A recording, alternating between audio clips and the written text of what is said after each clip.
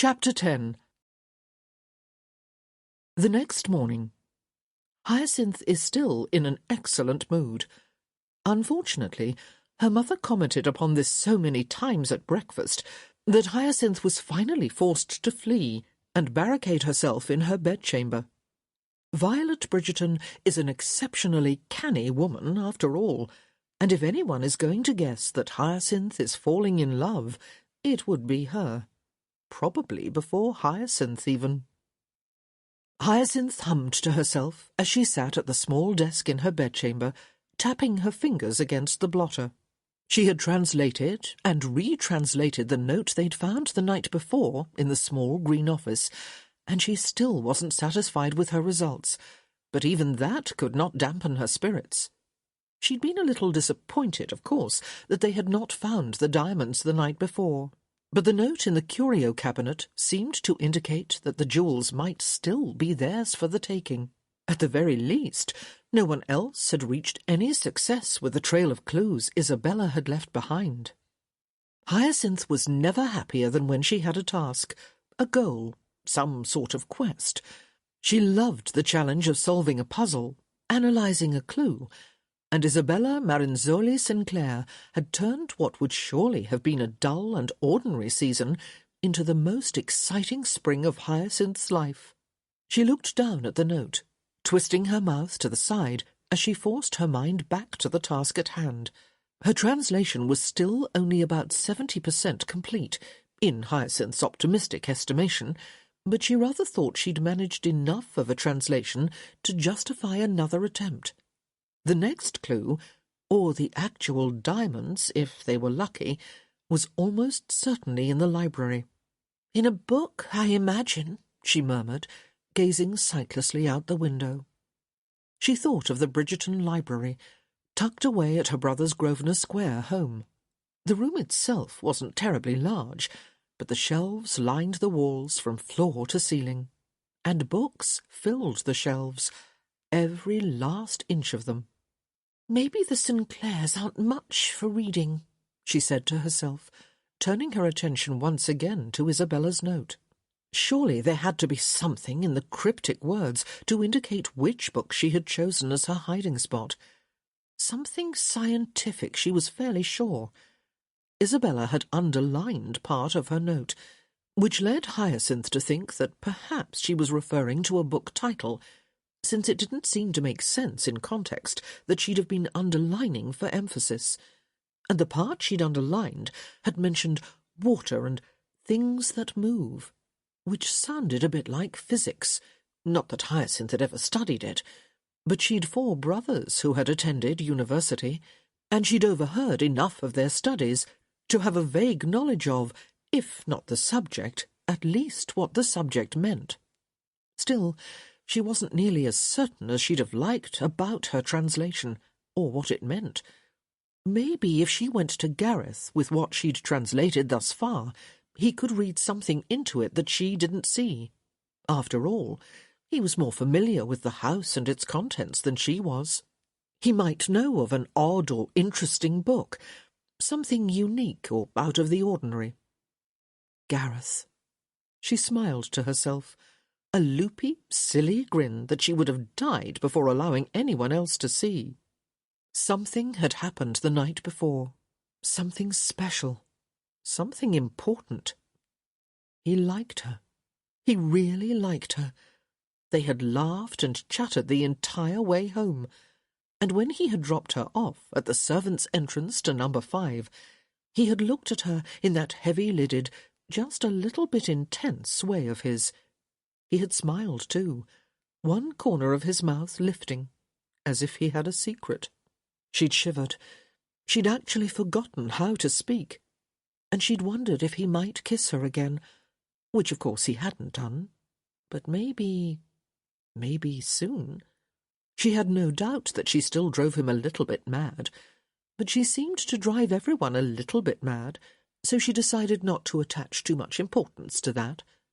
But he liked her, and he respected her intelligence as well.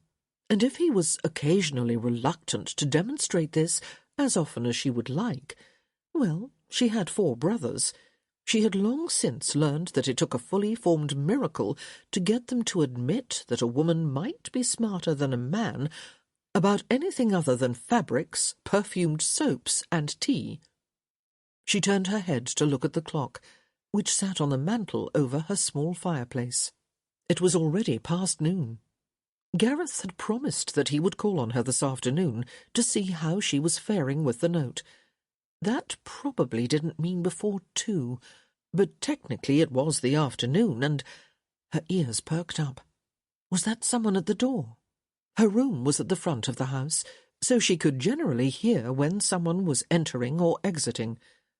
Hyacinth got up and went to the window, peeking out from behind the curtains to see if she could see anyone on the front step. Nothing. She went to the door and opened it just enough to listen. Nothing. She stepped into the hall, her heart pounding with anticipation. Truly, there was no reason to be nervous, but she hadn't been able to stop thinking about Gareth and the diamonds and— "Hey, Hyacinth, what are you doing?" She nearly jumped out of her skin. "Sorry," said her brother Gregory, not sounding sorry at all. He was standing behind her, or rather he had been, before she'd whirled around in surprise. He looked slightly dishevelled, his reddish-brown hair wind-blown, and cut just a touch too long. "Don't do that," she said, placing her hand over her heart, as if that might possibly calm it down. He just crossed his arms and leaned one shoulder against the wall. "It's what I do best," he said with a grin. "Not something I'd brag about," Hyacinth returned. He ignored the insult, instead brushing an imaginary piece of lint off the sleeve of his riding coat. "What has you skulking about?" "I'm not skulking." "Of course you are. It's what you do best." She scowled at him, even though she ought to have known better. Gregory was 2.5 years her elder, and he lived to vex her. He always had. The two of them were a bit cut off from the rest of the family, in terms of age. Gregory was almost 4 years younger than Francesca, and a full 10 from Colin, the next youngest son. As a result, he and Hyacinth had always been a bit on their own, a bit of a duo, a bickering, poking, frog-in-the-bed sort of duo, but a duo nonetheless. And even though they had outgrown the worst of their pranks, neither seemed able to resist needling the other. "I thought I heard someone come in," Hyacinth said. He smiled blandly. "It was me." "I realise that now." She placed her hand on the doorknob and pulled. "If you will excuse me." "You're in a snit today." "I'm not in a snit." "Of course you are. It's—" "Not what I do best," Hyacinth ground out. He grinned. "You're definitely in a snit." "I'm—" She clamped her teeth together. She was not going to descend to the behaviour of a 3-year-old. "I am going back into my room now. I have a book to read." But before she could make her escape, she heard him say, "I saw you with Gareth Sinclair the other night." Hyacinth froze. Surely he couldn't have known. No one had seen them. She was sure of that. "At Bridgerton House," Gregory continued, "off in the corner of the ballroom." Hyacinth let out a long, quiet breath before turning back around. Gregory was looking at her with a casual, off-hand smile, but Hyacinth could tell that there was something more to his expression, a certain shrewd look in his eye. Most of his behaviour to the contrary, her brother was not stupid, and he seemed to think it was his role in life to watch over his younger sister, probably because he was the second youngest, and she was the only one with whom he could try to assume a superior role. The rest certainly would not have stood for it. "I'm friends with his grandmother," Hyacinth said, since it seemed nicely neutral and dull. "You know that?" He shrugged. It was a gesture they shared, and sometimes Hyacinth felt she was looking in a mirror, which seemed mad, since he was a full foot taller than she was. "You certainly looked to be in deep conversation about something," he said. "It was nothing in which you'd be interested." One of his brows arched annoyingly up. "I might surprise you." "You rarely do." "Are you setting your cap for him?" "That's none of your business," she said tartly. Gregory looked triumphant. "Then you are." Hyacinth lifted her chin, looking her brother squarely in the eye. "I don't know," she said, since, despite their constant bickering, he probably knew her better than anyone else in the world, and he'd know it for certain if she were lying. Either that, or he would torture her until the truth slipped out anyway. Gregory's brows disappeared under the fringe of his hair, which admittedly was too long and constantly falling in his eyes. "Really?" he asked. "Well, that is news." "For your ears only," Hyacinth warned. "And it's not really news. I haven't decided yet." "Still—" "I mean this, Gregory," Hyacinth said. "Don't make me regret confiding in you." "Ye of little faith." He sounded far too flip for her comfort. Hands on hips, she said, "I only told you this because very occasionally you're not a complete idiot, and despite all common sense, I do love you." His face sobered, and she was reminded that despite her brother's asinine, in her opinion, attempts to appear the jaunty wastrel, he was actually quite intelligent and in possession of a heart of gold. A devious heart of gold. "And don't forget," Hyacinth felt it was necessary to add, "that I said maybe." His brows came together. "Did you?" "If I didn't, then I meant to." He motioned magnanimously with his hand. "If there's anything I can do—" "Nothing," she said firmly, horrifying visions of Gregory's meddling floating through her mind. "Absolutely nothing. Please." "Surely a waste of my talents." "Gregory!" "Well," he said with an affected sigh, "you have my approval at least." "Why?" Hyacinth asked suspiciously. "It would be an excellent match," he continued. "If nothing else, think of the children." She knew she'd regret it, but still she had to ask. "What children?" He grinned. "The lovely, lisping children you could have together. Gareth and Hyacinth, Hyacinth and Gareth, and the sublime Sinclair tots." Hyacinth stared at him like he was an idiot, which he was. She was quite certain of it. She shook her head. "How on earth Mother managed to give birth to 7 perfectly normal children and 1 freak is beyond me."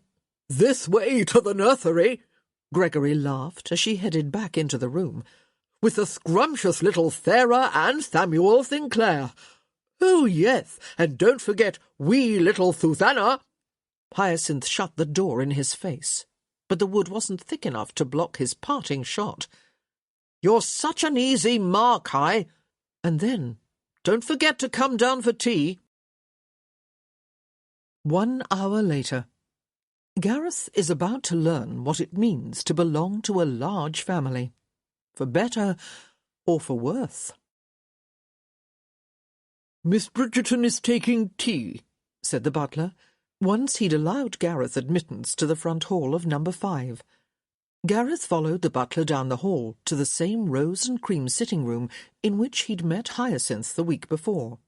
Good God, was it just 1 week? It felt a lifetime ago. Ah, well, skulking about, breaking the law, and very nearly ruining the reputation of a proper young lady did tend to age a man before his time. The butler stepped into the room, intoned Gareth's name, and moved to the side so that he could walk in. "Mr. Sinclair."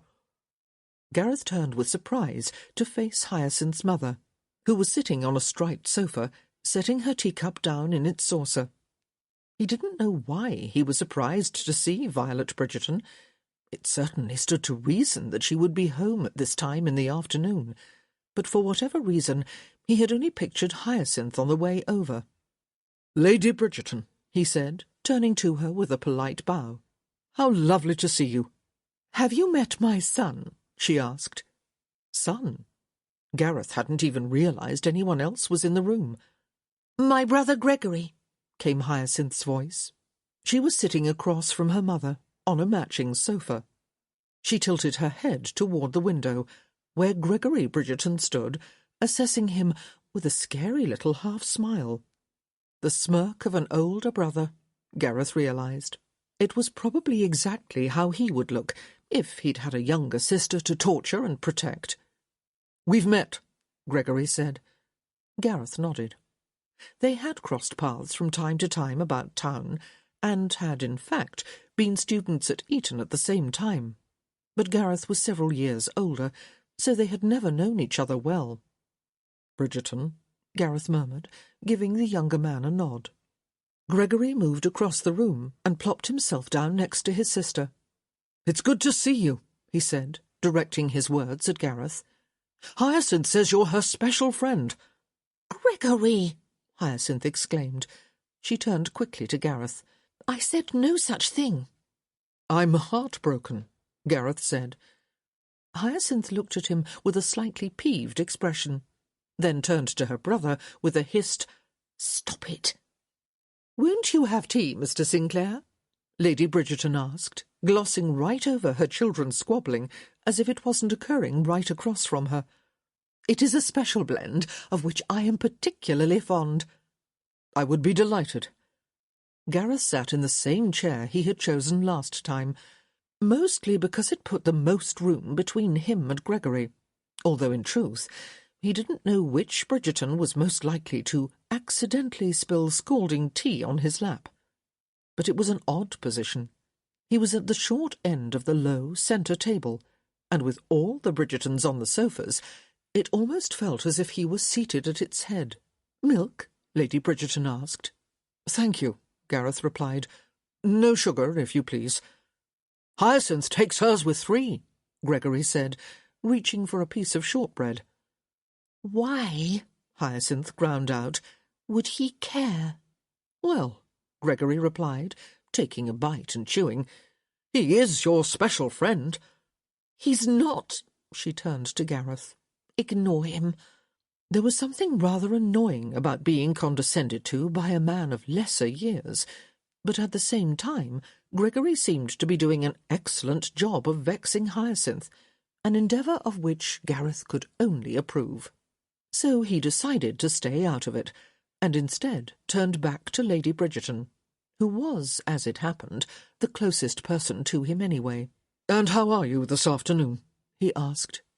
Lady Bridgerton gave him a very small smile as she handed him his cup of tea. "Smart man," she murmured. "It's self-preservation, really," he said noncommittally. "Don't say that. They wouldn't hurt you." "No, but I'm sure to be injured in the crossfire." Gareth heard a little gasp. When he looked over at Hyacinth, she was glaring daggers in his direction. Her brother was grinning. "Sorry," he said, mostly because he thought he should. He certainly didn't mean it. "You don't come from a large family, do you, Mr. Sinclair?" Lady Bridgerton asked. "No," he said smoothly, taking a sip of his tea, which was of excellent quality. "Just myself and my brother." He stopped, blinking against the rush of sadness that washed over him every time he thought of George, then finished with, "He passed on late last year." "Oh," Lady Bridgerton said, her hand coming to her mouth. "I'm so sorry. I'd forgotten completely.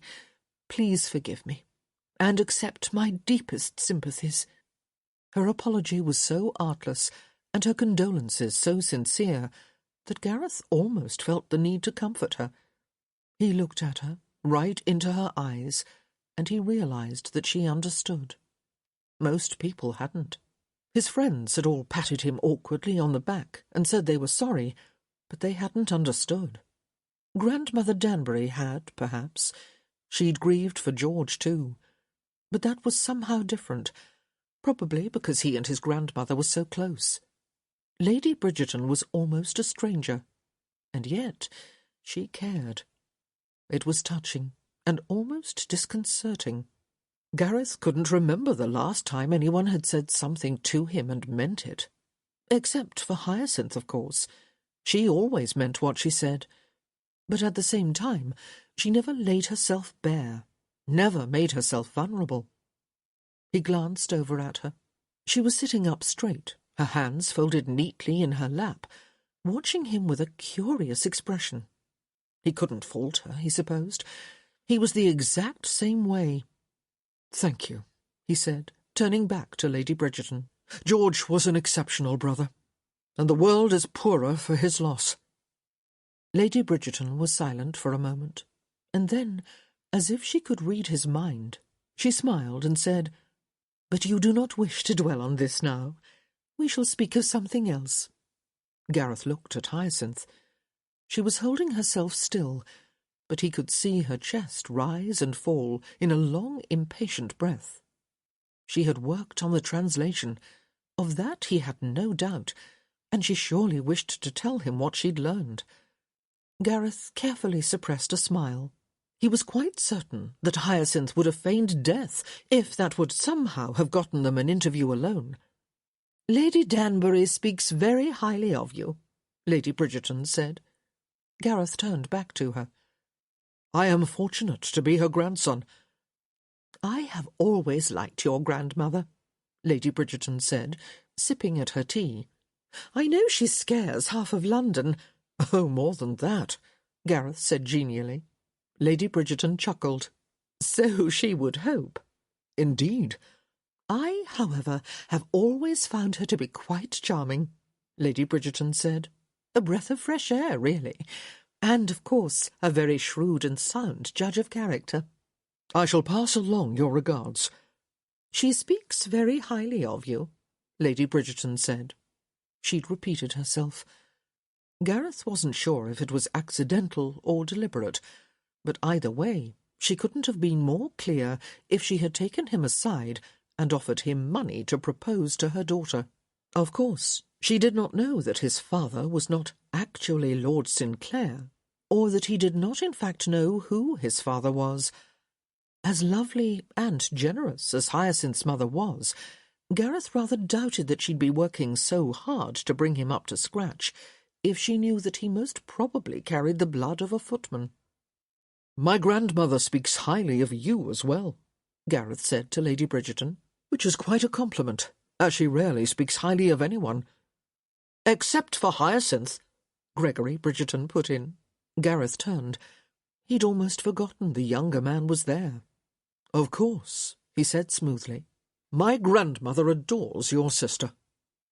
Gregory turned to Hyacinth. "Do you still read to her each Wednesday?" "Tuesday," Hyacinth corrected. "Oh, sorry." Gareth blinked. Did Hyacinth's brother have a lisp?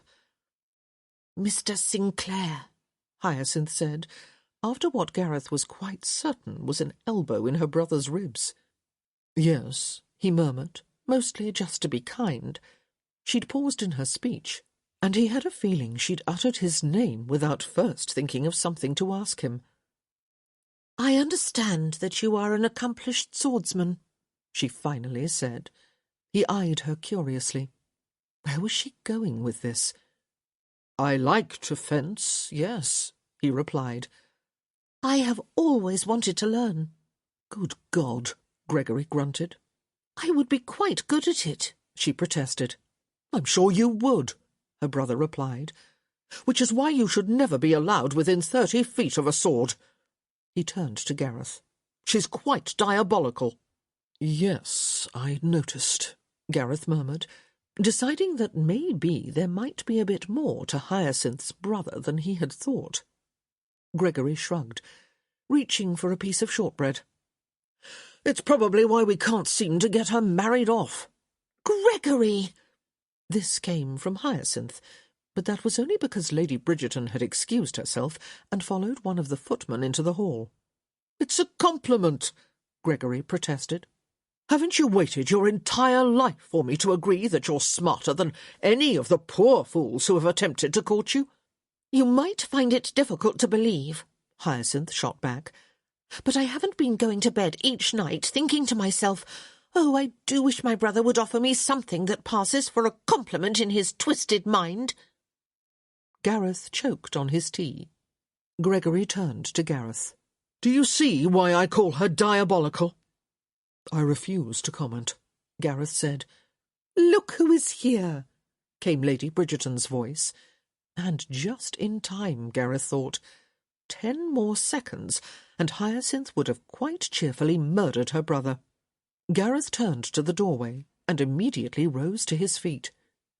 Behind Lady Bridgerton stood one of Hyacinth's older sisters, the one who had married a duke, or at least he thought that was the one. They all looked vexingly alike, and he couldn't be sure. "Devney," Hyacinth said. "come sit by me. There's no room next to you," Devney said, blinking in confusion. "There will be," Hyacinth said with cheerful venom, "as soon as Gregory gets up." Gregory made a great show of offering his seat to his older sister. "Children," Lady Bridgerton said with a sigh as she retook her seat. "I am never quite certain if I'm glad I had them." But no one could ever have mistaken the humour in her voice for anything other than love. Gareth found himself rather charmed. Hyacinth's brother was a bit of a pest, or at least he was when Hyacinth was in the vicinity, and the few times he'd heard more than 2 Bridgertons in the same conversation, they had talked all over each other and rarely resisted the impulse to trade sly jibes. But they loved each other. Beneath the noise, it was startlingly clear. "It is good to see you, Your Grace," Gareth said to the young Duchess, once she'd seated herself next to Hyacinth. "Please call me Devney," she said, with a sunny smile. "There is no need to be so formal, if you are a friend of Hyacinth's. Besides," she said, taking a cup and pouring herself some tea, "I cannot feel like a duchess in my mother's sitting-room." "What do you feel like, then?" She took a sip of her tea.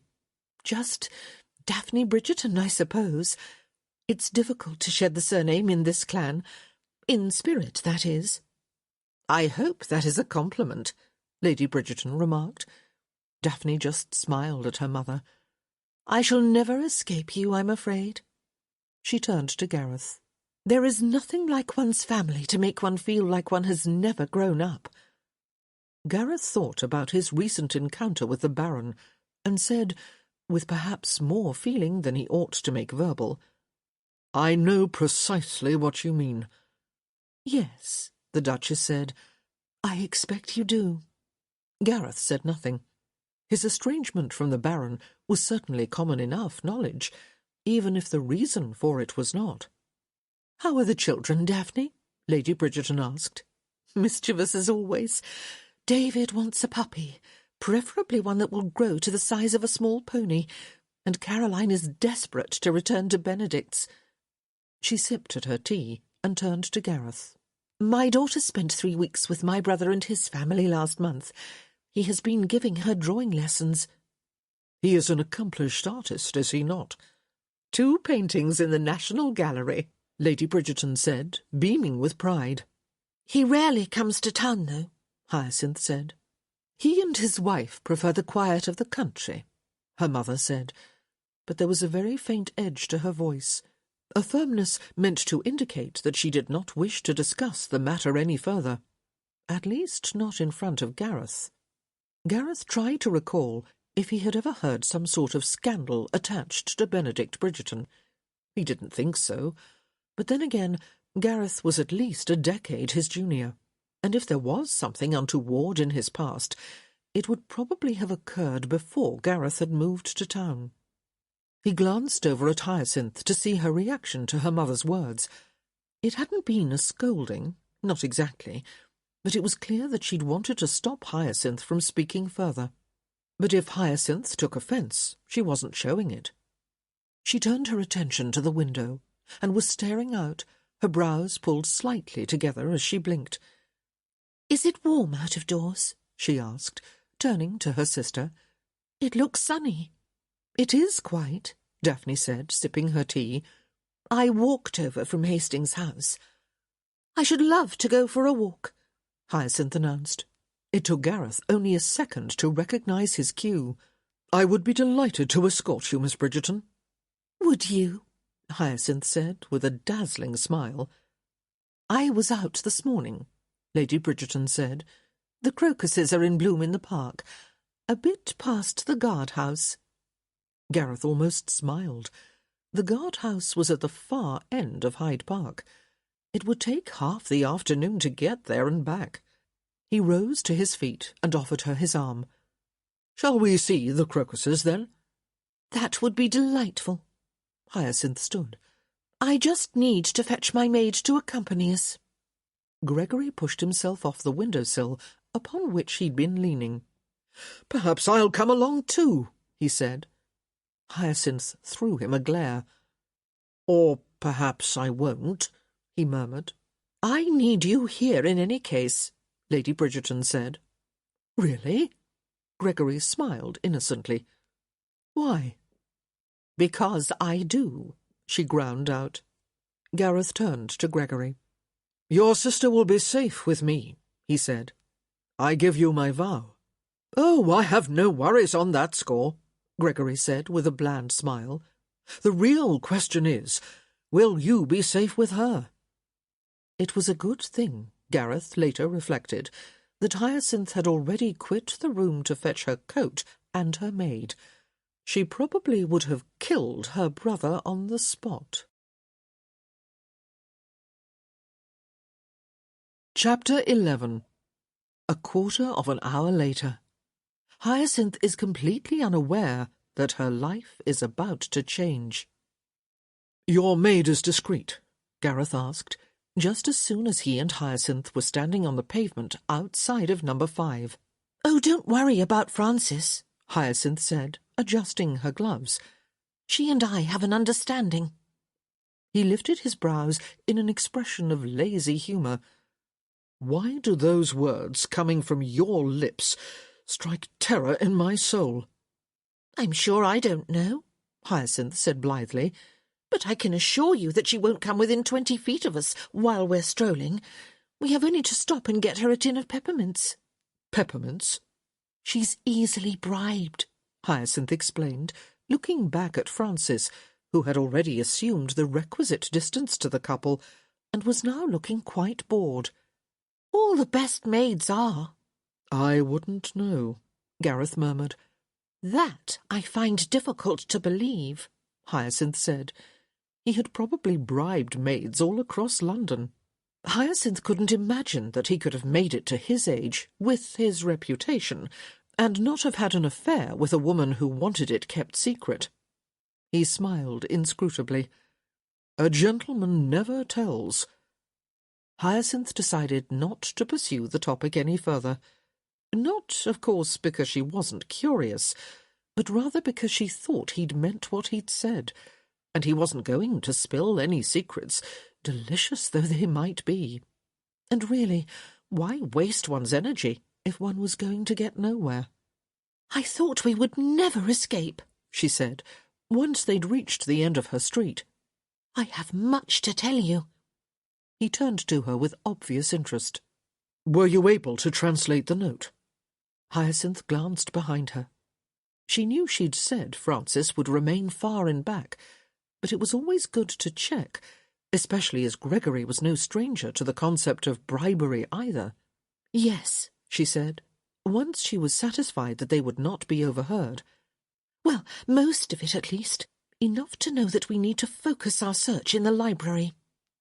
Gareth chuckled. "Why is that funny?" "Isabella was a great deal sharper than she let on. If she'd wanted to pick a room that her husband was not likely to enter, she could have not done better than the library. Except for the bedroom, I suppose, but—" He turned and gazed down at her with an annoyingly paternalistic glance. "That's not a topic for your ears." "Stuffy man," she muttered. "Not an accusation that is often flung my way," he said with a slightly amused smile. "But clearly you bring out the best in me." He was so patently sarcastic that Hyacinth could do nothing but scowl. "The library, you say?" Gareth mused, after taking a moment to enjoy Hyacinth's distress. "It makes perfect sense. My father's father was no intellectual." "I hope that means he didn't possess very many books," Hyacinth said with a frown. "I suspect that she left another clue tucked into one." "No such luck," Gareth said with a grimace. "My grandfather might not have been fond of books, but he did care a great deal about appearances, and no self-respecting baron would have a house without a library, or a library without books." Hyacinth let out a groan. "It will take all night to go through an entire library of books." He gave her a sympathetic smile, and something fluttered in her stomach. She opened her mouth to speak, but all she did was inhale, and she couldn't shake the oddest feeling that she was surprised. But by what, she had no idea. "Perhaps, once you see what's there, something will suddenly make sense," Gareth said. He did a little one-shouldered shrug as he steered them around the corner and onto Park Lane. "That sort of thing happens to me all the time, usually when I least expect it." Hyacinth nodded in agreement, still a little unsettled by the strange, light-headed sensation that had just washed over her. "That's exactly what I've been hoping might happen," she said, forcing herself to reaffix her focus onto the matter at hand. "But Isabella was rather cryptic, I'm afraid. Or, I don't know. Perhaps she wasn't deliberately cryptic, and it's just because I can't translate all the words. But I do think that we may assume that we will find not the diamonds, but instead another clue." "Why is that?" She nodded thoughtfully as she spoke. "I'm almost certain that we must look in the library, specifically in a book, and I don't see how she would have fit diamonds between the pages." "She could have hollowed the book out, created a hiding spot." Her breath caught. "I never thought of that," she said, her eyes widening with excitement. "We will need to redouble our efforts. I think, although I'm not certain, that the book will be one of a scientific topic." He nodded. "That will narrow things down. It's been some time since I was in the library at Clare House, but I don't recall there being much in the way of scientific treatises." Hyacinth screwed up her mouth a little as she tried to recall the precise words in the clue. "It was something having to do with water, but I don't think it was biological." "Excellent work," he said, "and if I haven't said so, thank you." Hyacinth almost stumbled. So unexpected was his compliment. "You're welcome," she replied, once she'd gotten over her initial surprise. "I'm happy to do it. To be honest, I don't know what I will do with myself when this is all over. The diary is truly a lovely distraction." "What is it you need to be distracted from?" he asked. Hyacinth thought about that for a moment. "I don't know," she finally said. She looked up at him, feeling her brows come together as her eyes found his. "Isn't that sad?" He shook his head, and this time, when he smiled, it wasn't condescending, and it wasn't even dry. It was just a smile. "I suspect it's rather normal," he said. But she wasn't so convinced. Until the excitement over the diary and the search for the jewels had entered her life, she hadn't noticed how very much her days had been pressed into a mould. The same things, the same people, the same food, the same sights. She hadn't even realized how desperately she wanted a change. Maybe that was another curse to lay at the feet of Isabella Marinsoli Sinclair. Maybe she hadn't even wanted a change before she'd begun translating the diary.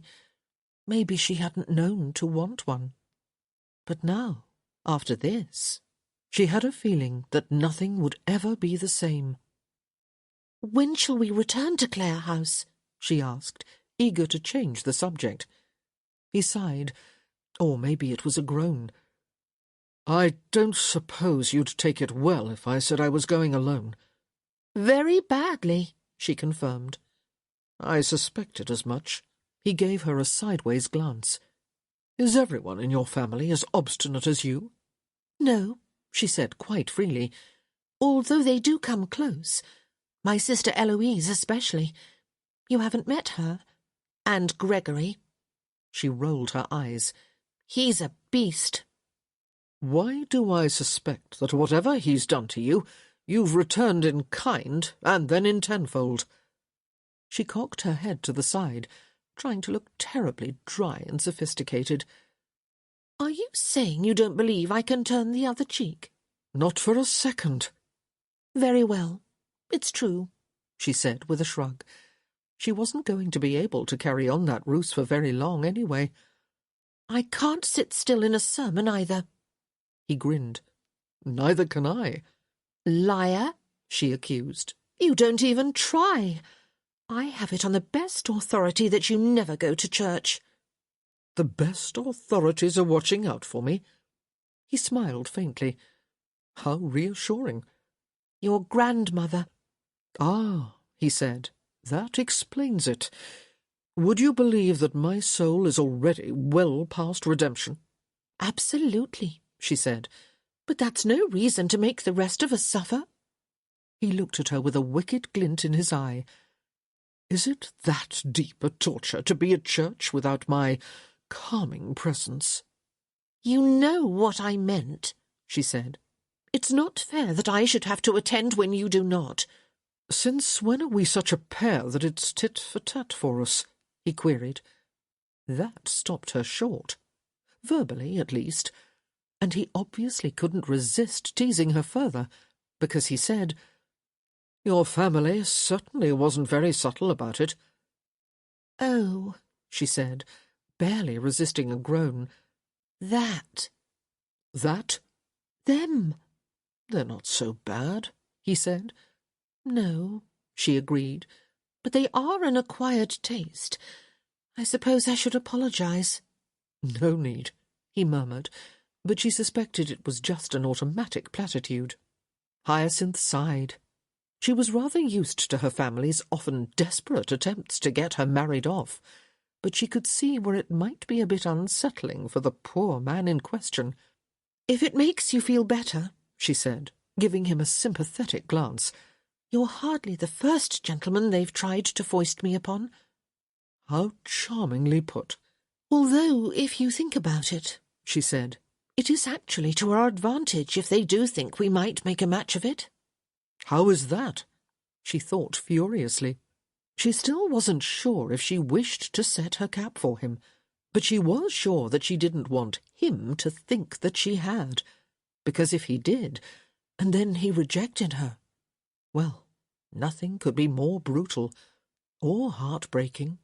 "Well," she said, making it up as she went along, "we are going to need to spend a great deal of time in each other's company, at least until we finish with the diary.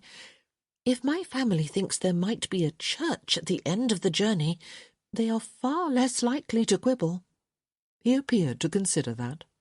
To Hyacinth's surprise, however, he didn't speak, which meant that she had to. "The truth is," she said, trying to sound very off-hand and unconcerned, "they're mad to get me off their hands." "I don't think you're being fair to your family," he said softly. Hyacinth's lips parted with astonishment. There was an edge to his voice, something serious and unexpected. "Oh," she said, blinking as she tried to come up with a suitable comment. "Well." He turned, and there was a strange, intense light in his eyes as he said, "You're quite lucky to have them." She felt suddenly uncomfortable. Gareth was looking at her with such intensity, it was as if the world were dropping away around them, and they were only in Hyde Park, for heaven's sake, talking about her family. "Well, yes," she finally said. When Gareth spoke, his tone was sharp. "They only love you, and want what's best for you." "Are you saying you're what's best for me?" Hyacinth teased, because she had to tease. She didn't know how else to react to his strange mood. Anything else would reveal too much, and maybe her joke would force him to reveal something instead. "That's not what I meant, and you know it," he said hotly. Hyacinth stepped back. "I'm sorry," she said, bewildered by his reaction. But he wasn't done. He looked at her squarely, his eyes flashing with something she'd never seen there before. "You should count your blessings that you come from a large and loving family." "I do. Do you have any idea how many people I have in this world?" he cut in. He moved forward, closing in on her until he was uncomfortably close. "Do you?" he demanded. "One. Just one," he said, not waiting for her reply. "My grandmother, and I would lay down my life for her." Hyacinth had never seen this sort of passion in him, hadn't even dreamed he possessed it. He was normally so calm, so unflappable. Even that night at Bridgerton House, when he'd been upset by his encounter with his father, there had still been a certain air of levity about him. And then she realized what it was about him, what had set him apart. He was never quite serious. Until now.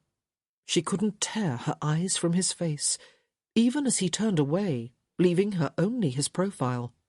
He was staring at some distant spot on the horizon, some tree or some bush that he probably couldn't even identify. "Do you know what it means to be alone?" he asked softly, still not looking at her. "Not for an hour, not for an evening, but just to know, to absolutely know that in a few years you will have no one." She opened her mouth to say, no, of course not, but then she realized that there had been no question mark at the end of his statement. She waited, because she did not know what to say. And then because she recognized that if she said something, if she tried to imply that she did understand, the moment would be lost, and she would never know what he'd been thinking. And as she stood there, staring at his face as he lost himself in his thoughts, she realized that she desperately wanted to know what he was thinking. "Mr. Sinclair," she finally whispered, after a full minute had ticked away. "Gareth?" She saw his lips move before she heard his voice. One corner tilted up in a mocking smile, and she had the strangest sense that he'd accepted his own bad luck, that he was ready to embrace it and revel in it, because if he tried to smash it, he was simply going to have his heart broken. "I would give the world to have one more person for whom I would lay down my life," he said. And then Hyacinth realized that some things did come in a flash, and there were some things one simply knew without possessing the ability to explain them, because in that moment she knew that she was going to marry this man. No one else would do. Gareth Sinclair knew what was important. He was funny. He was dry. He could be arrogantly mocking. But he knew what was important. And Hyacinth had never realized before just how important that was to her. Her lips parted as she watched him. She wanted to say something, to do something. She'd finally realized just what it was she wanted in life, and it felt like she ought to leap in with both feet, work toward her goal, and make sure she got it. But she was frozen, speechless as she gazed at his profile. There was something in the way he was holding his jaw. He looked bleak, haunted, and Hyacinth had the most overpowering impulse to reach out and touch him, to let her fingers brush against his cheek, to smooth his hair, where the dark blonde strands of his queue rested against the collar of his coat. But she didn't. She wasn't that courageous. He turned suddenly, his eyes meeting hers, with enough force and clarity to take her breath away, and she had the oddest sense that she was only just now seeing the man beneath the surface. "Shall we return?" he asked, and his voice was light and disappointingly back to normal. Whatever had happened between them, it had passed. "Of course," Hyacinth said. Now wasn't the time to press him. "When do you wish to return to Claire?" Her words trailed off. Gareth had stiffened, and his eyes were focused sharply over her shoulder. Hyacinth turned around to see what had grabbed his attention. Her breath caught. His father was walking down the path, coming straight toward them. She looked quickly around. They were on the less fashionable side of the park, and as such it wasn't terribly crowded. She could see a few members of the ton across the clearing, but none was close enough to overhear a conversation, provided that Gareth and his father were able to remain civil. Hyacinth looked again from one Sinclair gentleman to the other, and she realized that she had never seen them together before. Half of her wanted to pull Gareth to the side and avoid a scene, and half was dying of curiosity. If they stayed put, and she was finally able to witness their interaction, she might finally learn the cause of their estrangement. But it wasn't up to her. It had to be Gareth's decision. "Do you want to go?" she asked him, keeping her voice low. His lips parted slowly as his chin rose a fraction of an inch. "No," he said, his voice strangely contemplative. "It's a public park." Hyacinth looked from Gareth to his father and back, her head bobbing, she was sure, like a badly wielded tennis ball. "Are you certain?" she asked, but he didn't hear her. She didn't think he would have heard a cannon going off right by his ear, so focused was he on the man ambling too casually toward them. "Father," Gareth said, giving him an oily smile, "how pleasant to see you." A look of revulsion passed across Lord Sinclair's face before he suppressed it. "Gareth," he said, his voice even, correct, and in Hyacinth's opinion, utterly bloodless. "How odd to see you here with Miss Bridgerton." Hyacinth's head jerked with surprise. He had said her name too deliberately. She hadn't expected to be drawn into their war, but it seemed that somehow it had already happened. "Have you met my father?" Gareth drawled, directing the question to her, even as his eyes did not leave the Baron's face. "We have been introduced," Hyacinth replied. "Indeed," Lord Sinclair said, taking her hand and bending over to kiss her gloved knuckles. "You are always charming, Miss Bridgerton," which was enough to prove to Hyacinth that they were definitely talking about something else, because she knew she wasn't always charming. "Do you enjoy my son's company?" Lord Sinclair asked her, and Hyacinth noticed that, once again, someone was asking her a question without actually looking at her. "Of course," she said, her eyes flitting back and forth between the two men. "He is a most entertaining companion." And then, because she couldn't resist, she added, "You must be very proud of him." That got the Baron's attention, and he turned to her, his eyes dancing with something that wasn't quite humour. "Proud," he murmured, his lips curving into a half-smile that she thought was rather like Gareth's. "It's an interesting adjective." "Rather straightforward, I would think," Hyacinth said coolly. "Nothing is ever straightforward with my father," Gareth said. The Baron's eyes went hard. "What my son means to say is that I am able to see the nuance in a situation when one exists." He turned to Hyacinth. "Sometimes, my dear Miss Bridgerton, the matters at hand are quite clearly black and white." Her lips parted as she glanced to Gareth and then back at his father. What the devil were they talking about? Gareth's hand on her arm tightened, but when he spoke, his voice was light and casual. Too casual. "For once, my father and I are in complete agreement. Very often, one can view the world with complete clarity."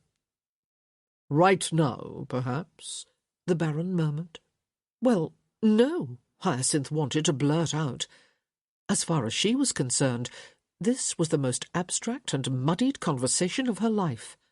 But she held her tongue, partly because it really wasn't her place to speak, but also partly because she didn't want to do anything to halt the unfolding scene. She turned to Gareth. He was smiling, but his eyes were cold. "I do believe my opinions right now are clear," he said softly. And then, quite suddenly, the Baron shifted his attention to Hyacinth. "What about you, Miss Bridgerton?" he asked. "Do you see things in black and white, or is your world painted in shades of grey?" "It depends," she replied, lifting her chin until she was able to look him evenly in the eye. Lord Sinclair was tall as Gareth, and he looked to be healthy and fit.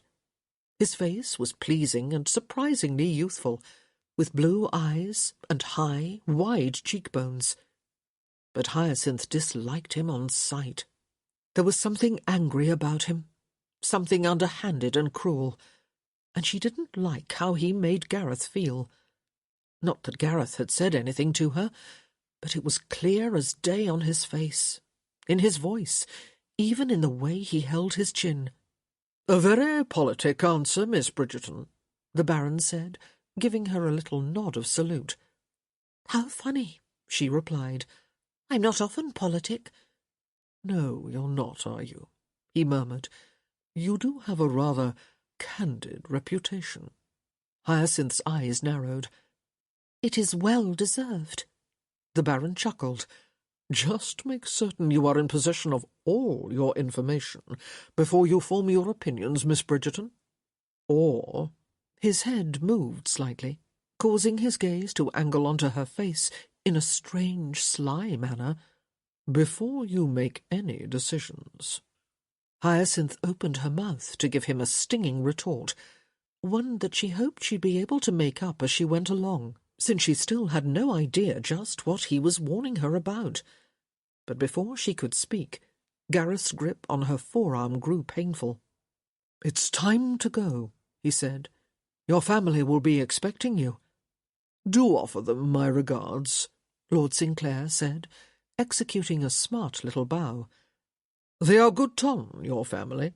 I'm certain they want what's best for you." Hyacinth just stared at him.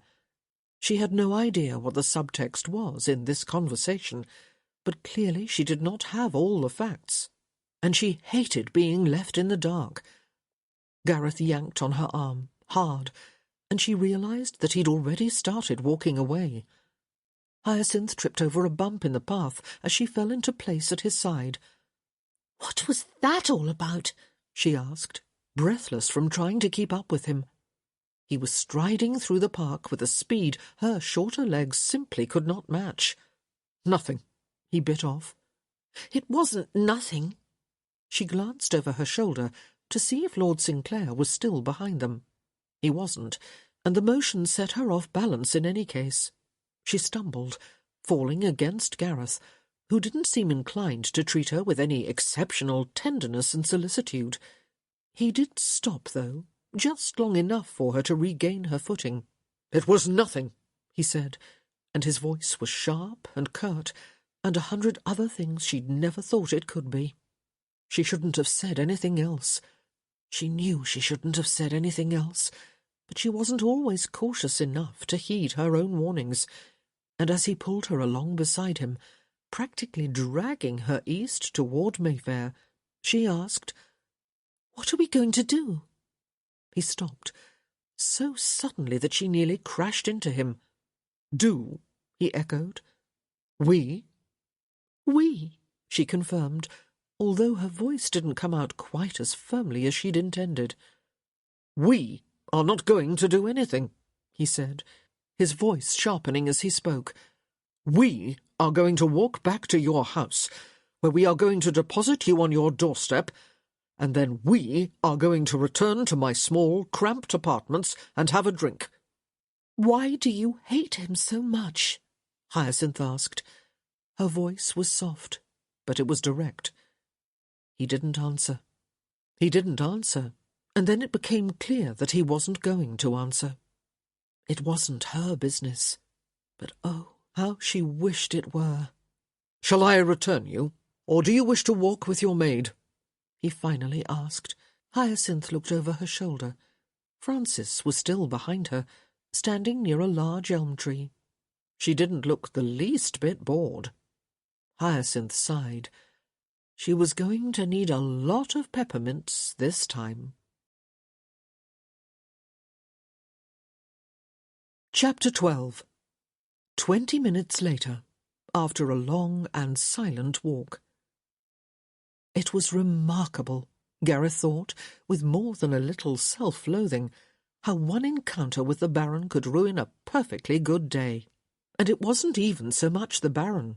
He couldn't stand the man, that was true, but that wasn't what bothered him, what kept him up at night, mentally smacking himself for his stupidity. He hated what his father did to him. How one conversation could turn him into a stranger, or if not a stranger, then an astonishingly good facsimile of Gareth William Sinclair at the age of 15. For the love of God, he was an adult now, a man of 28. He'd left home, and, one hoped, grown up. He should be able to behave like an adult when in an interview with the Baron. He shouldn't feel this way. He should feel nothing. Nothing. But it happened every time. He got angry and snappish, and he said things just for the sake of being provoking. It was rude, and it was immature, and he didn't know how to stop it.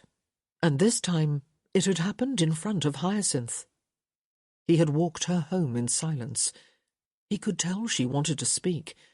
Hell, even if he hadn't seen it on her face, he would have known she wanted to speak. Hyacinth always wanted to speak. But apparently she did occasionally know when to leave well enough alone, because she'd held silent throughout the long walk through Hyde Park and Mayfair. And now here they were, in front of her house, Frances the maid still trailing them by 20 feet.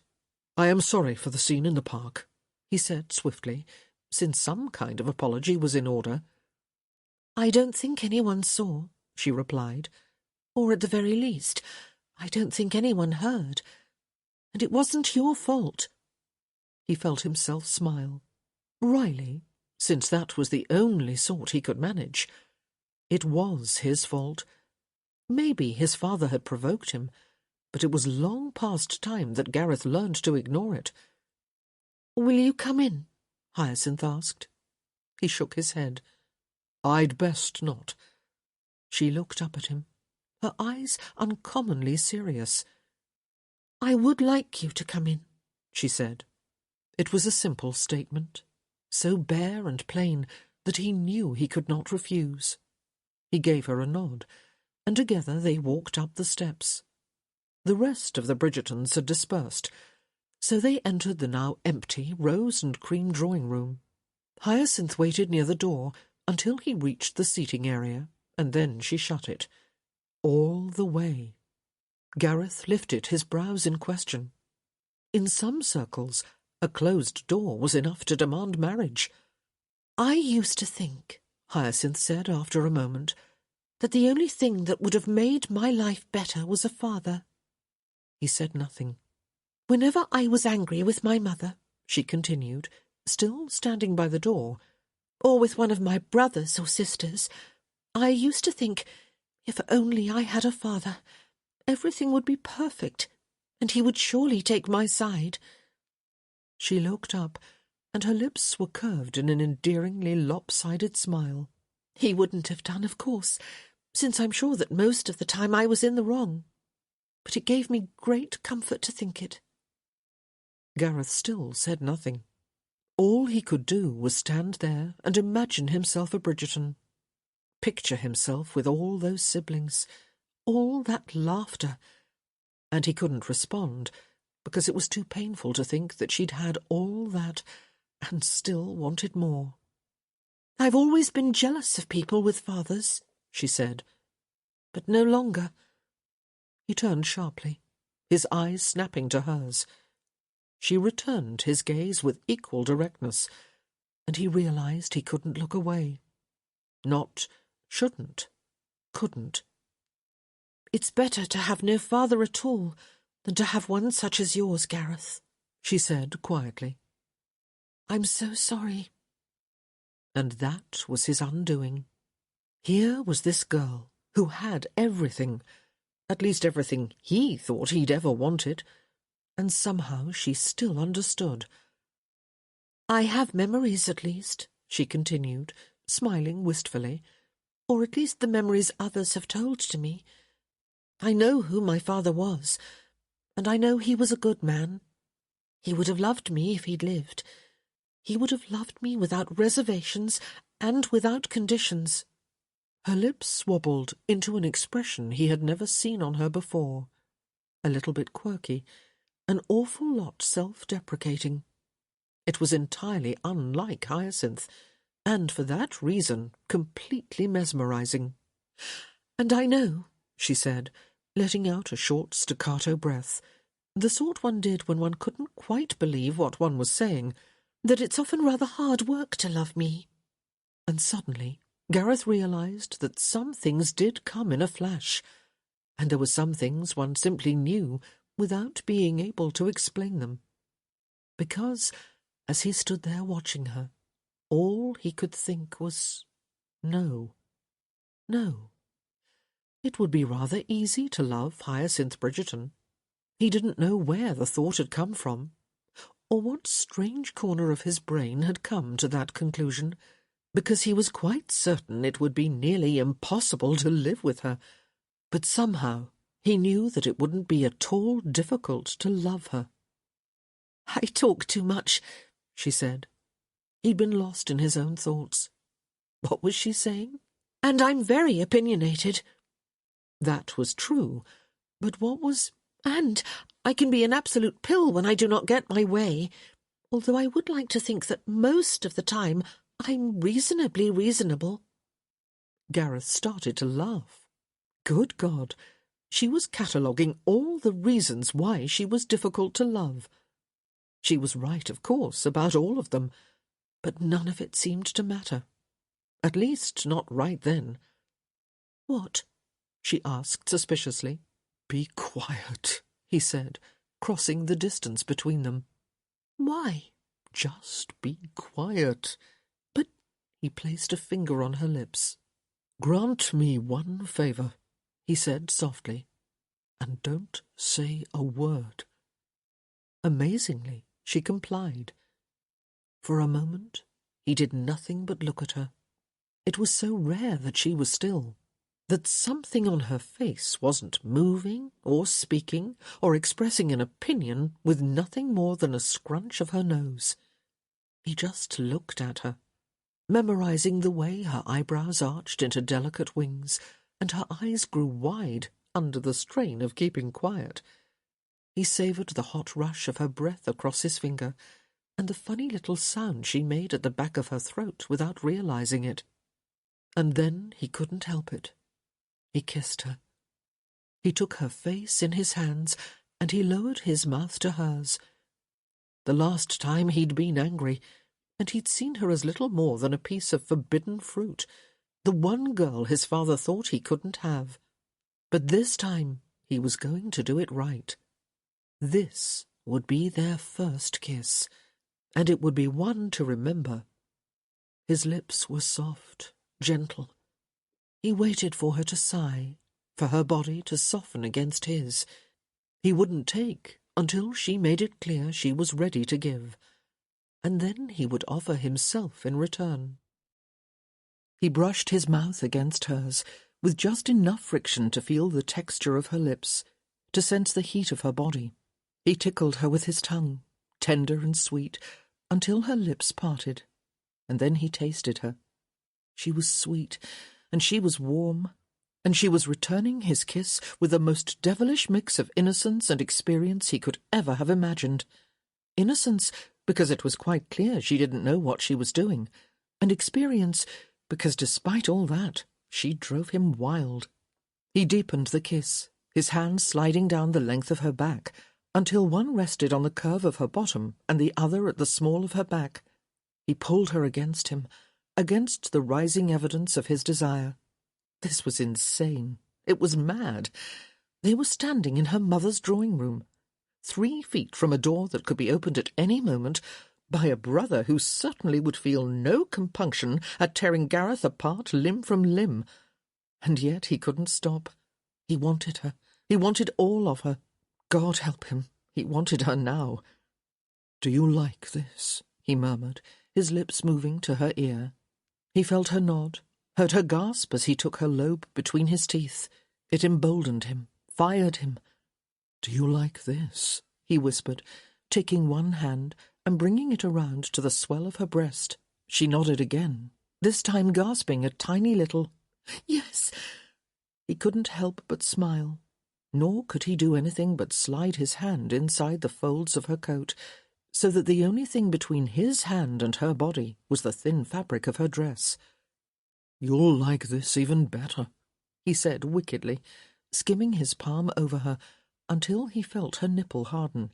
She let out a moan, and he allowed himself even greater liberties, catching the nub between his fingers, rolling it just a touch, tweaking it until she moaned again, and her fingers clutched frantically at his shoulders. She would be good in bed, he realized with a primitive satisfaction. She wouldn't know what she was doing, but it wouldn't matter. She'd learn soon enough, and he would have the time of his life teaching her. And she would be his. His. And then, as his lips found hers again, as his tongue slid into her mouth and claimed her as his own, he thought, why not? Why not marry her? Why not? He pulled back, still holding her face in his hands. Some things needed to be considered with a clear mind, and the Lord knew that his head wasn't clear when he was kissing Hyacinth. "Did I do something wrong?" she whispered.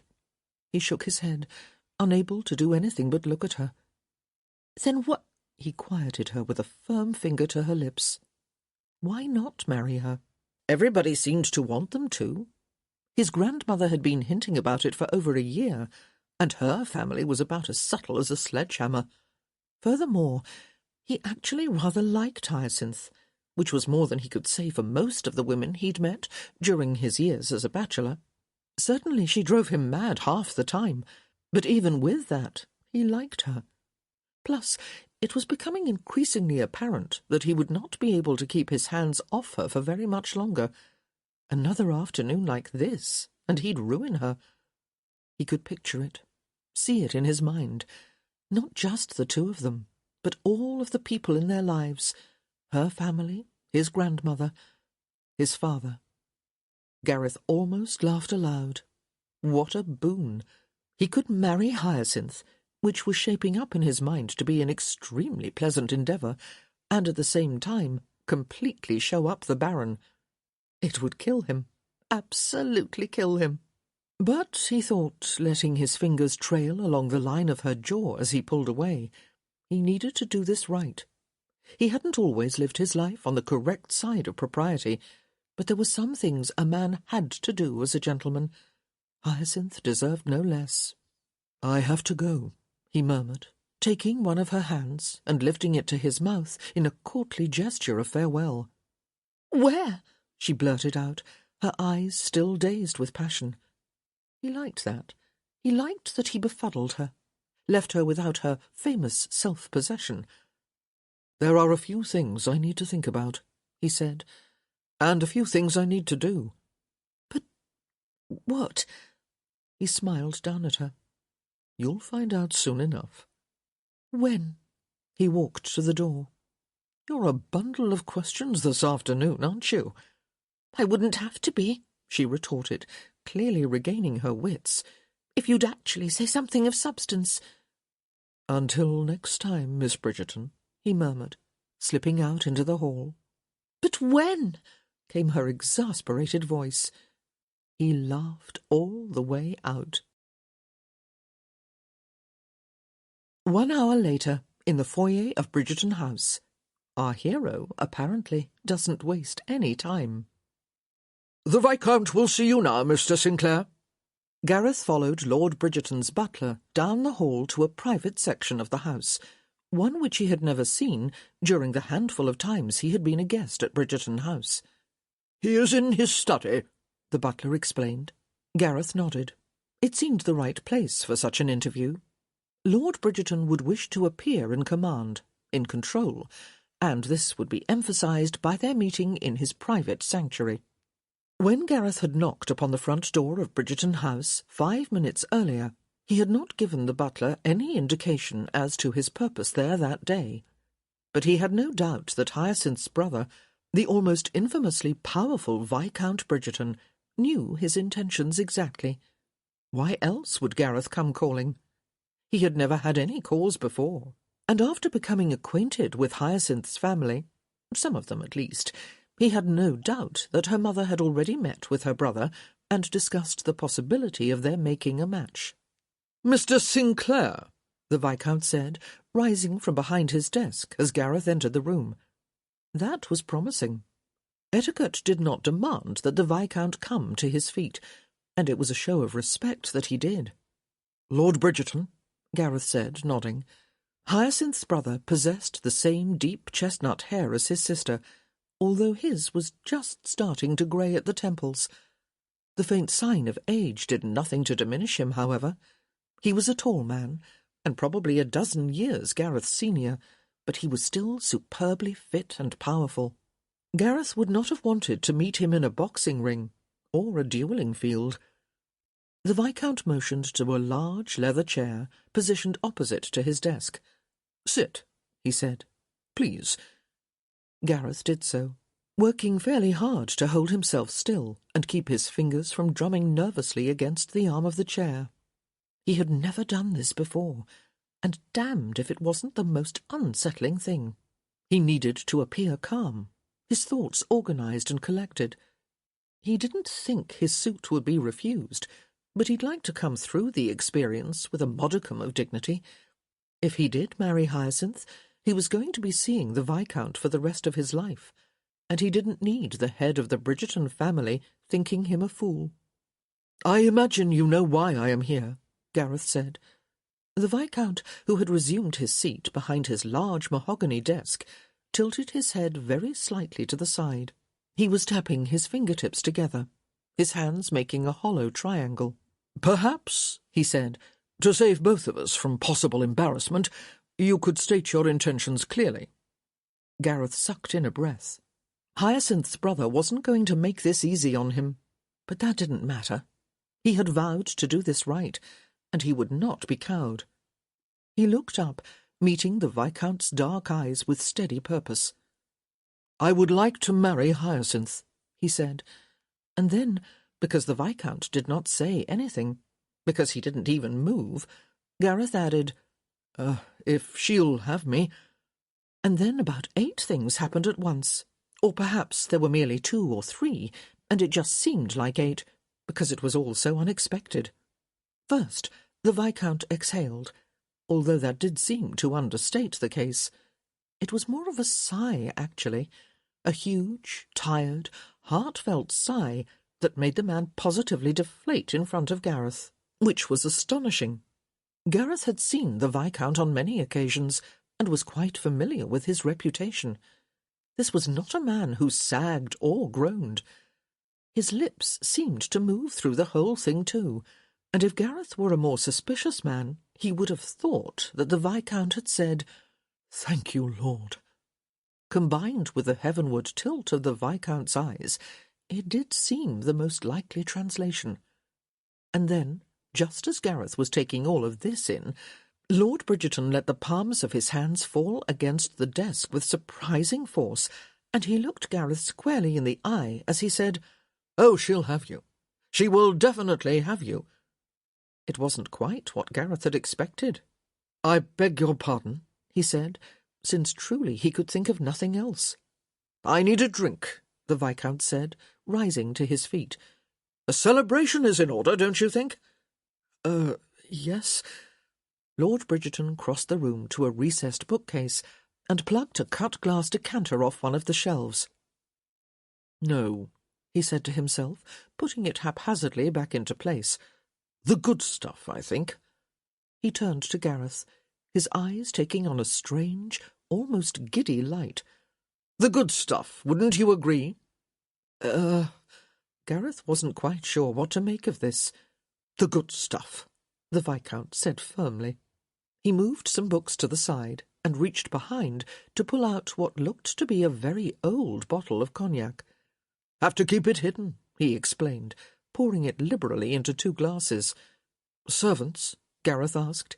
"Brothers." He handed Gareth a glass. "Welcome to the family." Gareth accepted the offering, almost disconcerted by how easy this had turned out to be. He wouldn't have been surprised if the Viscount had somehow managed to produce a special licence and a vicar right then and there. "Thank you, Lord Bridgerton. "You should call me Anthony," the Viscount cut in. "We're to be brothers, after all." "Anthony," Gareth repeated. "I just wanted—" "This is a wonderful day," Anthony was muttering to himself. "A wonderful day." He looked up sharply at Gareth. "You don't have sisters, do you?" "None," Gareth confirmed. "I am in possession of 4, Anthony said, tossing back at least a third of the contents of his glass. 4. And now they're all off my hands. I'm done," he said, looking as if he might break into a jig at any moment. "I'm free." "You've daughters, don't you?" Gareth could not resist reminding him. "Just one, and she's only 3. I have years before I have to go through this again. If I'm lucky, she'll convert to Catholicism and become a nun." Gareth choked on his drink. "It's good, isn't it?" Anthony said, looking at the bottle. "Aged 24 years. "I don't believe I've ever ingested anything quite so ancient," Gareth murmured. "Now then," Anthony said, leaning against the edge of his desk, "you'll want to discuss the settlements, I'm sure." The truth was, Gareth hadn't even thought about the settlements. Strange as that seemed, for a man in possession of very few funds, he'd been so surprised by his sudden decision to marry Hyacinth that his mind hadn't even touched upon the practical aspects of such a union. "It is common knowledge that I increased her dowry last year," Anthony said, his face growing more serious. "I will stand by that, although I would hope that it is not your primary reason for marrying her." "Of course not," Gareth replied, bristling. "I didn't think so," Anthony said, "but one has to ask." "I would hardly think a man would admit it to you if it were," Gareth said. Anthony looked up sharply. "I would like to think I can read a man's face well enough to know if he is lying." "Of course," Gareth said, sitting back down. But it didn't appear that the Viscount had taken offence. "Now then," he said, "her portion stands at—" Gareth watched, with a touch of confusion, as Anthony just shook his head and allowed his words to trail off. "My lord," he murmured. "My apologies," Anthony said, snapping back to attention. "I'm a bit unlike myself just now, I must assure you." "Of course," Gareth murmured, since agreement was really the only acceptable course of action at that point. "I never thought this day would come," the Viscount said. "We've had offers, of course, but none I was willing to entertain, and none recently." He let out a long breath. "I had begun to despair that anyone of merit would wish to marry her." "You seem to hold your sister in an unbecomingly low regard," Gareth said coolly. Anthony looked up and actually smiled. "Sort of." "Not at all," he said, "but nor am I blind to her unique qualities." He stood, and Gareth realised instantly that Lord Bridgerton was using his height to intimidate. He also realised that he should not misinterpret the Viscount's initial display of levity and relief. This was a dangerous man, or at least he could be when he so chose, and Gareth would do well not to forget it. "My sister Hyacinth," the Viscount said slowly, walking toward the window, "is a prize. You should remember that, and if you value your skin, you will treat her as the treasure she is." Gareth held his tongue. It didn't seem the correct time to chime in. "But while Hyacinth may be a prize," Anthony said, turning around with the slow, deliberate steps of a man who is well familiar with his power, "she isn't easy. I will be the first one to admit to this. There aren't many men who can match wits with her, and if she is trapped into marriage with someone who does not appreciate her singular personality, she will be miserable." Still Gareth did not speak, but he did not remove his eyes from the Viscount's face, and Anthony returned the gesture. "I will give you my permission to marry her," he said, "but you should think long and hard before you ask her yourself." "What are you saying?" Gareth asked suspiciously, rising to his feet. "I will not mention this interview to her. It is up to you to decide if you wish to take the final step. And if you do not—" The Viscount shrugged, his shoulders rising and falling in an oddly Gallic gesture.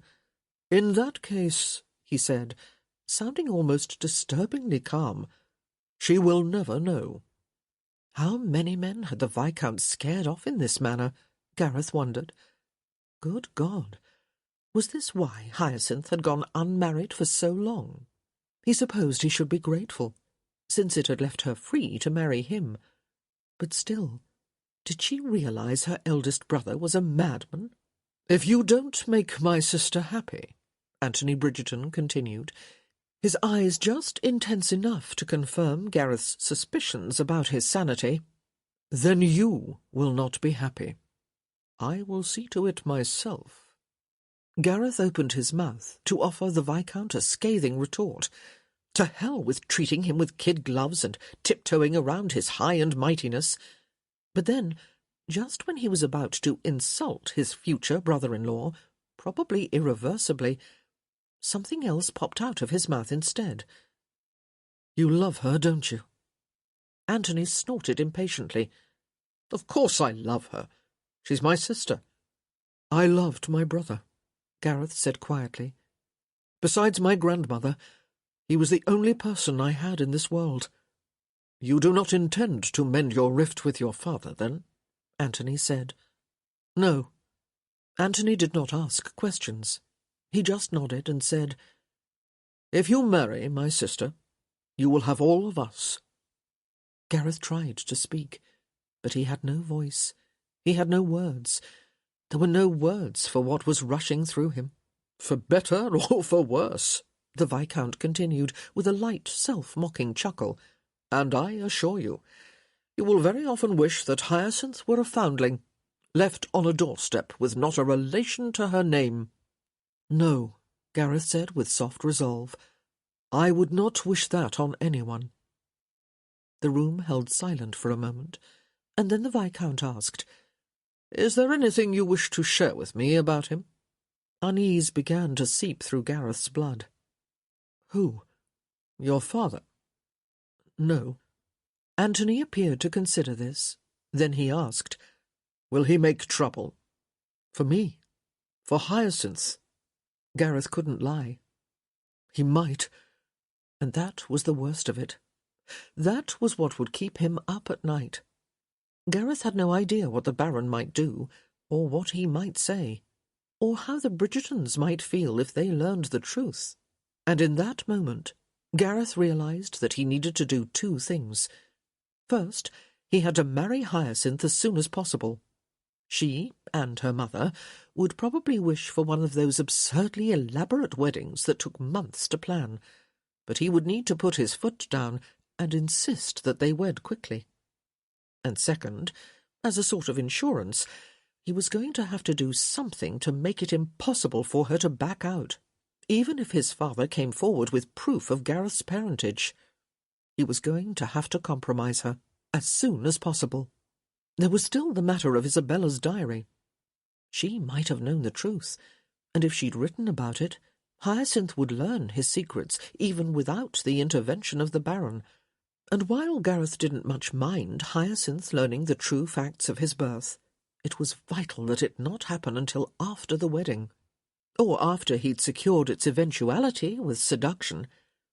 Gareth didn't much like being backed into a corner, nor was he especially fond of having to have to do anything.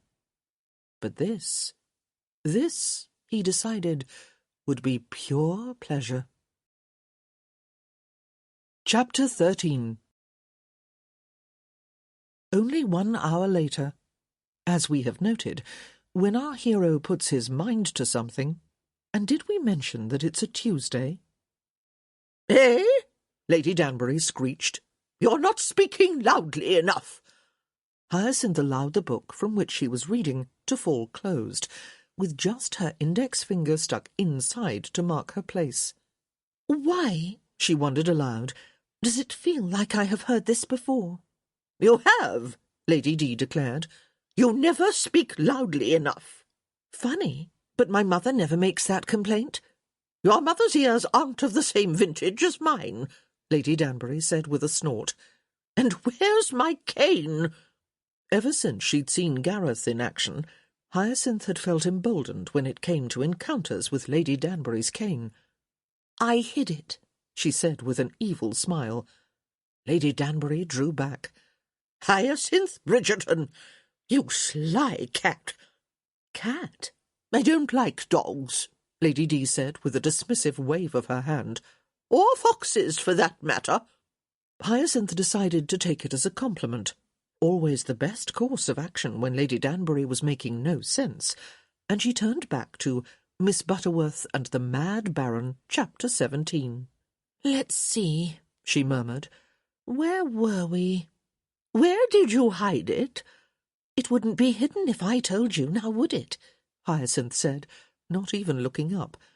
"I'm trapped in this chair without it," Lady D said. "You wouldn't wish to deprive an old lady of her only means of transport, would you?" "I would," Hyacinth said, still looking down at the book. "I absolutely would." "You've been spending too much time with my grandson," the Countess muttered. Hyacinth kept her attention diligently on the book, but she knew she wasn't managing a completely straight face. She sucked in her lips, then pursed them, as she always did when she was trying not to look at someone, and if the temperature of her cheeks was any indication, she was blushing. Dear God! Lesson number 1 in dealings with Lady Danbury: never show weakness. Lesson number 2 being, of course, when in doubt, refer to lesson number 1. "Hyacinth Bridgerton," Lady Danbury said, too slowly for her to be up to anything but the most devious sort of mischief. "Are your cheeks pink?" Hyacinth looked up with her blankest expression. "I can't see my cheeks." "They are pink." "If you say so." Hyacinth flipped a page with a bit more purpose than was necessary, then looked down in dismay at the small rip near the binding. Oh dear. Well, nothing she could do about it now, and Priscilla Butterworth had certainly survived worse. "Why are you blushing?" Lady D asked. "I'm not blushing." "I do believe you are."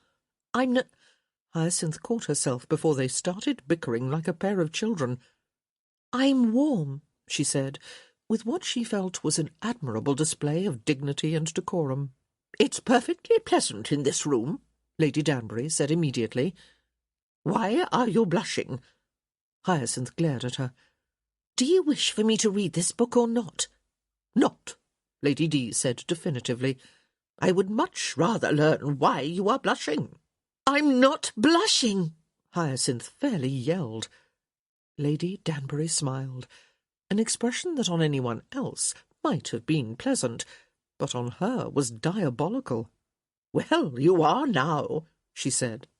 "If my cheeks are pink," Hyacinth ground out, "it is from anger." "At me?" Lady D inquired, placing one oh so innocent hand over her heart. "I'm going to read the book now," Hyacinth announced. "If you must," Lady D said with a sigh. She waited about a second before adding, "I believe Miss Butterworth was scrambling up the hillside." Hyacinth turned her attention resolutely to the book in her hands. "Well?" Lady Danbury demanded. "I have to find my place," Hyacinth muttered. She scanned the page, trying to find Miss Butterworth and the correct hillside. There were more than one, and she'd scrambled up them all. But the words swam before her eyes, and all she saw was Gareth. Gareth, with those rakish eyes and perfect lips. Gareth, with a dimple she was sure he'd deny if she ever pointed it out to him. Gareth, who was making her sound as foolish as Miss Butterworth. Why would he deny a dimple? In fact, Hyacinth flipped back a few pages. Yes, indeed, there it was, right in the middle of Chapter 16. His eyes were rakish, and his lips perfectly moulded, and he possessed a dimple right above the left corner of his mouth that he would surely deny if she were ever brave enough to point it out to him. "Good God," Hyacinth muttered. She didn't think Gareth even had a dimple. "We're not that lost, are we?" Lady D demanded. You've gone back 3 chapters at least. I'm looking, Hyacinth said. She was going mad. That had to be it. She'd clearly lost her wits, if she was now unconsciously quoting from Miss Butterworth. But then again, he'd kissed her. He'd really kissed her. The first time, back in the hall at Bridgerton House, that had been something else entirely. Their lips had touched, and in truth, quite a few other things had touched as well. But it hadn't been a kiss. Not like this one. Hyacinth sighed. "What are you huffing about?" Lady Danbury demanded. "Nothing." Lady D's mouth clamped into a firm line. "You are not yourself this afternoon, Miss Bridgerton. Not yourself at all." Not a point Hyacinth wished to argue. "Miss Butterworth," she read, with more force than was necessary, "scrambled up the hillside, her fingers digging deeper into the dirt with each step." "Can fingers step?" Lady D asked. "They can in this book." Hyacinth cleared her throat and continued. "She could hear him behind her. He was closing the distance between them, and soon she would be caught. But for what purpose? Good or evil?" "Evil, I hope. It'll keep things interesting." "I am in complete agreement," Hyacinth said. "How would she know?" She read on. "How would she know? How would she know?" She looked up. "Emphasis mine." "Allowed," Lady D said graciously. "And then she recalled the advice given to her by her mother, before the blessed lady had gone to her reward, pecked to death by pigeons." "This can't be real." "Of course it can't. It's a novel. But I swear to you, it's right here on page 193. "Let me see that." Hyacinth's eyes widened. Lady Danbury frequently accused Hyacinth of embellishment, but this was the first time she had actually demanded verification. She got up and showed the book to the Countess, pointing to the paragraph in question. "Well, I'll be," Lady Danbury said. "The poor lady did get done in by pigeons." She shook her head. "It's not how I'd like to go." "You probably don't need to worry on that score," Hyacinth said, resuming her seat. Lady D reached for her cane, then scowled when she realized it was gone. "Continue," she barked. "Right," Hyacinth said to herself, looking back down at the book. "Let me see. Ah, yes. Gone to her reward, pecked to death by pigeons." She looked up, spluttering. "I'm sorry. I can't read that without laughing." "Just read." Hyacinth cleared her throat several times before resuming. She had been only 12, far too young for such a conversation, but perhaps her mother had anticipated her early demise. "I'm sorry," she cut in again. "But how on earth could someone anticipate something like that?" "As you said," Lady D said dryly, "it's a novel." Hyacinth took a breath and read on. Her mother had clutched her hand, and with sad, lonely eyes had said, "Dearest, dearest Priscilla, there is nothing in this world more precious than love." Hyacinth stole a peek at Lady Danbury, who she fully expected to be snorting with disgust. But to her great surprise, the Countess was rapt, hanging on her every word. Quickly returning her attention to the book, Hyacinth read, "But there are deceivers, darling Priscilla, and there are men who will attempt to take advantage of you without a true meeting of the hearts." "It's true," Lady Danbury said. Hyacinth looked up, and it was immediately apparent that Lady Danbury had not realized that she'd spoken aloud. "Well, it is," Lady D said defensively, when she realized that Hyacinth was looking at her. Not wishing to embarrass the Countess any further, Hyacinth turned back to the book without speaking. Clearing her throat, she continued, "You will need to trust your instincts, dearest Priscilla, but I will give you one piece of advice. Hold it to your heart, and remember it always, for I vow it is true." Hyacinth turned the page, a little embarrassed to realize that she was as captured by the book as she'd ever been. Priscilla leaned forward, touching her mother's pale cheek. "What is it, Mamma?" she asked. "If you want to know if a gentleman loves you," her mother said, "there is only one true way to be sure." Lady Danbury leaned forward. Even Hyacinth leaned forward, and she was holding the book. "It's in his kiss," her mother whispered. "It's all there, in his kiss."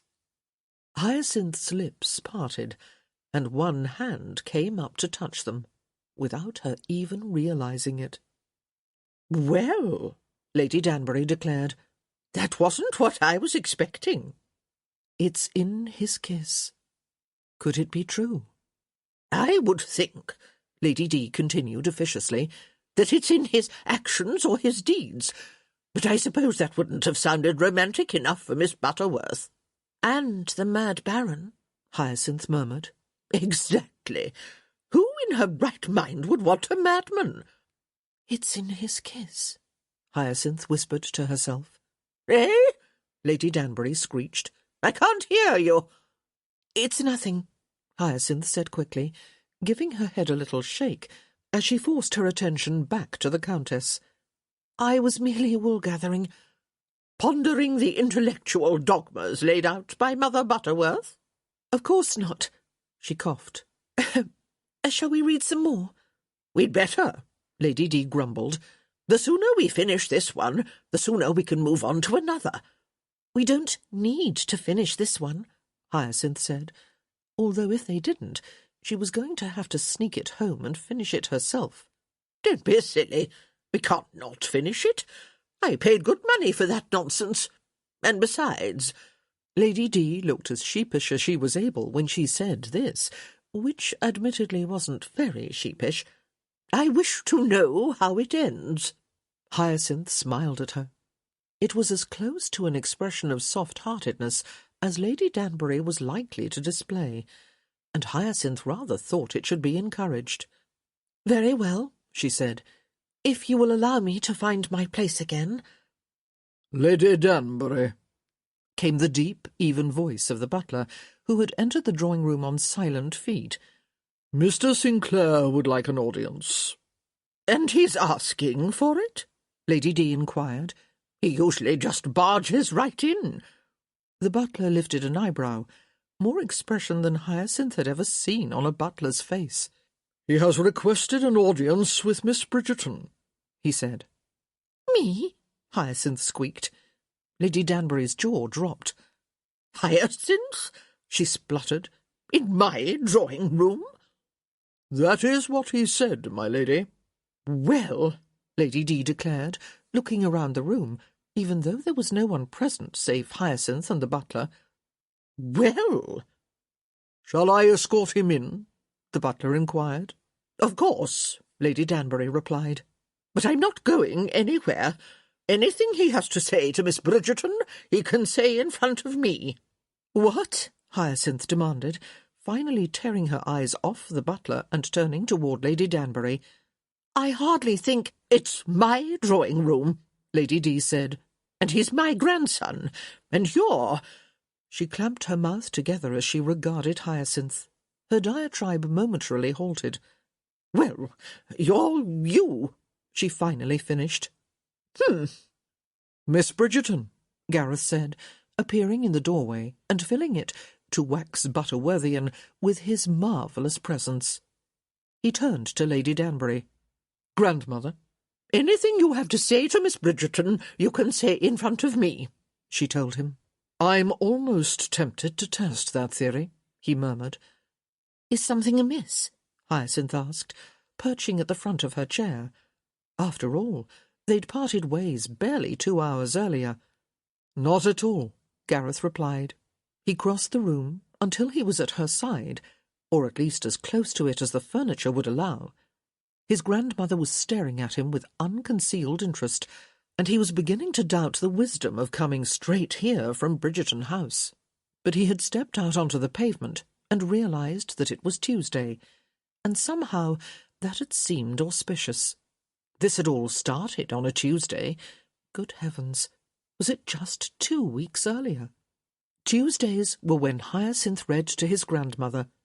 Every Tuesday, without fail, at the same time, in the same place. Gareth had realised, as he walked down the street, pondering the new direction of his life, that he knew exactly where Hyacinth was in that moment, and if he wanted to ask her to marry him, he had only to walk the brief distance across Mayfair to Danbury House. He probably should have waited. He probably should have picked a far more romantic time and place, something that would sweep her off her feet and leave her breathless for more. But he'd made his decision, and he didn't want to wait. And besides, after all his grandmother had done for him over the years, she deserved to be the first to know. He hadn't, however, expected to have to make his proposal in the old lady's presence. He glanced over at her. "What is it?" she barked. He should ask her to leave. He really should, although... Oh, hell! She wouldn't quit the room if he got down on his knees and begged her. Not to mention that Hyacinth would have an extremely difficult time refusing him with Lady Danbury in attendance. Not that he thought she'd say no, but it really did make sense to stack the deck in his favour. "Gareth," Hyacinth said softly. He turned to her, wondering how long he'd been standing there, pondering his options. "Hyacinth," he said. She looked at him expectantly. "Hyacinth," he said again, this time with a bit more certitude. He smiled, letting his eyes melt into hers. "Hyacinth." "We know her name," came his grandmother's voice. Gareth ignored her and pushed a table aside so that he could drop to one knee. "Hyacinth," he said, relishing her gasp as he took her hand in his, "would you do me the very great honour of becoming my wife?" Her eyes widened, then misted, and her lips, which he'd been kissing so deliciously mere hours earlier, began to quiver. I... It was unlike her to be so without words, and he was enjoying it, especially the show of emotion on her face. Yes! His grandmother finally yelled. Yes, she'll marry you. "She can speak for herself," he said. "No," Lady D said. "She can't, quite obviously." "Yes," Hyacinth said, nodding through her sniffles. "Yes, I'll marry you." He lifted her hand to his lips. "Good." "Well," his grandmother declared. "Well." Then she muttered, "I need my cane." "It's behind the clock," Hyacinth said, never taking her eyes off Gareth's. Lady Danbury blinked with surprise, then actually got up and retrieved it. "Why?" Hyacinth asked. Gareth smiled. "Why what?" "Why did you ask me to marry you?" "I should think that was clear." "Tell her!" Lady D bellowed, thumping her cane against the carpet. She gazed down at the stick with obvious affection. "That's much better," she murmured. Gareth and Hyacinth both turned to her. Hyacinth somewhat impatiently, and Gareth with that blank stare of his that hinted of condescension without actually rubbing the recipient's face in it. "Oh, very well," Lady Danbury grumbled. "I suppose you'd like a bit of privacy." Neither Gareth nor Hyacinth said a word. I'm leaving," Lady D said, hobbling to the door, with suspiciously less agility than she'd displayed when she'd crossed the room to retrieve the cane just moments earlier. "But don't you think," she said, pausing in the doorway, "that I'm leaving you for long? I know you," she said, jabbing her cane in the air toward Gareth. "And if you think I trust you with her virtue—" "I'm your grandson." "Doesn't make you a saint," she announced, then slipped out of the room, shutting the door behind her. Gareth regarded this with a quizzical air. "I rather think she wants me to compromise you," he murmured. "She'd never have closed it all the way otherwise." "Don't be silly," Hyacinth said, trying for a touch of bravado under her blush, which she could feel spreading across her cheeks. "No, I think she does," he said, taking both her hands in his and raising them to his lips. "She wants you for a granddaughter, probably more than she wants me for a grandson, and she's just underhanded enough to facilitate your ruin to ensure the outcome." "I wouldn't back out," Hyacinth mumbled, disconcerted by his nearness. "I gave you my word." He took one of her fingers and placed the tip between his lips. "You did, didn't you?" he murmured. She nodded, transfixed by the sight of her finger against his mouth. "You didn't answer my question," she whispered. His tongue found the delicate crease beneath her fingertip and flicked back and forth. "Did you ask me one?" She nodded. It was hard to think while he was seducing her, and amazing to think that he could reduce her to such a breathless state with just one finger to his lips. He moved, sitting beside her on the sofa, never once releasing her hand. "So lovely," he murmured, "and soon to be mine."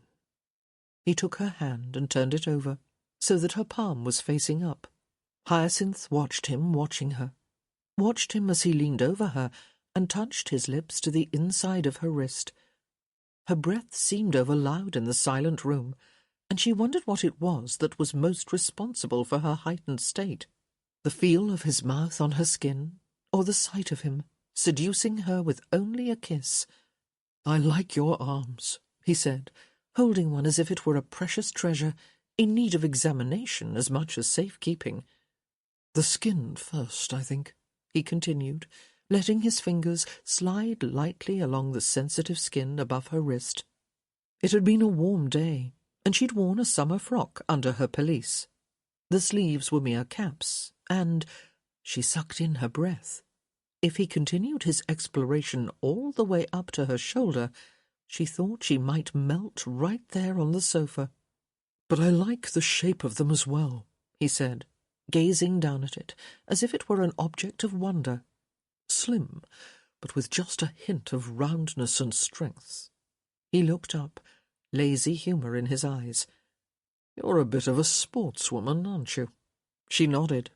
He curved his lips into a half-smile. "I can see it in the way you walk, the way you move. Even—" He stroked her arm one last time, his fingers coming to rest near her wrist. "The shape of your arm." He leaned in, until his face was near hers, and she felt kissed by his breath as he spoke. "You move differently than other women," he said softly. "It makes me wonder." "What?" she whispered.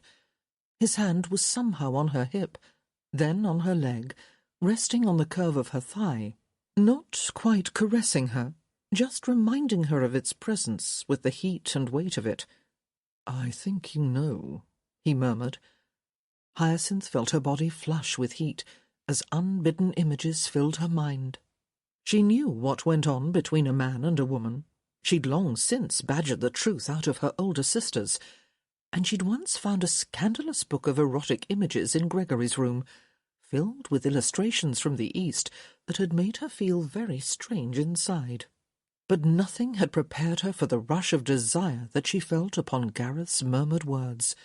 She couldn't help but picture him, stroking her, kissing her. It made her weak. It made her want him.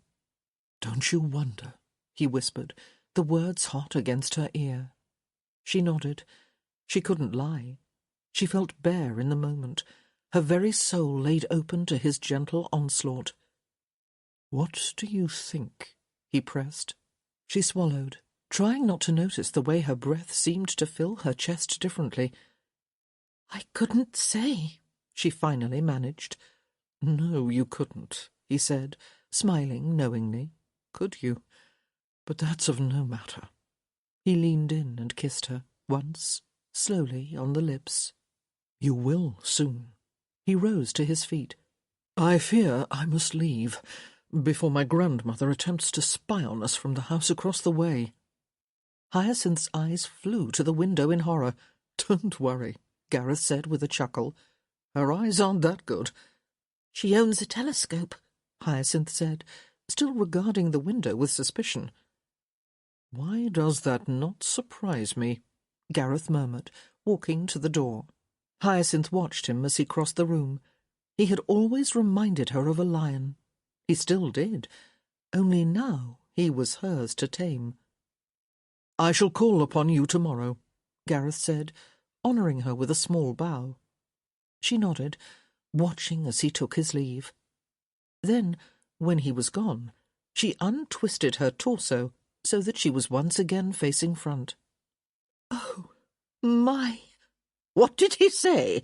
Lady Danbury demanded, re-entering the room a scant 30 seconds after Gareth's departure. Hyacinth just looked at her blankly. "You asked him why he asked you to marry him," Lady D reminded her. "What did he say?" Hyacinth opened her mouth to reply, and it was only then that she realised he had never answered her question. "He said he couldn't not marry me," she lied. It was what she wished he'd said. It might as well be what Lady Danbury thought had transpired. "Oh," Lady D sighed, clasping a hand to her chest. "How lovely!" Hyacinth regarded her with a new appreciation. "You're a romantic," she said. "Always," Lady D replied, with a secret smile that Hyacinth knew she didn't often share. "Always." Chapter 14. 2 weeks have passed. All of London now knows that Hyacinth is to become Mrs. Sinclair. Gareth is enjoying his new status as an honorary Bridgerton, but still he can't help but wait for it all to fall apart. The time is midnight. The place, directly below Hyacinth's bedroom window. He had planned for everything, plotted every last detail. He'd played it out in his mind, everything but the words he'd say, since those, he knew, would come in the heat of the moment. It would be a thing of beauty. It would be a thing of passion. It would be that night. Tonight, thought Gareth, with a strange mix of calculation and delight, he would seduce Hyacinth. He had a few vague pangs about the degree to which he was plotting her downfall, but these were quickly dismissed. It wasn't as if he was going to ruin her and leave her to the wolves.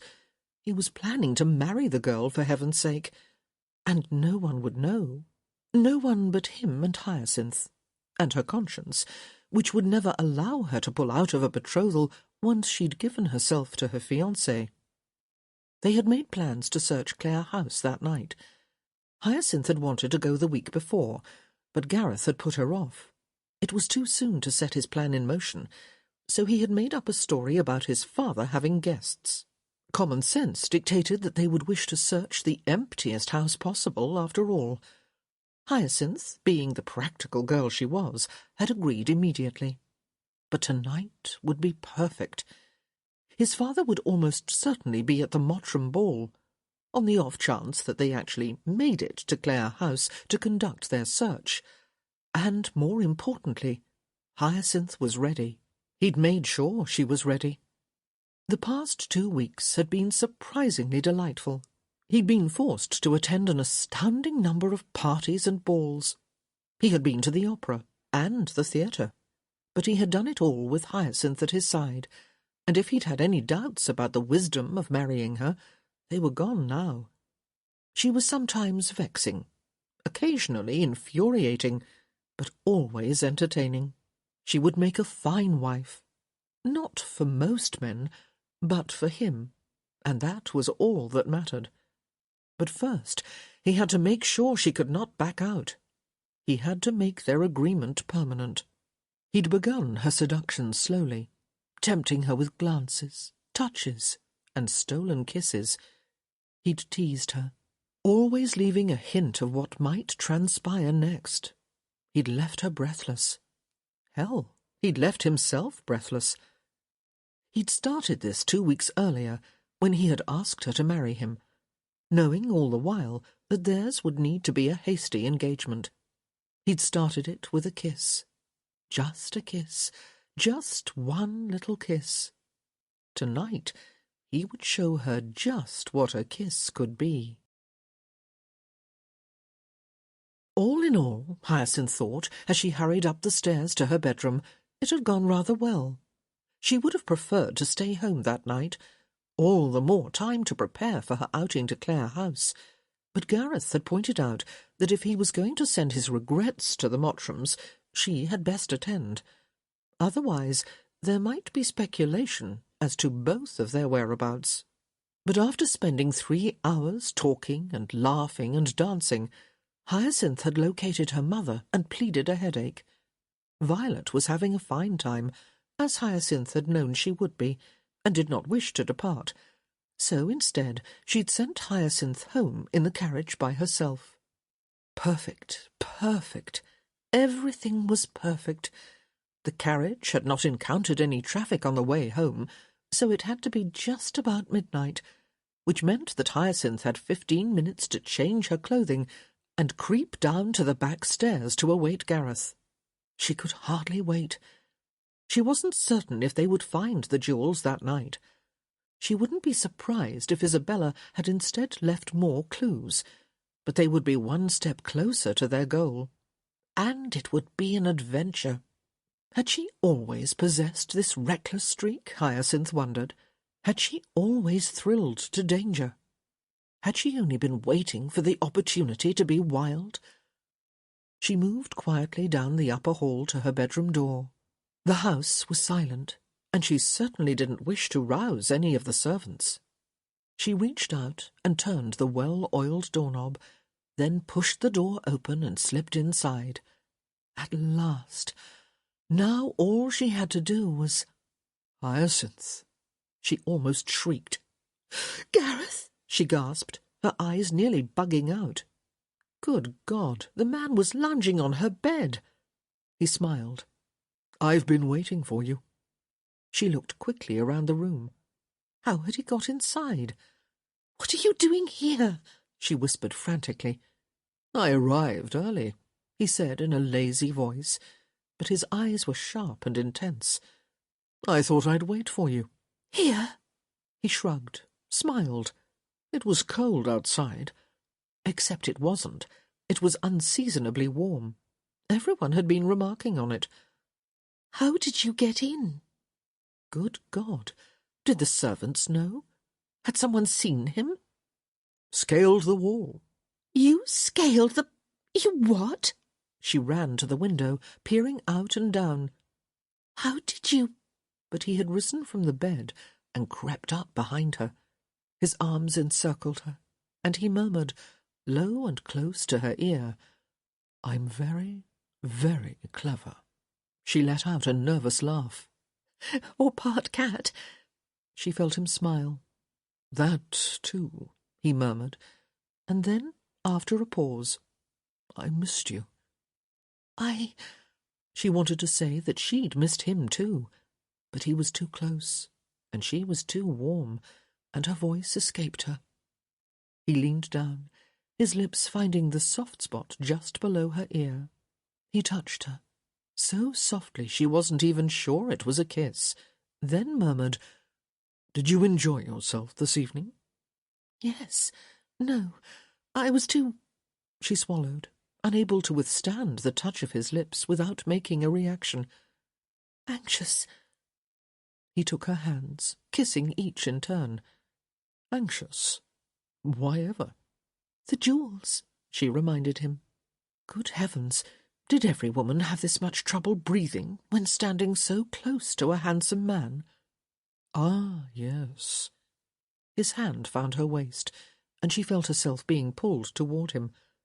"The jewels."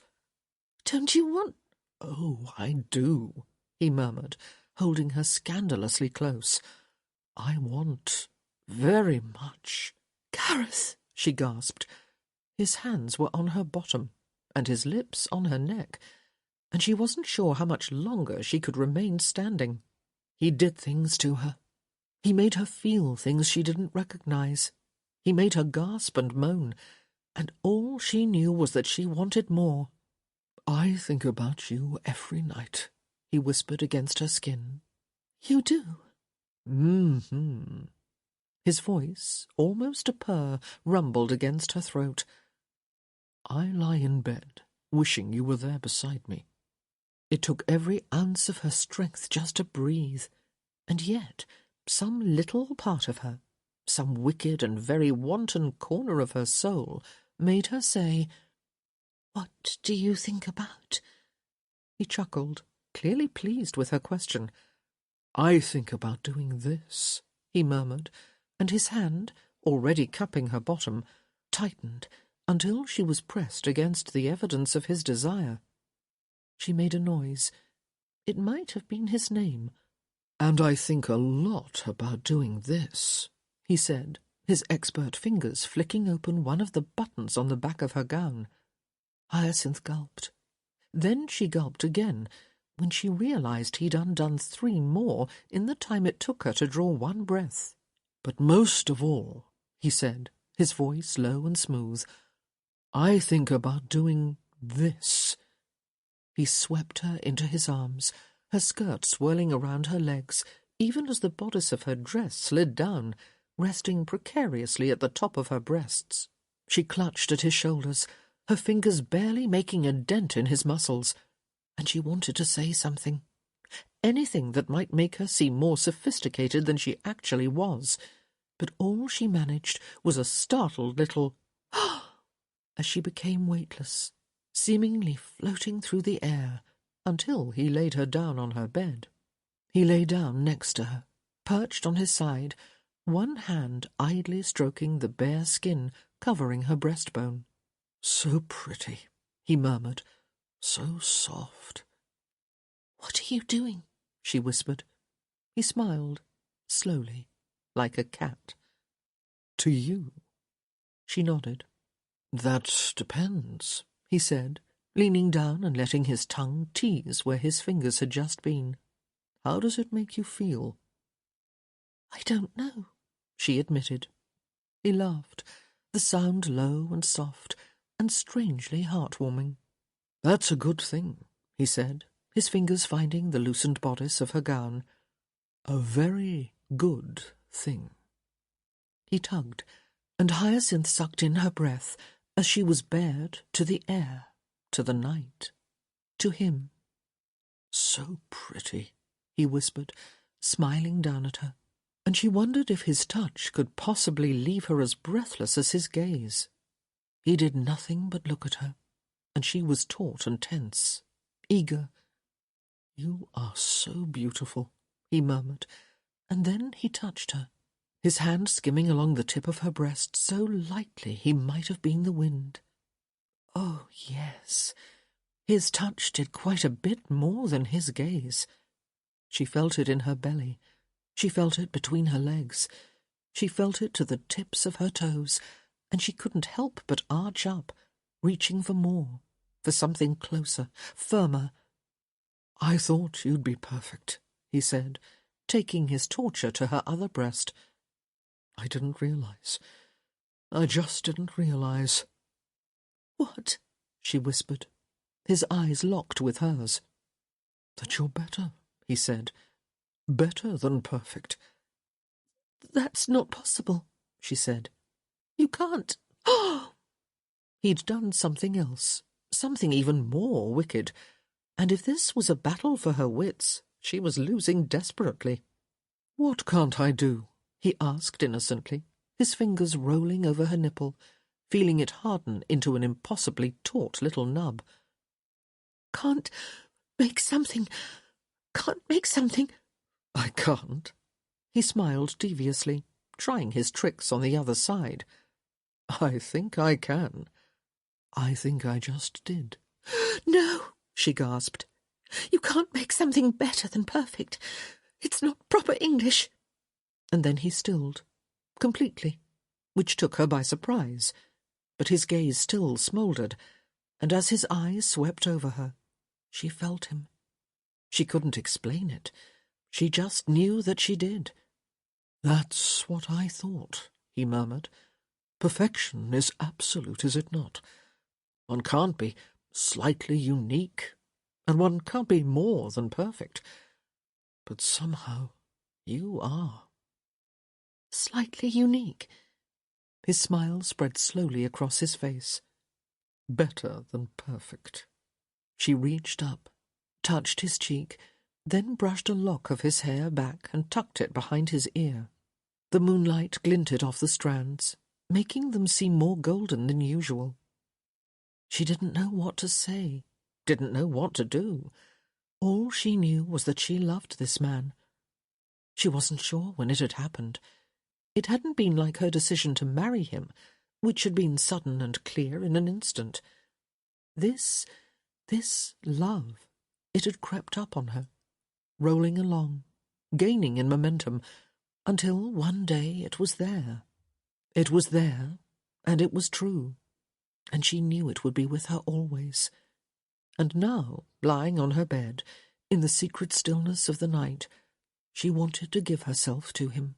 She wanted to love him in every way a woman could love a man, and she wanted him to take everything she could give. It didn't matter if they weren't married. They would be soon enough. Tonight, she couldn't wait. "Kiss me," she whispered. He smiled, and it was in his eyes even more than his lips. "I thought you'd never ask." He leaned down, but his lips skimmed hers for barely a second. Instead, they veered downward, breathing heat across her, until they found her breast. And then he... "Oh," she moaned. He couldn't do that, could he? He could, and he did. Pure pleasure shot through her, tickling to every corner of her body.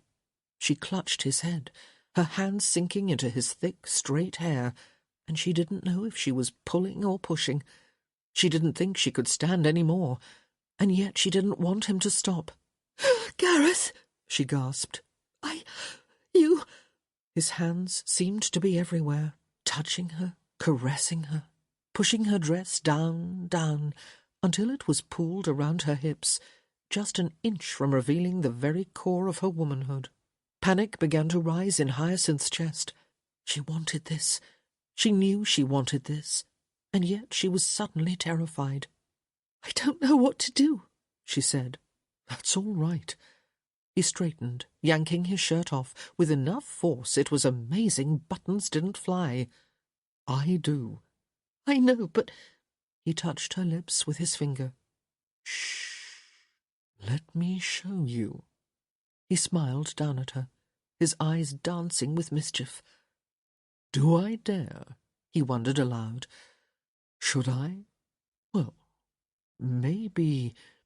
He lifted his finger from her mouth. She spoke instantly. "But I'm afraid I will..." He put his finger back. "I knew that would happen." She glared at him, or rather she tried to. Gareth had an uncanny ability to make her laugh at herself, and she could feel her lips twitching, even as he pressed them shut. "Will you be quiet?"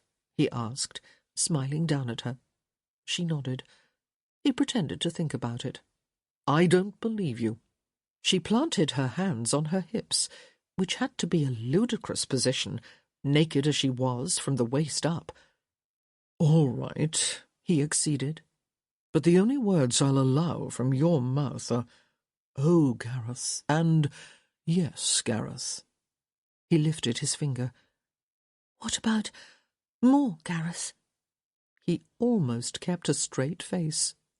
"That will be acceptable." She felt laughter bubbling up within her. She didn't actually make a noise, but she felt it all the same. That silly, giddy feeling that tingled and danced in one's belly. And she marvelled at it. She was so nervous, or rather she had been. He'd taken it away, and she somehow knew that it would be all right. Maybe he'd done this before. Maybe he'd done this 100 times before, with women 100 times more beautiful than she. It didn't matter. He was her first, and she was his last. He lay down beside her, pulling her onto her side and against him for a kiss. His hands sank into her hair, pulling it free from its coils until it fell in silky waves down her back. She felt free, untamed, daring. She took one hand and pressed it against his chest, exploring his skin, testing the contours of the muscles beneath. She'd never touched him, she realized. Not like this. She trailed her fingers down his side to his hip, tracing a line at the edge of his breeches, and she could feel his reaction. His muscles leapt wherever she touched, and when she moved to his belly, to that spot between his navel and the last of his clothing, he sucked in his breath. She smiled, feeling powerful, and so womanly. She curved her fingers so that her nails would scrape his skin, lightly, softly, just enough to tickle and tease. His belly was flat, with a light dusting of hair that formed a line and disappeared below his breeches. "Do you like this?" she whispered, taking her index finger and making a circle around his navel. Mm-hmm. His voice was smooth, but she could hear his breathing growing ragged. "What about this?" Her finger found the line of hair and slid slowly down. He didn't say anything, but his eyes said yes. "What about—" "Undo the buttons," he grunted. Her hand stilled. "Me?" Somehow it hadn't occurred to her that she might aid in their disrobing. It seemed the job of the seducer. His hand took hers and led it to the buttons. With trembling fingers, Hyacinth slid each disc free, but she did not pull back the fabric. That was something she was not quite ready to do. Gareth seemed to understand her reluctance, and he hopped from the bed, for just long enough to pull off the rest of his clothing. Hyacinth averted her eyes, at first. "Dear God—" "Don't worry," he said, resuming his spot next to her. His hands found the edge of her dress and tugged it the rest of the way down. "Never," he kissed her belly, "ever," he kissed her hip, "worry." Hyacinth wanted to say that she wouldn't, that she trusted him. But just then his fingers slid between her legs, and it was all she could do simply to breathe. "Shh," he crooned, coaxing her apart. "Relax."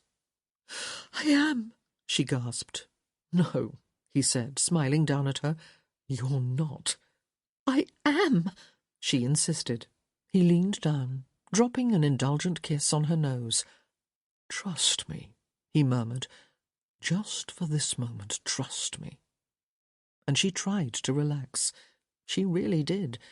But it was near impossible when he was teasing her body into such an inferno. One moment his fingers were on the inside of her thigh, and the next they'd parted her, and he was touching her where she'd never been touched before. Oh!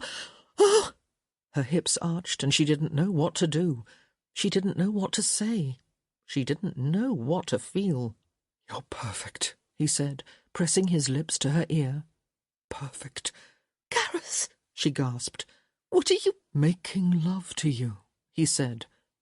"I'm making love to you." Her heart leapt in her chest. It wasn't quite, "I love you," but it was awfully close. And in that moment, in that last moment of her brain actually functioning, he slid one finger inside her. "Gareth!" She grabbed his shoulders, hard. "Shh." He did something utterly wicked. "The servants." "I don't care," she gasped. He gazed down at her in a most amused manner. Then, whatever he'd done, did it again. "I think you do." "No, I don't. He did something else, something on the outside, and her entire body felt it. "You're so ready," he said. "I can't believe it." He moved, positioning himself above her. His fingers were still delivering their torture, but his face was over hers, and she was lost in the clear blue depths of his eyes. "Gareth," she whispered, and she had no idea what she meant by it. It wasn't a question, or a plea, or really anything but his name. But it had to be said, because it was him. It was him, here with her, and it was sacred. His thighs settled between hers, and she felt him at her opening, large and demanding. His fingers were still between them, holding her open, readying her for his manhood. "Please," she moaned, and this time it was a plea. She wanted this. She needed him. "Please," she said again. Slowly he entered her, and she sucked in her breath. So startled was she by the size and feel of him. "Relax," he said, only he didn't sound relaxed. She looked up at him. His face was strained, and his breathing was quick and shallow. He held very still, giving her time to adjust to him, then pushed forward, just a little, but it was enough to make her gasp. "Relax," he said again. "I'm trying," she ground out. Gareth almost smiled. There was something so quintessentially Hyacinth about the statement, and also something almost reassuring. Even now, in what had to be one of the most startling and strange experiences of her life, she was the same. She was herself. Not many people were, he was coming to realize. He pushed forward again, and he could feel her easing, stretching to accommodate him. The last thing he wanted was to hurt her, and he had a feeling he wouldn't be able to eliminate the pain completely, but by God, he would make this as perfect for her as he could, and if that meant nearly killing himself to go slowly, he would. She was as stiff as a board beneath him. Her teeth gritted as she anticipated his invasion. Gareth nearly groaned. He'd had her so close, so ready, and now she was trying so hard not to be nervous that she was about as relaxed as a wrought-iron fence. He touched her leg. It was as rigid as a stick. "Hyacinth," he murmured in her ear, trying not to sound amused. "I think you were enjoying yourself a bit more just a minute earlier." There was a beat of silence, and she said, "That might be true." He bit his lip to keep from laughing. "Do you think you might see your way to enjoying yourself again?" Her lips pursed into that expression of hers, the one she made when she knew she was being teased and wished to return in kind. "I would like to, yes." He had to admire her. It was a rare woman who could keep her composure in such a situation. He flicked his tongue behind her ear, distracting her as his hand found its way between her legs. "I might be able to help you with that." "With what?" she gasped, and he knew from the way her hips jerked that she was on her way back to oblivion. "Oh, with that feeling," he said, stroking her almost off-handedly as he pushed farther within. "Oh, Gareth, yes, Gareth, more Gareth feeling." She said, letting out a high-pitched moan as his finger began to move in a delicate circle. "That feeling—" "It's a good feeling," he confirmed. "It's going to— oh!" She clenched her teeth and groaned against the sensations he was striking within her. "It's going to what?" he asked, and now he was almost all the way in. He was going to earn a medal for this, he decided. He had to. Surely no man had ever exercised such restraint. "Get me into trouble," she gasped. "I certainly hope so," he said, and then he pushed forward, breaching her last barrier until he was fully sheathed. He shuddered as he felt her quiver around him. Every muscle in his body was screaming at him, demanding action. But he held still. He had to hold still. If he didn't give her time to adjust, he would hurt her, and there was no way Gareth was going to allow his bride to look back on her first intimacy with pain. Good God, it could scar her for life. But if Hyacinth was hurting, even she didn't know it, because her hips were starting to move beneath him, pressing up, grinding in circles, and when he looked at her face, he saw nothing but passion, and the last strings of his control snapped. He began to move, his body falling into its rhythm of need. His desire spiraled, until he was quite certain he could not bear it any longer, and then she would make a tiny little sound, nothing more than a moan, really, and he wanted her even more. It seemed impossible. It was magical. His fingers grasped her shoulders with a force that was surely too intense, but he could not loose his hold. He was seized by an overwhelming urge to claim her, to mark her in some way as his. "Gareth," she moaned. "Oh, Gareth!" And the sound was too much. It was all too much. The sight, the smell of her, and he felt himself shuddering toward completion. He gritted his teeth. Not yet. Not when she was so close. "Oh, Gareth!" she gasped. He slid his hand between their bodies again. He found her, swollen and wet, and he pressed, probably with less finesse than he ought, but certainly with as much as he was able. And he never looked away from her face. Her eyes seemed to darken, the colour turning almost marine. Her lips parted, desperately seeking breath, and her body was arching, pressing, pushing. "Oh!" she cried out, and he quickly kissed her to swallow the sound. She was tense. She was quivering. And then she spasmed around him. Her hands grabbed at his shoulders, his neck, her fingers biting his skin. But he didn't care. He couldn't feel it. There was nothing but the exquisite pressure of her, grabbing him, sucking him in until he quite literally exploded. And he had to kiss her again, this time to tamp down his own cries of passion. It had never been like this. He hadn't known it could. "Oh, my!" Hyacinth breathed, once he'd rolled off her and onto his back. He nodded, still too spent to speak. But he took her hand in his. He wanted to touch her still.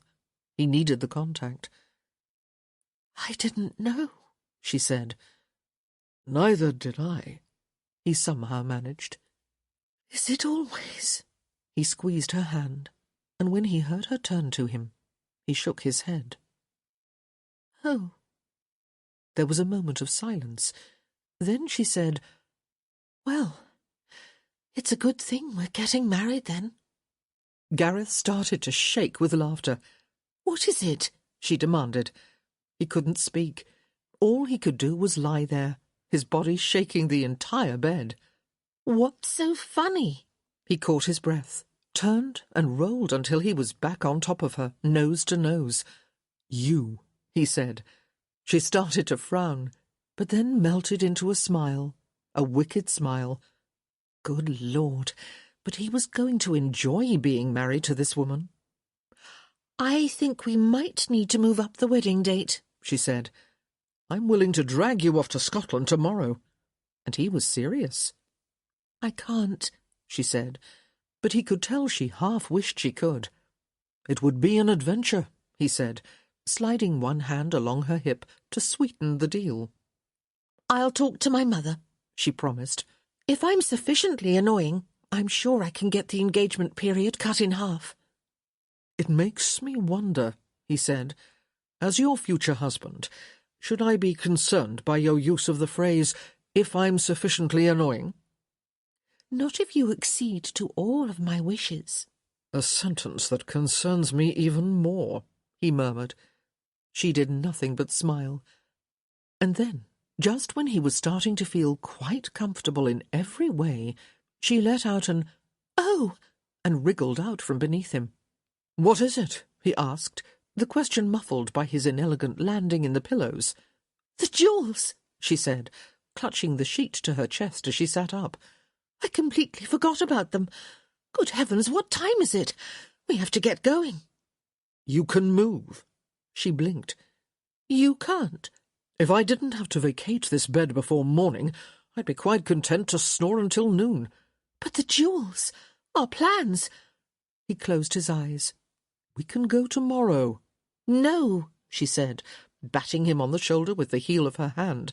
"We can't." "Why not?" "Because I already have plans for tomorrow, and my mother will grow suspicious if I keep pleading headaches. And besides, we planned on this evening." He opened one eye. "It's not as if anyone's expecting us." "Well, I'm going," she stated, pulling the bedsheet around her body as she climbed from the bed. Gareth's brows rose as he pondered his naked form. He looked at Hyacinth with a masculine smile, which spread even farther when she blushed and turned away. "I just need to wash myself," she mumbled, scooting away to her dressing room. With a great show of reluctance, even though Hyacinth had her back to him, Gareth began to pull on his clothing. He couldn't believe she would even ponder heading out that evening.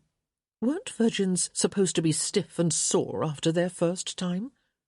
She stuck her head out of the dressing-room door. "I purchased better shoes," she said in a stage whisper, "in case we have to run." He shook his head. She was no ordinary virgin. "Are you certain you wish to do this tonight?" he asked, once she re-emerged in her black men's clothing. "Absolutely," she said, pulling her hair into a queue at her neck. She looked up, her eyes shining with excitement. "Don't you?" "I'm exhausted." "Really?" She looked at him with open curiosity. "I feel quite the opposite. Energized, really."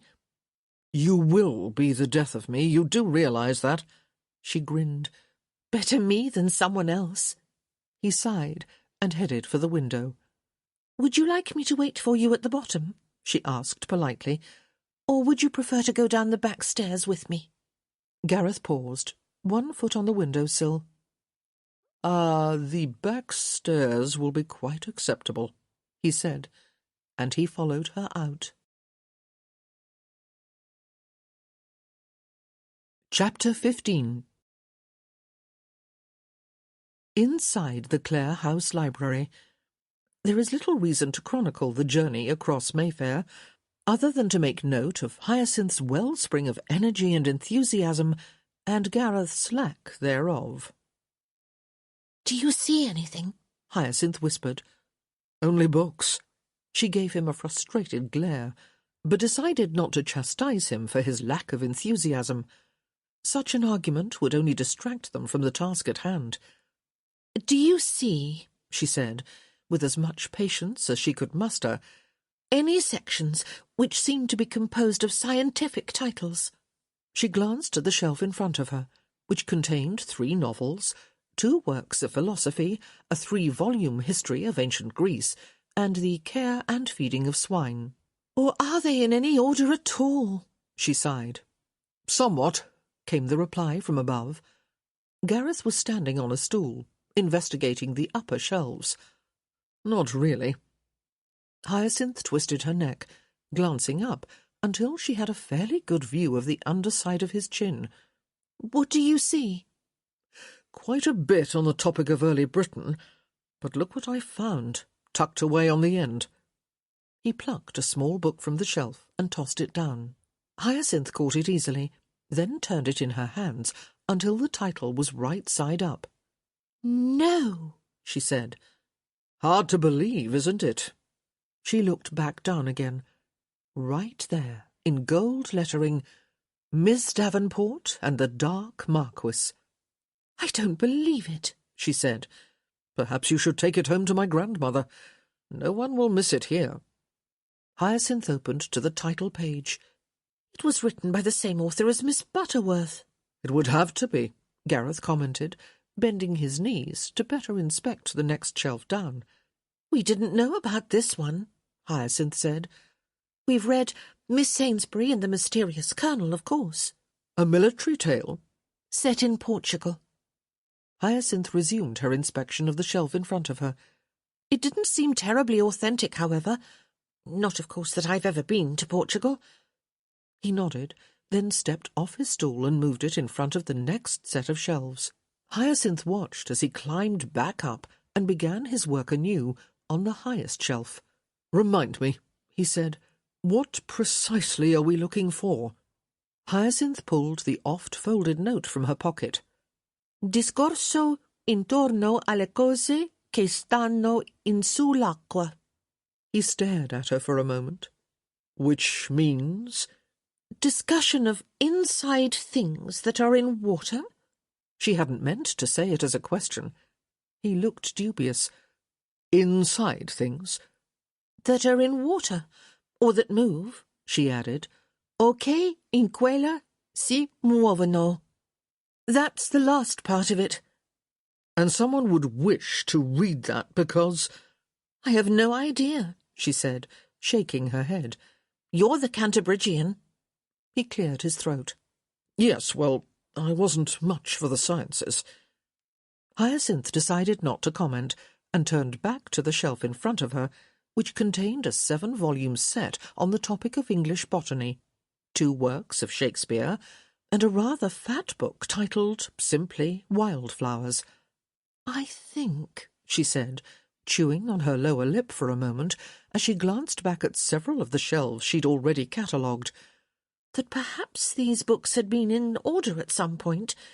There does seem to be some organisation to it. If you look right here— she motioned to one of the first shelves she'd inspected. It's almost completely works of poetry. But then right in the middle, one finds something by Plato, and over on the end, an illustrated history of Denmark. Right, Gareth said, sounding a bit like he was grimacing. Right. Right, she echoed, looking up. Right. Now he sounded embarrassed. That might have been my fault. She blinked. I beg your pardon? It was one of my less mature moments, he admitted. I was angry. You were angry? I rearranged the shelves. You what? She'd have liked to yell, and frankly, she was rather proud of herself for not doing so. He shrugged sheepishly.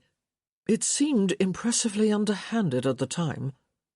Hyacinth found herself staring blankly at the shelf in front of her. Who could have guessed it would come back to haunt you? Who indeed? He moved to another shelf, tilting his head as he read the titles on the spines. The worst of it was, it turned out to be a tad too underhanded. Didn't bother my father one bit. It would have driven me insane. Yes, but you read. My father never even noticed there was anything amiss. But someone must have been here since your little effort at reorganisation. Hyacinth looked down at the book by her side. I don't think Miss Davenport is more than a few years old. Gareth shook his head. Perhaps someone left it here. It could have been my brother's wife. I imagine one of the servants just tucked it on whichever shelf possessed the most room. Hyacinth let out a long exhale, trying to figure out how best to proceed. Can you remember anything about the organisation of the titles? She asked. Anything at all? Were they grouped by author? By subject? Gareth shook his head. I was in a bit of a rush. I just grabbed books at random and swapped their places. He stopped, exhaling as he planted his hands on his hips and surveyed the room. I do recall that there was quite a bit on the topic of hounds, and over there was— His words trailed off. Hyacinth looked up sharply and saw that he was staring at a shelf by the door. What is it? She asked urgently, coming to her feet. A section in Italian, he said, turning and striding to the opposite side of the room. Hyacinth was right on his heels. They must be your grandmother's books. And the last ones any of the Sinclairs might think to open, Gareth murmured. Do you see them? Gareth shook his head as he ran his finger along the spines of the books, searching for the ones in Italian. I don't suppose you thought to leave the set intact, Hyacinth murmured, crouching below him to inspect the lower shelves. I don't recall, he admitted, but surely most will still be where they belong. I grew too bored of the prank to do a really good job of it. I left most in place. And in fact— he suddenly straightened. Here they are. Hyacinth immediately stood up. Are there many? Only 2 shelves, he said. I would imagine it was rather expensive to import books from Italy. The books were right on a level with Hyacinth's face, so she had Gareth hold their candle while she scanned the titles for something that sounded like what Isabella had written in her note. Several did not have the entire title printed on the spine, and these she had to pull out to read the words on the front. Every time she did so, she could hear Gareth's sharply indrawn breath, followed by a disappointed exhale when she replaced the book on the shelf. She reached the end of the lower shelf and then stood on her tiptoes to investigate the upper. Gareth was right behind her, standing so close that she could feel the heat of his body rippling through the air. "Do you see anything?" he asked, his words low and warm by her ear. She didn't think he was purposefully trying to unsettle her with his nearness, but it was the end result all the same. "Not yet," she said, shaking her head. Most of Isabella's books were poetry. A few seemed to be English poets translated into Italian. As Hyacinth reached the midpoint of the shelf, however, the books turned to non-fiction. History, philosophy, history. Hyacinth's breath caught. "What is it?" Gareth demanded. With trembling hands, she pulled out a slim volume and turned it over until the front cover was visible to them both. Galileo Galilei, Discorso intorno alle cose che stanno in sull'acqua o che in quella si muovono. "Exactly what she wrote in the clue," Hyacinth whispered, hastily adding, "except for the bit about Mr. Galilei. It would have been a great deal easier to find the book if we'd known the author." Gareth waved aside her excuses and motioned to the text in her hands. Slowly, carefully, Hyacinth opened the book to look for the telltale slip of paper. There was nothing tucked right inside, so she turned a page, then another, until Gareth yanked the book from her hands. "Do you want to be here until next week?" he whispered impatiently. With no delicacy whatsoever, he grasped both the front and back covers of the book and held it open, spine side up, so that the pages formed an upside-down fan. "Gareth, you—" "Shh!" He shook the book, bent down and peered up and inside, then shook it again harder. And sure enough, a slip of paper came free and fell to the carpet. "Give that to me," Hyacinth demanded, after Gareth had grabbed it. "You won't be able to read it in any case." Obviously swayed by her logic, he handed the clue over, but he remained close, leaning over her shoulder with the candle as she opened the single fold in the paper. "What does it say?" he asked. She shook her head. "I don't know." "What do you mean you don't—" "I don't know," she snapped, hating that she had to admit defeat. "I don't recognize anything. I'm not even certain this is Italian. Do you know if she spoke another language?" "I have no idea." Hyacinth clamped her teeth together, thoroughly discouraged by the turn of events. She hadn't necessarily thought they would find the jewels that evening, but it had never occurred to her that the next clue might lead them straight into a brick wall. "May I see?" Gareth asked. She handed him the note, watching as he shook his head. "I don't know what that is, but it's not Italian." "Nor anything related to it," Hyacinth said. Gareth swore under his breath, something that Hyacinth was fairly certain she was not meant to hear. "With your permission," she said, using that even tone of voice she'd long since learned was required when dealing with a truculent male, "I could show it to my brother Colin. He has travelled quite extensively, and he might recognise the language, even if he lacks the ability to translate it." Gareth appeared to hesitate, so she added, "We can trust him, I promise you." He gave her a nod.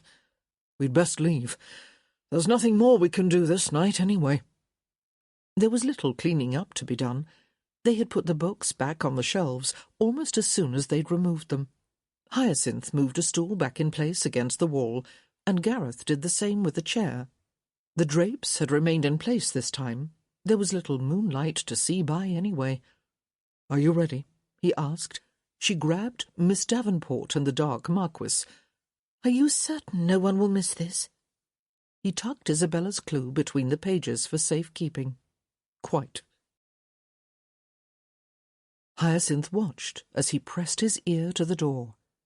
No one had been about when they had sneaked in a half-hour earlier, but Gareth had explained that the butler never retired before the Baron, and with the Baron still out at the Mottram ball, That left one man up and possibly about, and another who could return at any time. Gareth placed one finger on his lips and motioned for her to follow him as he carefully turned the doorknob. He opened the door an inch, just enough to peer out the crack and make sure that it was safe to proceed. Together they crept into the hall, moving swiftly to the stairs that led down to the ground floor. It was dark, but Hyacinth's eyes had adjusted well enough to see where she was going, and in under a minute they were back in the drawing-room, the one with the faulty window latch. As he had the time before, Gareth climbed out first, then formed a step with his hands for Hyacinth to balance upon as she reached up and shut the window. He lowered her down, dropped a quick kiss on her nose, and said, "You need to get home." She couldn't help but smile. "I'm already hopelessly compromised." "Yes, but I'm the only one who knows." Hyacinth thought it rather charming of him to be so concerned for her reputation. After all, it didn't truly matter if anyone caught them or not. She had lain with him, and she must marry him. A woman of her birth could do no less. Good heavens, there could be a baby. And even if not, she was no longer a virgin. But she had known what she was doing when she had given herself to him. She knew the ramifications. Together they crept down the alley to Dover Street. It was imperative, Hyacinth realized, that they move quickly. The Mottram ball was notorious for running into the wee hours of the morning, but they'd got a late start on their search, and surely everyone would be heading home soon. There would be carriages on the streets of Mayfair, which meant that she and Gareth needed to render themselves as invisible as possible. Hyacinth's joking aside, she didn't wish to be caught out in the middle of the night. It was true that their marriage was now an inevitability, but all the same, she didn't particularly relish the thought of being the subject of scurrilous gossip. "Wait here," Gareth said, barring her from moving forward with his arm. Hyacinth remained in the shadows as he stepped onto Dover Street, edging as close to the corner as she dared, while he made sure there was no one about. After a few seconds, she saw Gareth's hand, reaching back and making a scooping, "come along" gesture. She stepped out onto Dover Street, but she was there barely a second before she heard Gareth's sharply indrawn breath and felt herself being shoved back into the shadows. Flattening herself against the back wall of the corner building, she clutched Miss Davenport, and within it Isabella's clue, to her chest, as she waited for Gareth to appear by her side. And then she heard it, just one word, in his father's voice. "You." Gareth had barely a second to react. He didn't know how it had happened, didn't know where the Baron had suddenly appeared from, but somehow he managed to push Hyacinth back into the alley in the very second before he was caught. "Greetings," he said in his jauntiest voice, stepping forward so as to put as much distance between him and the alley as possible. His father was already striding over, his face visibly angry, even in the dim light of the night. "What are you doing here?" he demanded. Gareth shrugged, the same expression that had infuriated his father so many times before. Except this time he wasn't trying to provoke. He was just trying to keep the Baron's attention firmly fixed. "Just making my way home," he said, with deliberate nonchalance. His father's eyes were suspicious. "You're a bit far afield. I like to stop by and inspect my inheritance every now and then," Gareth said, his smile terribly bland. "Just to make sure you haven't burned the place down. Don't think I haven't thought about it." "Oh, I'm sure you have." The Baron held silent for a moment, then said, "You weren't at the ball tonight." Gareth wasn't sure how best to respond, so he just lifted his brows ever so slightly and kept his expression even. "Miss Bridgerton wasn't there either." "Wasn't she?" Gareth asked mildly, hoping the lady in question possessed sufficient self-restraint not to leap out from the alley yelling, "Yes, I was." "Just at the beginning," the Baron admitted. She left rather early. Gareth shrugged again. It's a woman's prerogative. To change her mind? The Baron's lips formed the tiniest of curves, and his eyes were mocking. You had better hope she's a bit more steadfast than that. Gareth gave him a cold stare. Somehow, amazingly, he still felt in control, or at the very least, like the adult he liked to think that he was. He felt no childish desire to lash out, or to say something for the sole purpose of infuriating him. He'd spent half his life trying to impress the man, and the other half trying to aggravate him. But now, finally, all he wanted was to be rid of him. He didn't quite feel the nothing he had wished for, but it was damned close. Maybe, just maybe, it was because he'd finally found someone else to fill the void. You certainly didn't waste any time with her, the Baron said, his voice snide. A gentleman must marry, Gareth said. It wasn't exactly the statement he wished to say in front of Hyacinth, but it was far more important to keep up the ruse with his father than it was to feed whatever need she might feel for romantic speech. Yes, the Baron murmured, a gentleman must. Gareth's skin began to prickle. He knew what his father was hinting at, and even though he'd already compromised Hyacinth, he'd rather she didn't learn the truth of his birth until after the wedding. It would simply be easier that way, and maybe she'd never learn the truth at all. It seemed unlikely, between his father's venom and Isabella's diary, but stranger things had happened. He needed to leave. Now. I have to go, he said brusquely. The Baron's mouth curved into an unpleasant smile. Yes, he said mockingly. You'll need to tidy yourself up before you go off to lick Miss Bridgerton's feet tomorrow. Gareth spoke between his teeth. Get out of my way. But the Baron wasn't done. What I wonder is, how did you get her to say yes? A red haze began to wash over Gareth's eyes. I said, did you seduce her? His father laughingly asked. Make sure she couldn't say no, even if... Gareth hadn't meant to do it. He'd meant to maintain his calm, and he would have managed it if the Baron had kept his insults to him. But when he mentioned Hyacinth, his fury took over, and the next thing he knew, he had his father pinned against the wall. Do not, he warned, barely recognizing his own voice. Speak to me of her again. You would make the mistake of attempting to kill me here on a public street. The Baron was gasping, but even so, his voice maintained an impressive degree of hatred. It's tempting. Ah, but you'd lose the title, and then where would you be? Oh, yes, he said, practically choking on his words now. At the end of a hangman's rope. Gareth loosened his grip, not because of his father's words, but because he was finally regaining his hold on his emotions. Hyacinth was listening, he reminded himself. She was right around the corner. He could not do something he might later regret. I knew you'd do it, his father said, just when Gareth had let go and turned to leave. Damn, he always knew what to say, exactly which button to push to keep Gareth from doing the right thing. Do what? Gareth asked, frozen in his tracks.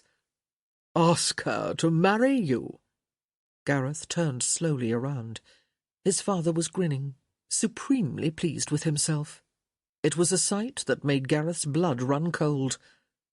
You're so predictable, the Baron said, cocking his head just an inch or so to the side. It was a gesture Gareth had seen 100 times before, maybe 1,000. It was patronizing, and it was contemptuous, and it always managed to make Gareth feel like he was a boy again, working so hard for his father's approval, and failing every time. One word from me, the Baron said, chuckling to himself. Just one word from me. Gareth chose his words very carefully. He had an audience. He had to remember that. And so, when he spoke, all he said was, "I have no idea what you're talking about," and his father erupted with laughter. He threw back his head and roared, showing a degree of mirth that shocked Gareth into silence. "Oh, come now," he said, wiping his eyes. "I told you you couldn't win her, and look what you did." Gareth's chest began to feel very, very tight. What was his father saying? That he'd wanted him to marry Hyacinth? "You went right out and asked her to marry you," the Baron continued. "How long did that take? A day? 2? No more than a week, I'm sure. My proposal to Miss Bridgerton had nothing to do with you," Gareth said icily. "Oh, please," the Baron said, with utter disdain. "Everything you do is because of me. Haven't you figured that out by now?" Gareth stared at him in horror. Was it true? Was it even a little bit true? "Well, I do believe I shall take myself off to bed," the Baron said, with an affected sigh. "It's been entertaining, don't you think?" Gareth didn't know what to think. "Oh, and before you marry Miss Bridgerton," the Baron said, tossing the remark over his shoulder as he placed his foot on the first step up to Clare House's front door, "you might want to see about clearing up your other betrothal." "What?" The Baron smiled silkily. "Didn't you know? You're still betrothed to poor little Mary Winthrop. She never did marry anyone else. That can't be legal." "Oh, I assure you it is." The Baron leaned slightly forward. "I made sure of it." Gareth just stood there, his mouth slack, his arms hanging limply at his sides. If his father had yanked down the moon and clocked him on the head with it, he couldn't have been more stunned. "I'll see you at the wedding," the Baron called out. "Oh, silly me! Which wedding?" He laughed, taking a few more steps up toward the front door. "Do let me know once you sort it all out." He gave a little wave, obviously pleased with himself, and slipped inside the house. "Dear God," Gareth said to himself, and then again, because never in his life had the moment more called for blasphemy. "Dear God!" What sort of mess was he in now? A man couldn't offer marriage to more than one woman at once, and while he might not have offered it to Mary Winthrop, the Baron had done so in his name, and had signed documents to that effect. Gareth had no idea what this meant to his plans with Hyacinth, but it couldn't be good. Oh, bloody Hyacinth! Dear God, indeed! She'd heard every word. Gareth started to run for the corner, then stopped himself, glancing up at the house to make sure that his father wasn't watching for him. The windows were still dark, but that didn't mean... Oh, hell, who cared? He ran around the corner, skidding to a halt in front of the alley where he'd left her. She was gone. Chapter 16. Still in the alley, Gareth is staring at the spot where Hyacinth should have been standing. He never wants to feel like this again. Gareth's heart stopped. Where the hell was Hyacinth? Was she in danger?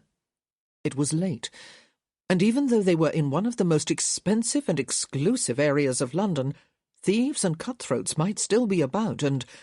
No, she couldn't have fallen prey to foul play. Not here. He would have heard something. A scuffle, a shout. Hyacinth would never be taken without a fight. A very loud fight, which could only mean she must have heard his father talking about Mary Winthrop and run off. Damn the woman. She should have had more sense than that. Gareth let out an aggravated grunt as he planted his hands on his hips and scanned the area. She could have dashed home any one of 8 different ways, probably more if one counted all the alleys and mews, which he hoped she was sensible enough to avoid. He decided to try the most direct route. It would take a right on Berkeley Street, which was a busy enough thoroughfare that there might be carriages rolling home from the Mottram ball. But Hyacinth was probably just angry enough that her primary aim would have been to get home as quickly as possible, which was just fine with Gareth. He would much rather see her caught by a gossip on the main road than by a thief on a side street. Gareth took off at a run toward Berkeley Square, slowing down at each intersection to glance up and down the cross streets. Nothing. Where the hell had she gone? He knew she was uncommonly athletic for a female, but good God, how fast could she run? He dashed past Charles Street, onto the square proper. A carriage rolled by, but Gareth paid it no mind. Tomorrow's gossip would probably be filled with tales of his crazed, middle-of-the-night run through the streets of Mayfair, but it was nothing his reputation couldn't withstand. He ran along the edge of the square, and then finally he was on Bruton Street, passing by number 16, 12, 7...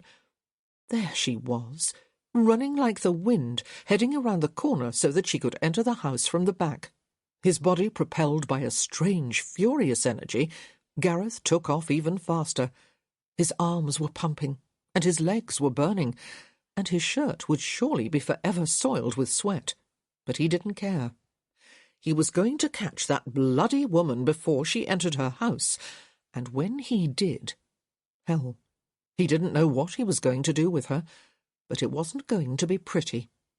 Hyacinth skidded around the last corner, slowing down just enough to glance over her shoulder. Her mouth opened as she spied him, and then, her entire body tensed with determination, she took off for the servants' entrance in the back. Gareth's eyes narrowed with satisfaction. She was going to have to fumble for the key. She'd never make it now. He slowed a bit, just enough to attempt to catch his breath, then eased his gait into a stalk. She was in for it now. But instead of reaching behind a brick for a key, Hyacinth just opened the door. Bloody hell! They hadn't locked the door behind them when they left. Gareth vaulted into another sprint, and he almost made it. Almost. He reached the door just as she shut it in his face, and his hand landed on the knob just in time to hear the lock click into place. Gareth's hand formed a fist, and he itched to pound it against the door. More than anything, he wanted to bellow her name. Propriety be damned. All it would do was force their wedding to be held even sooner, which was his aim anyway. But he supposed some things were far too ingrained in a man, and he was, apparently, too much of a gentleman to destroy her reputation in such a public manner. Oh, no, he muttered to himself, striding back to the front of the house. All destruction shall be strictly in private. He planted his hands on his hips and glared up at her bedroom window. He'd got himself in once. He could do it again. A quick glance up and down the street assured him that no one was coming, and he quickly scaled the wall, his ascent much easier this time, now that he knew exactly where to place his hands and feet. The window was still slightly open, just as he'd left it the last time. Not that he'd thought he was going to have to climb in again. He jammed it up, tumbled through, and landed with a thud on the carpet just as Hyacinth entered through the door. "You," he growled, coming to his feet like a cat, "have some explaining to do." "Me?" Hyacinth returned. "Me? I hardly think—" Her lips parted as she belatedly assessed the situation. "And get out of my room!" He quirked a brow. "Shall I take the front stairs?" "You'll go back out the window, you miserable cur!" Gareth realized that he'd never seen Hyacinth angry. Irritated, yes. Annoyed, certainly. But this was something else entirely. "How dare you!" she fumed. "How dare you!" And then, before he could even begin to reply, she stormed to his side and smacked him with the heels of both of her hands. "Get out!" she snarled. "Now!" "Not until you," he punctuated this with a pointed finger right against her breastbone, "promise me that you will never do anything as foolish as what you did tonight." She let out a choking sort of noise, the kind one makes when one cannot manage even a single intelligible syllable. And then, finally, after a few more gasps of fury, she said, her voice dangerously low, "You are in no position to demand anything of me." "No?" He lifted one of his brows and looked down at her with an arrogant half-smile. "As your future husband—" "Do not even mention that to me right now." Gareth felt something squeeze and turn over in his chest. "Do you plan to cry off?" "No," she said, looking at him with a furious expression. "But you took care of that this evening, didn't you? Was that your purpose? To force my hand by rendering me unmarriageable for any other man?" It had been exactly his purpose, and for that reason Gareth didn't say anything. Not a word. "You'll rue this," Hyacinth hissed. "You will rue the day. Trust me." "Oh, really?" "As your future wife," she said, her eyes flashing dangerously, "I can make your life hell on earth." Of that Gareth had no doubt, but he decided to deal with that problem when he came to it. "This is not about what happened between us earlier," he said, "and it is not about anything you may or may not have heard the Baron say. What this is about—" "Oh, for the love of—" Hyacinth cut herself off in the nick of time. "Who do you think you are?" He jammed his face next to hers. "The man who is going to marry you, and you, Hyacinth Bridgerton, soon-to-be Sinclair, will never ever wander the streets of London without a chaperone at any time of day." For a moment she said nothing, and he almost let himself think that she was touched by his concern for her safety.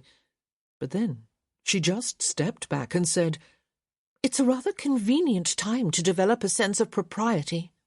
He resisted the urge to grab her by the shoulders and shake, barely. "Do you have any idea how I felt when I came back around the corner and you were gone? Did you even stop to think about what might have happened to you before you ran off on your own?" One of her brows lifted into a perfectly arrogant arch. "Nothing more than what happened to me right here." As strikes went, it was perfectly aimed, and Gareth nearly flinched. But he held on to his temper, and his voice was cool as he said, "You don't mean that. You might think you mean it, but you don't, and I'll forgive you for it." She stood still, utterly and completely still, save for the rise and fall of her chest. Her hands were fists at her sides, and her face was growing redder and redder. "Don't you ever," she finally said, her voice low and clipped and terribly controlled, "speak to me in that tone of voice again, and don't you ever presume to know my mind." "Don't worry. It's a claim I'm seldom likely to make." Hyacinth swallowed, her only show of nerves before saying, "I want you to leave." "Not until I have your promise." "I don't owe you anything, Mr. Sinclair, and you certainly are not in a position to make demands." "Your promise," he repeated. Hyacinth just stared at him. How dare he come in here and try to make this about her? She was the injured party. He was the one who... Good God, she couldn't even think in full sentences. "I want you to leave," she said again. His reply came practically on top of her last syllable. "And I want your promise." She clamped her mouth shut. It would have been an easy promise to make. She certainly didn't plan on any more middle-of-the-night jaunts. But a promise would have been akin to an apology, and she would not give him that satisfaction. Call her foolish, call her juvenile, but she would not do it, not after what he'd done to her. "Good God," he muttered, "you're stubborn." She gave him a sickly smile. "It is going to be a joy to be married to me." "Hyacinth," he said, or rather half-sighed, "in the name of all that is—" He raked his hand through his hair, and he seemed to look all around the room before finally turning back to her. "I understand that you're angry." Do not speak to me as if I were a child. I wasn't. She looked at him coolly. You were. He gritted his teeth together and continued. What my father said about Mary Winthrop— Her mouth fell open. Is that what you think this is about? He stared at her, blinking twice before saying, Isn't it? Of course not, she sputtered. Good heavens, do you take me for a fool? No. I hope I know you well enough to know that you would not offer marriage to two women, at least not purposefully. Right, he said, looking a little confused. Then what— Do you know why you asked me to marry you? She demanded. What the devil are you talking about? Do you know? She repeated. She'd asked him once before, and he had not answered. Of course I know. It's because— But he cut himself off, and he obviously didn't know what to say. She shook her head, blinking back tears. I don't want to see you right now. What is wrong with you? There is nothing wrong with me, she cried out, as loudly as she dared. I at least know why I accepted your proposal. But you have no idea why you rendered it. Then tell me, he burst out. Tell me what it is you think is so damned important. You always seem to know what is best for everything and everyone, and now you clearly know everyone's mind as well. So tell me, Hyacinth. She flinched from the venom in his voice. Tell me. She swallowed. She would not back down.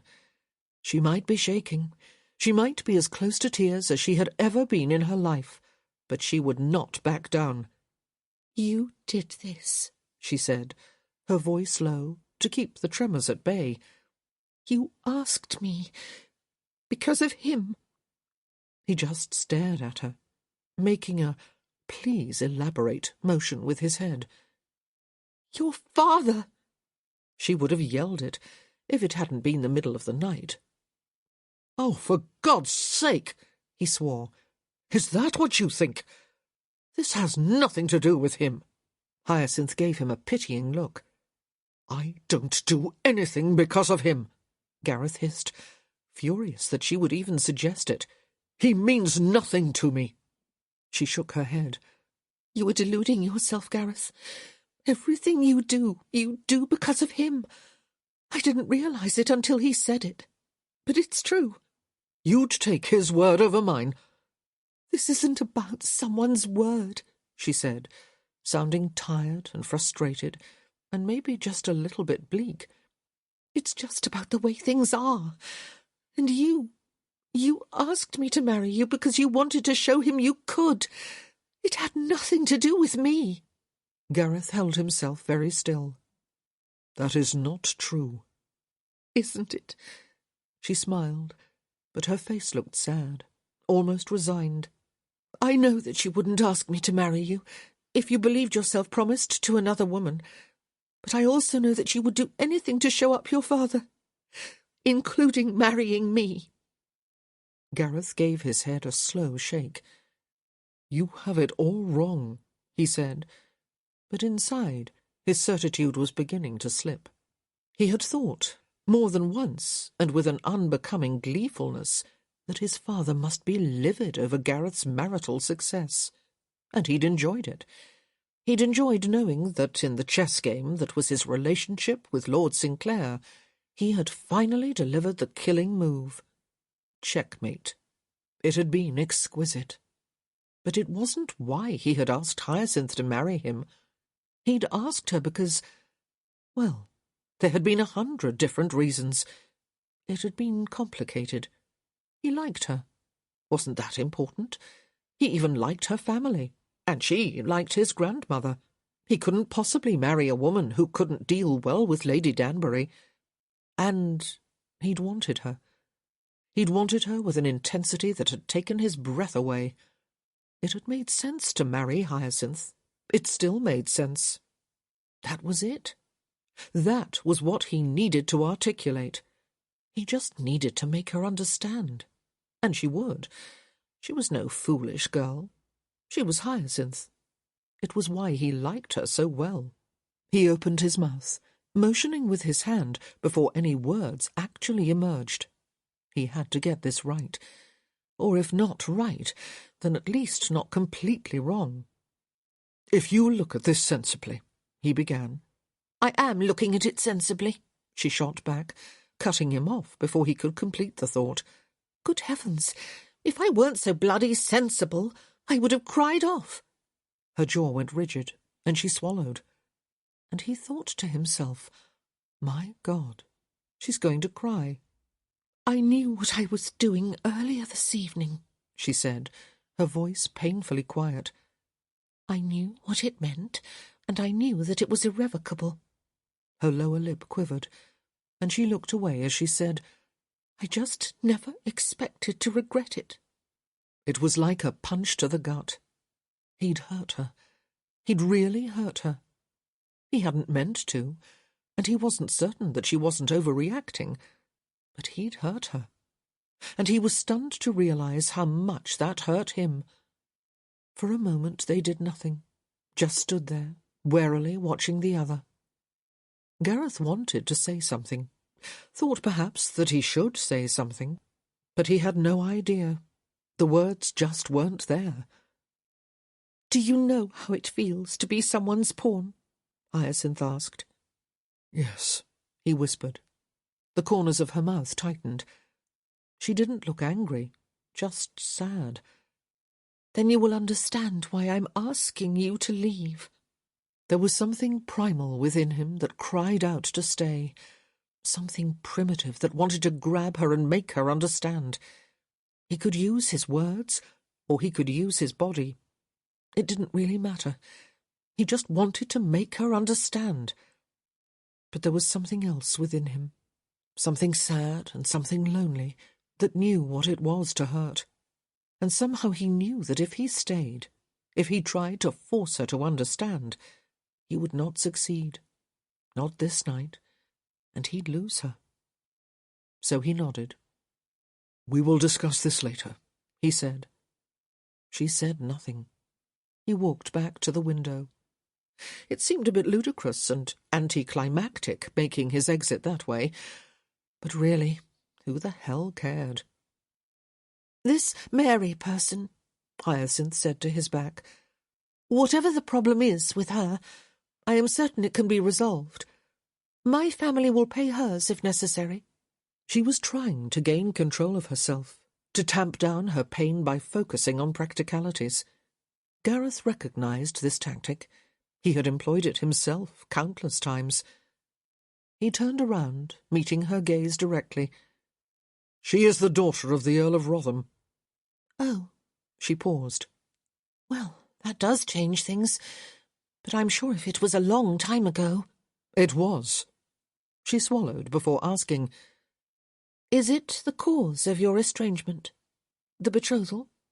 "You're asking a rather lot of questions for someone who has demanded that I leave." "I'm going to marry you," she said. "I will learn eventually."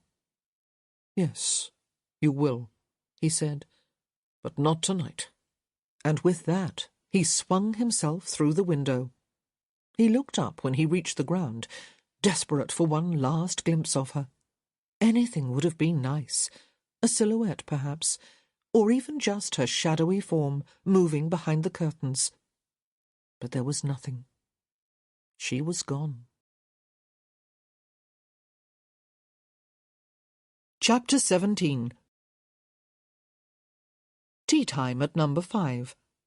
Hyacinth is alone in the drawing-room with her mother, always a dangerous proposition when one is in possession of a secret. "Is Mr. Sinclair out of town?" Hyacinth looked up from her rather sloppy embroidery for just long enough to say, "I don't believe so. Why?" Her mother's lips tightened fleetingly before she said, "He hasn't called in several days." Hyacinth affixed a bland expression onto her face as she said, "I believe he is busy with something or other relating to his property in Wiltshire." It was a lie, of course.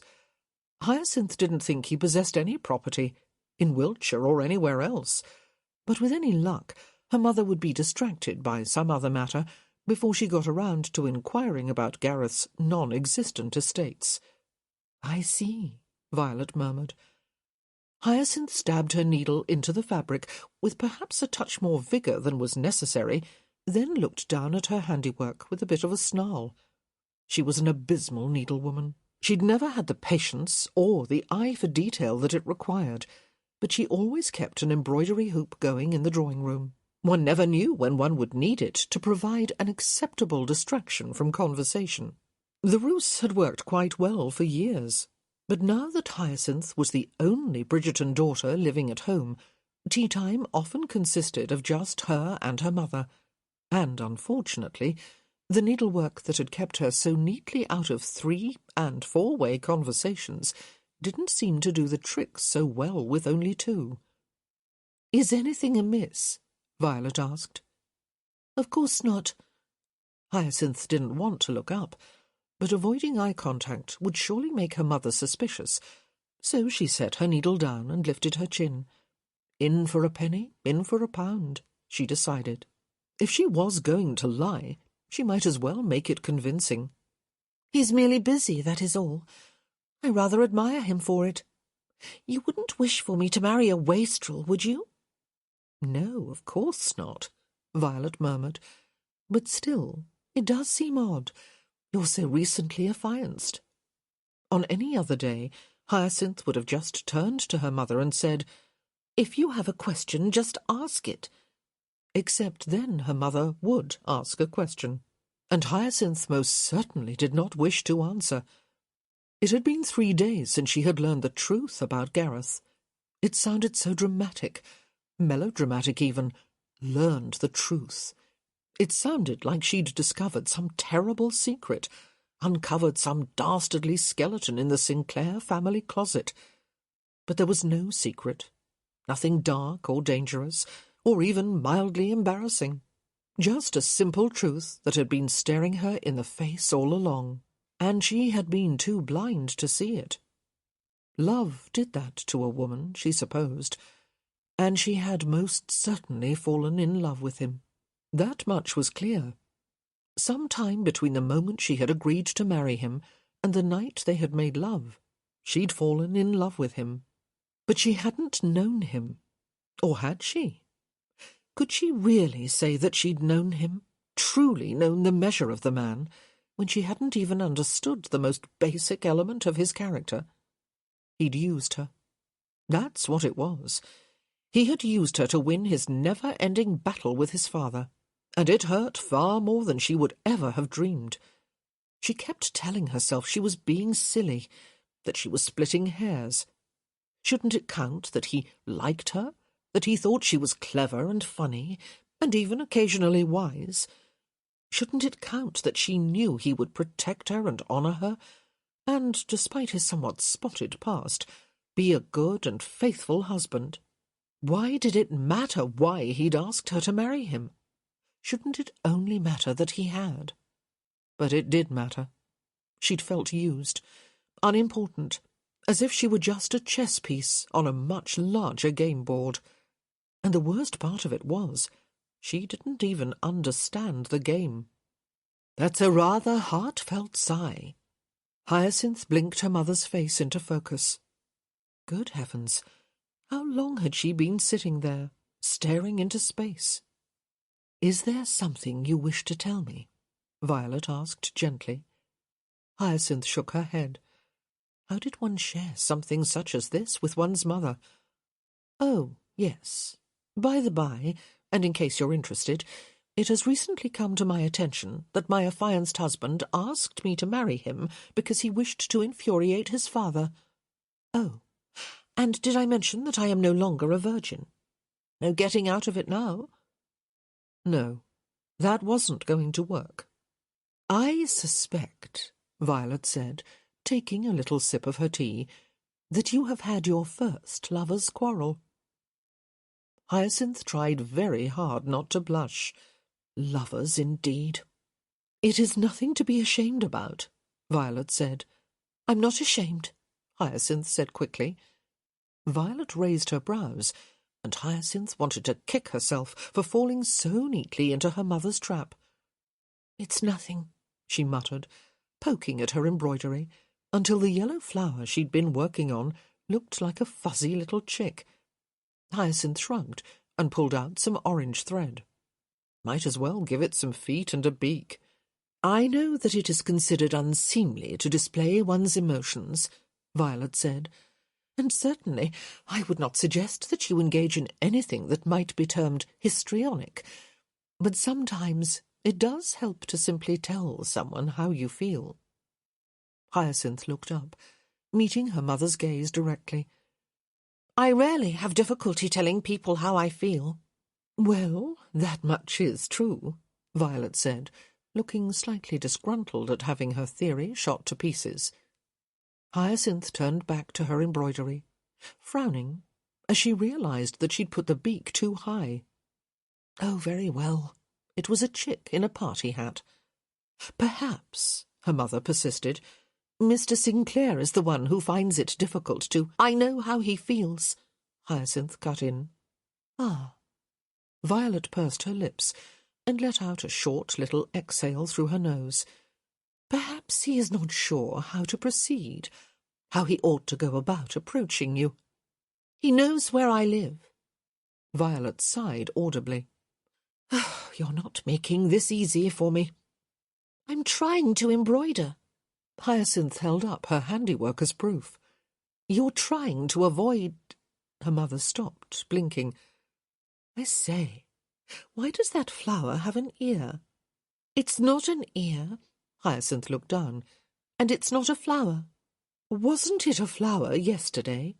I have a very creative mind, Hyacinth ground out, giving the blasted flower another ear. That, Violet said, has never been in any doubt.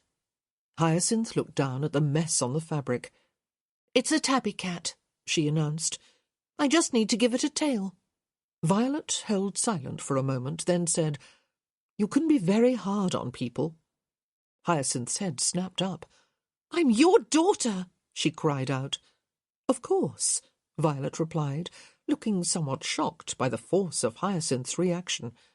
But why must you assume that whatever is the matter, it must be my fault? I didn't. You did.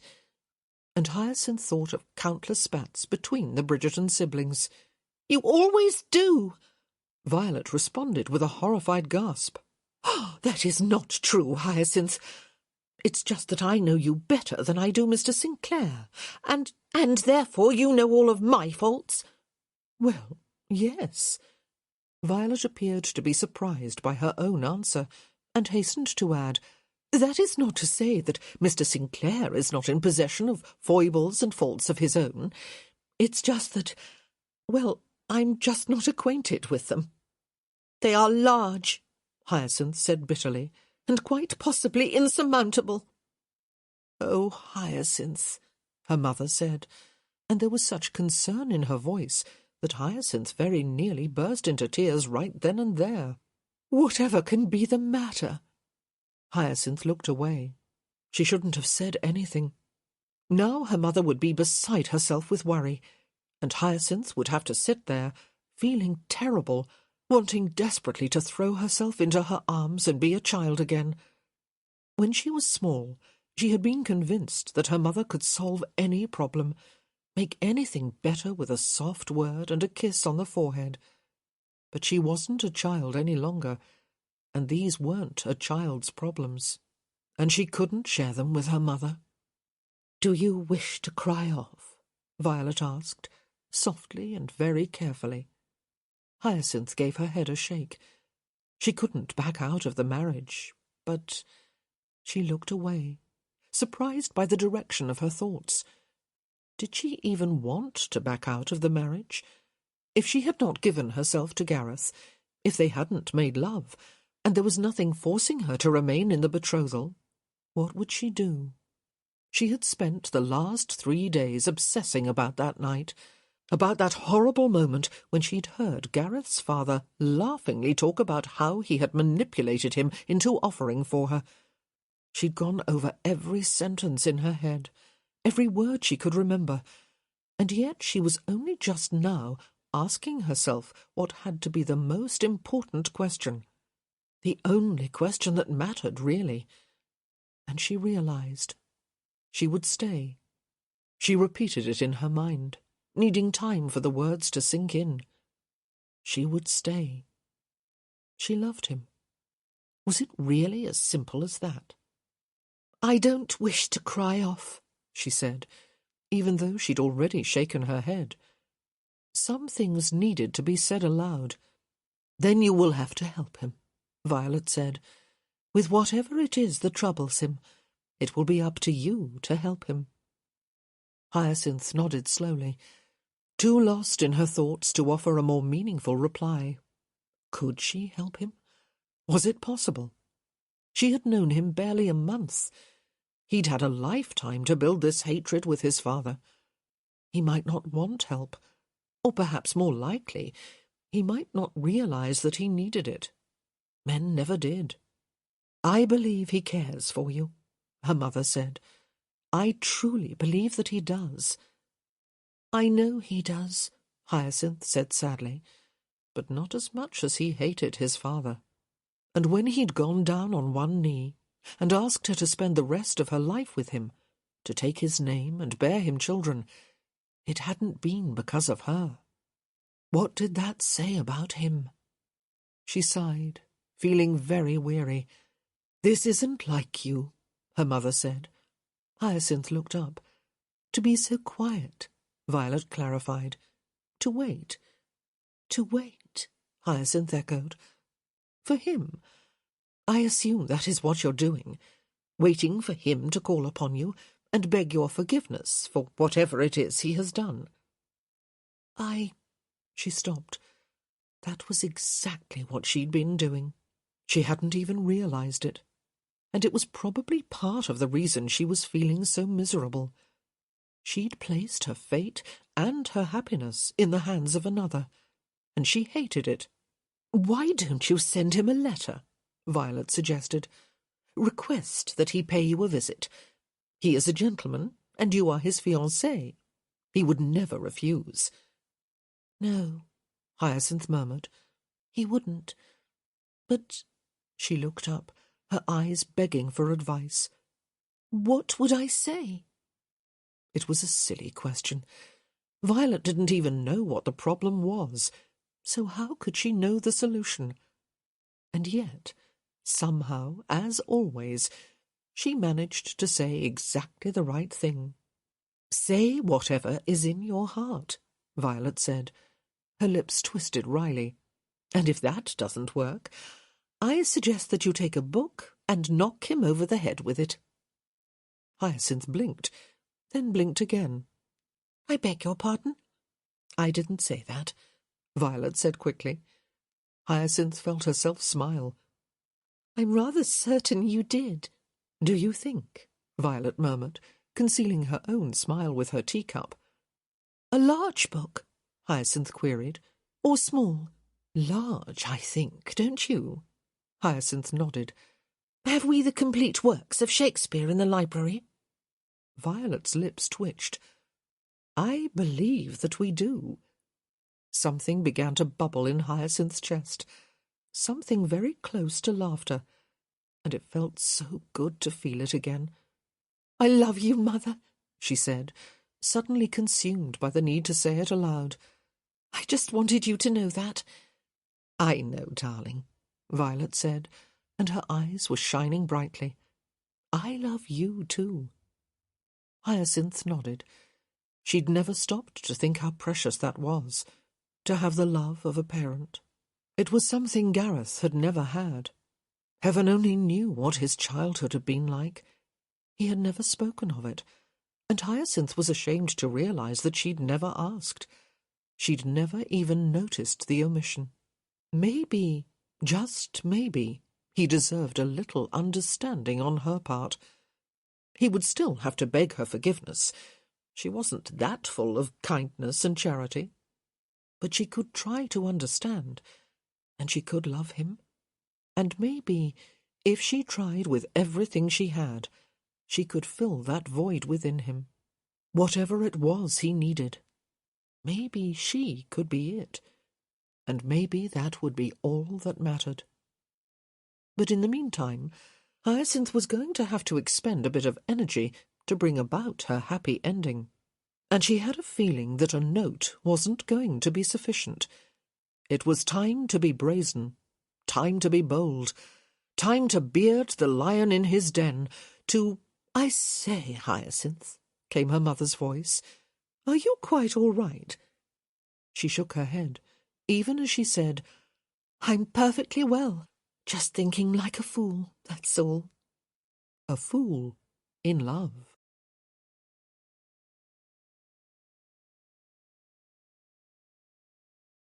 Chapter 18.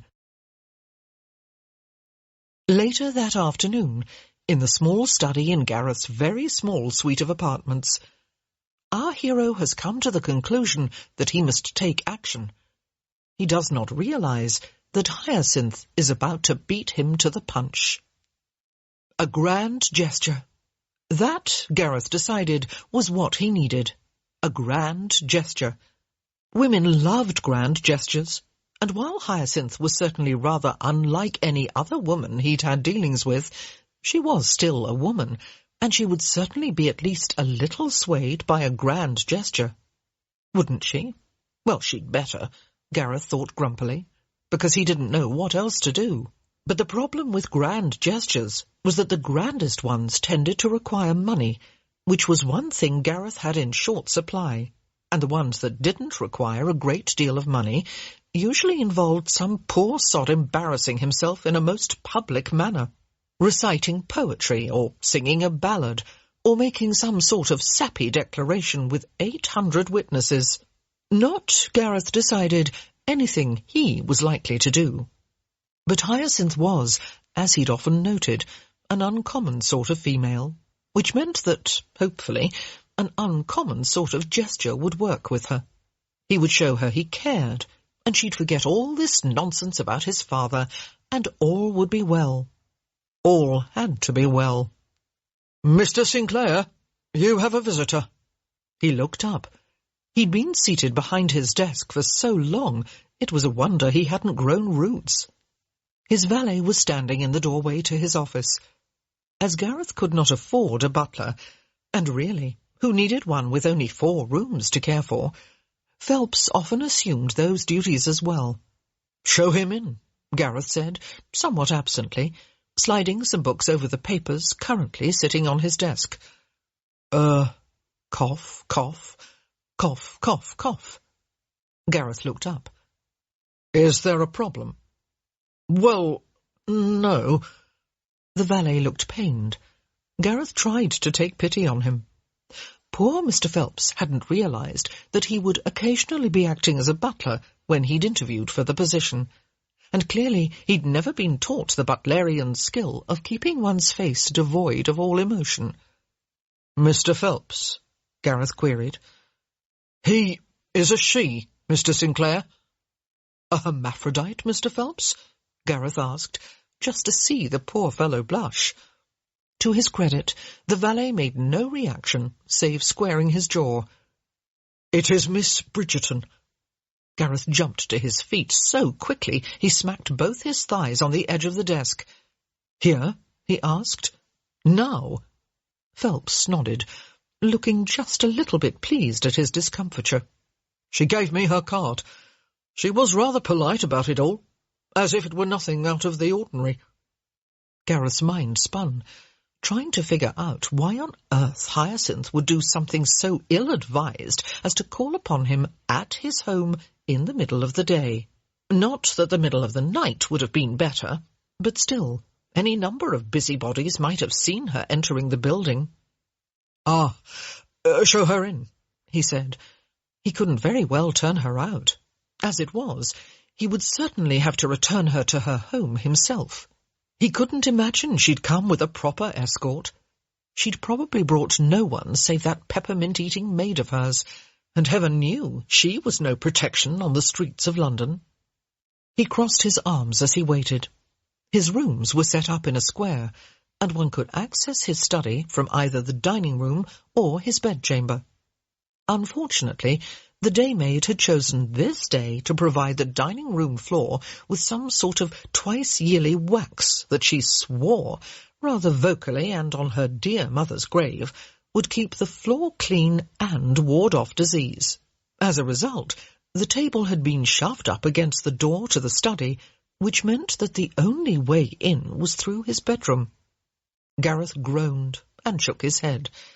The last thing he needed was to picture Hyacinth in his bedroom. He hoped she felt awkward passing through. It was the least she deserved, coming out here on her own. "Gareth," she said, appearing in the doorway. And all his good intentions flew right out the window. "What the devil are you doing here?" he demanded. "It's nice to see you, too," she said, with such composure that he felt like a fool. But still he plodded on. "Any number of people could have seen you. Have you no care for your reputation?" She shrugged delicately, pulling off her gloves. "I'm engaged to be married. You can't cry off, and I don't intend to, so I doubt I'll be forever ruined if someone catches me." Gareth tried to ignore the rush of relief he felt at her words. He had, of course, gone to great lengths to ensure that she could not cry off, and she had already said that she would not. But all the same, it was surprisingly good to hear it again. "Very well," he said slowly, choosing his words with great care. "Why, then, are you here?" "I am not here to discuss your father," she said briskly, "if that is what worries you." "I'm not worried," he bit off. She lifted one brow. Damn! But why had he chosen to marry the one woman in the world who could do that? Or at least the one woman of his acquaintance. "I'm not," he said testily. She said nothing in direct reply, but she did give him a look that said she didn't believe him for one instant. "I have come," she said, "to discuss the jewels." "The jewels?" he repeated. "Yes," she replied, still in that prim, businesslike voice of hers. "I hope you have not forgotten about them." "How could I?" he murmured. She was starting to irritate him, he realized. Or rather, her demeanour was. He was still roiling inside, on edge just from the very sight of her, and she was utterly cool, almost preternaturally composed. "I hope you still intend to look for them," she said. "We have come too far to give up now." "Have you any idea where we might begin?" he asked, keeping his voice scrupulously even. "If I recall correctly, we seem to have hit a bit of a brick wall."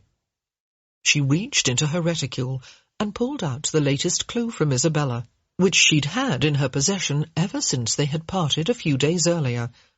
With careful, steady fingers, she unfolded it and smoothed it open on his desk. "I took the liberty of taking this to my brother Colin," she said. She looked up and reminded him, "You had given me your permission to do so." He gave her a brief nod of agreement. "As I mentioned, he has travelled extensively on the continent, and he seems to feel that it is written in a Slavic language. After consulting a map, he guessed that it is Slovene." At his blank stare, she added, "It is what they speak in Slovenia." Gareth blinked. "Is there such a country?" For the first time in the interview, Hyacinth smiled. "There is. I must confess, I was unaware of its existence as well. It's more of a region, really, to the north and east of Italy." "Part of Austria-Hungary, then?" Hyacinth nodded. "And the Holy Roman Empire before that. Was your grandmother from the north of Italy?" Gareth suddenly realized that he had no idea. Grandmother Isabella had loved to tell him stories of her childhood in Italy, but they had been tales of food and holidays, the sorts of things a very young boy might find interesting.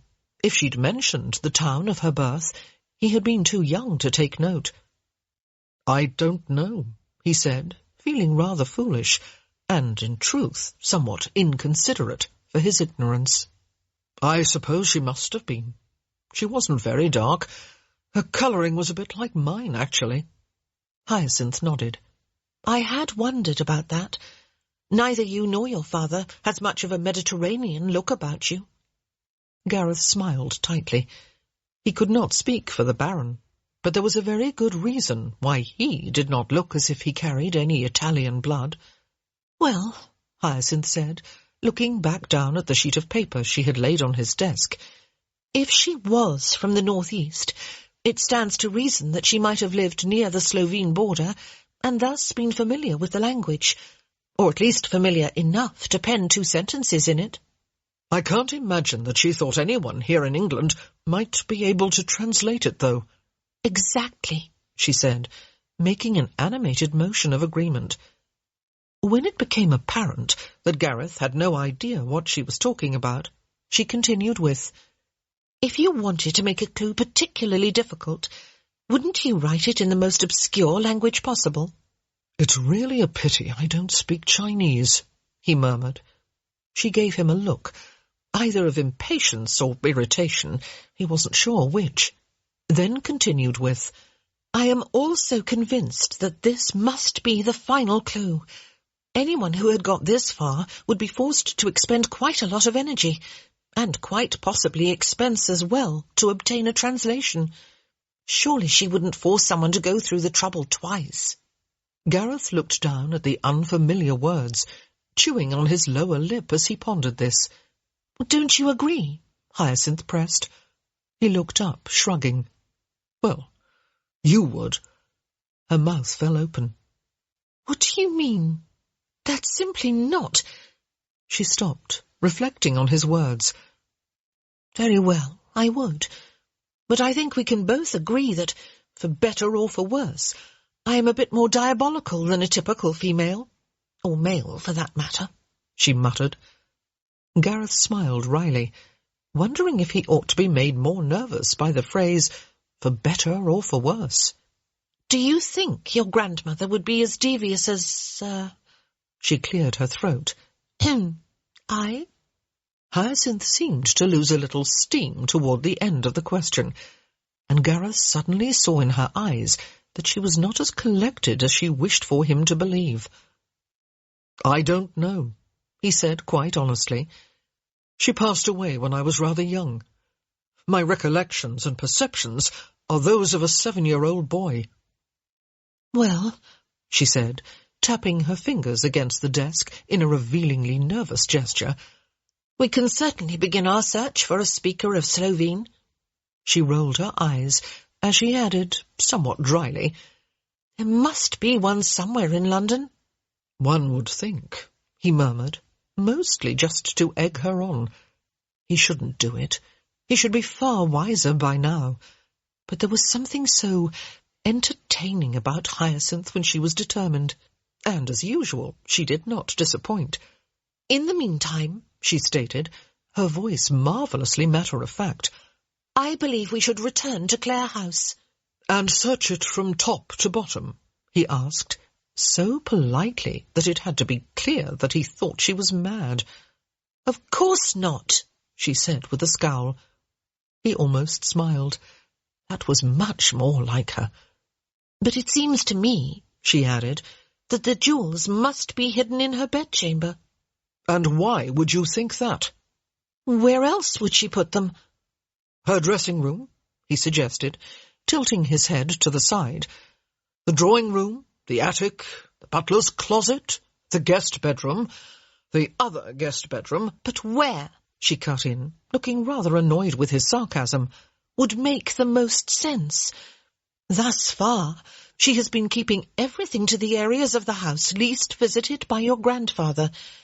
Where better than her bedchamber? He eyed her thoughtfully, and for long enough to make her blush. Finally he said, we know he visited her there at least twice. She blinked. Twice? My father and my father's younger brother. He died at Trafalgar, he explained, even though she hadn't asked. Oh. That seemed to take the winds out of her sails, at least momentarily. I'm sorry. Gareth shrugged. It was a long time ago, but thank you. She nodded slowly, looking as if she wasn't quite sure what to say now. Right, she finally said. Well. Right, he echoed. Well. Well, he said softly.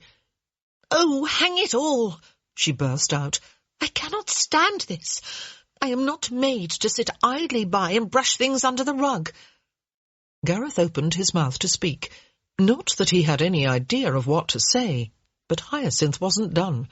I know I should be quiet, and I know I should leave well enough alone, but I can't. I just can't do it.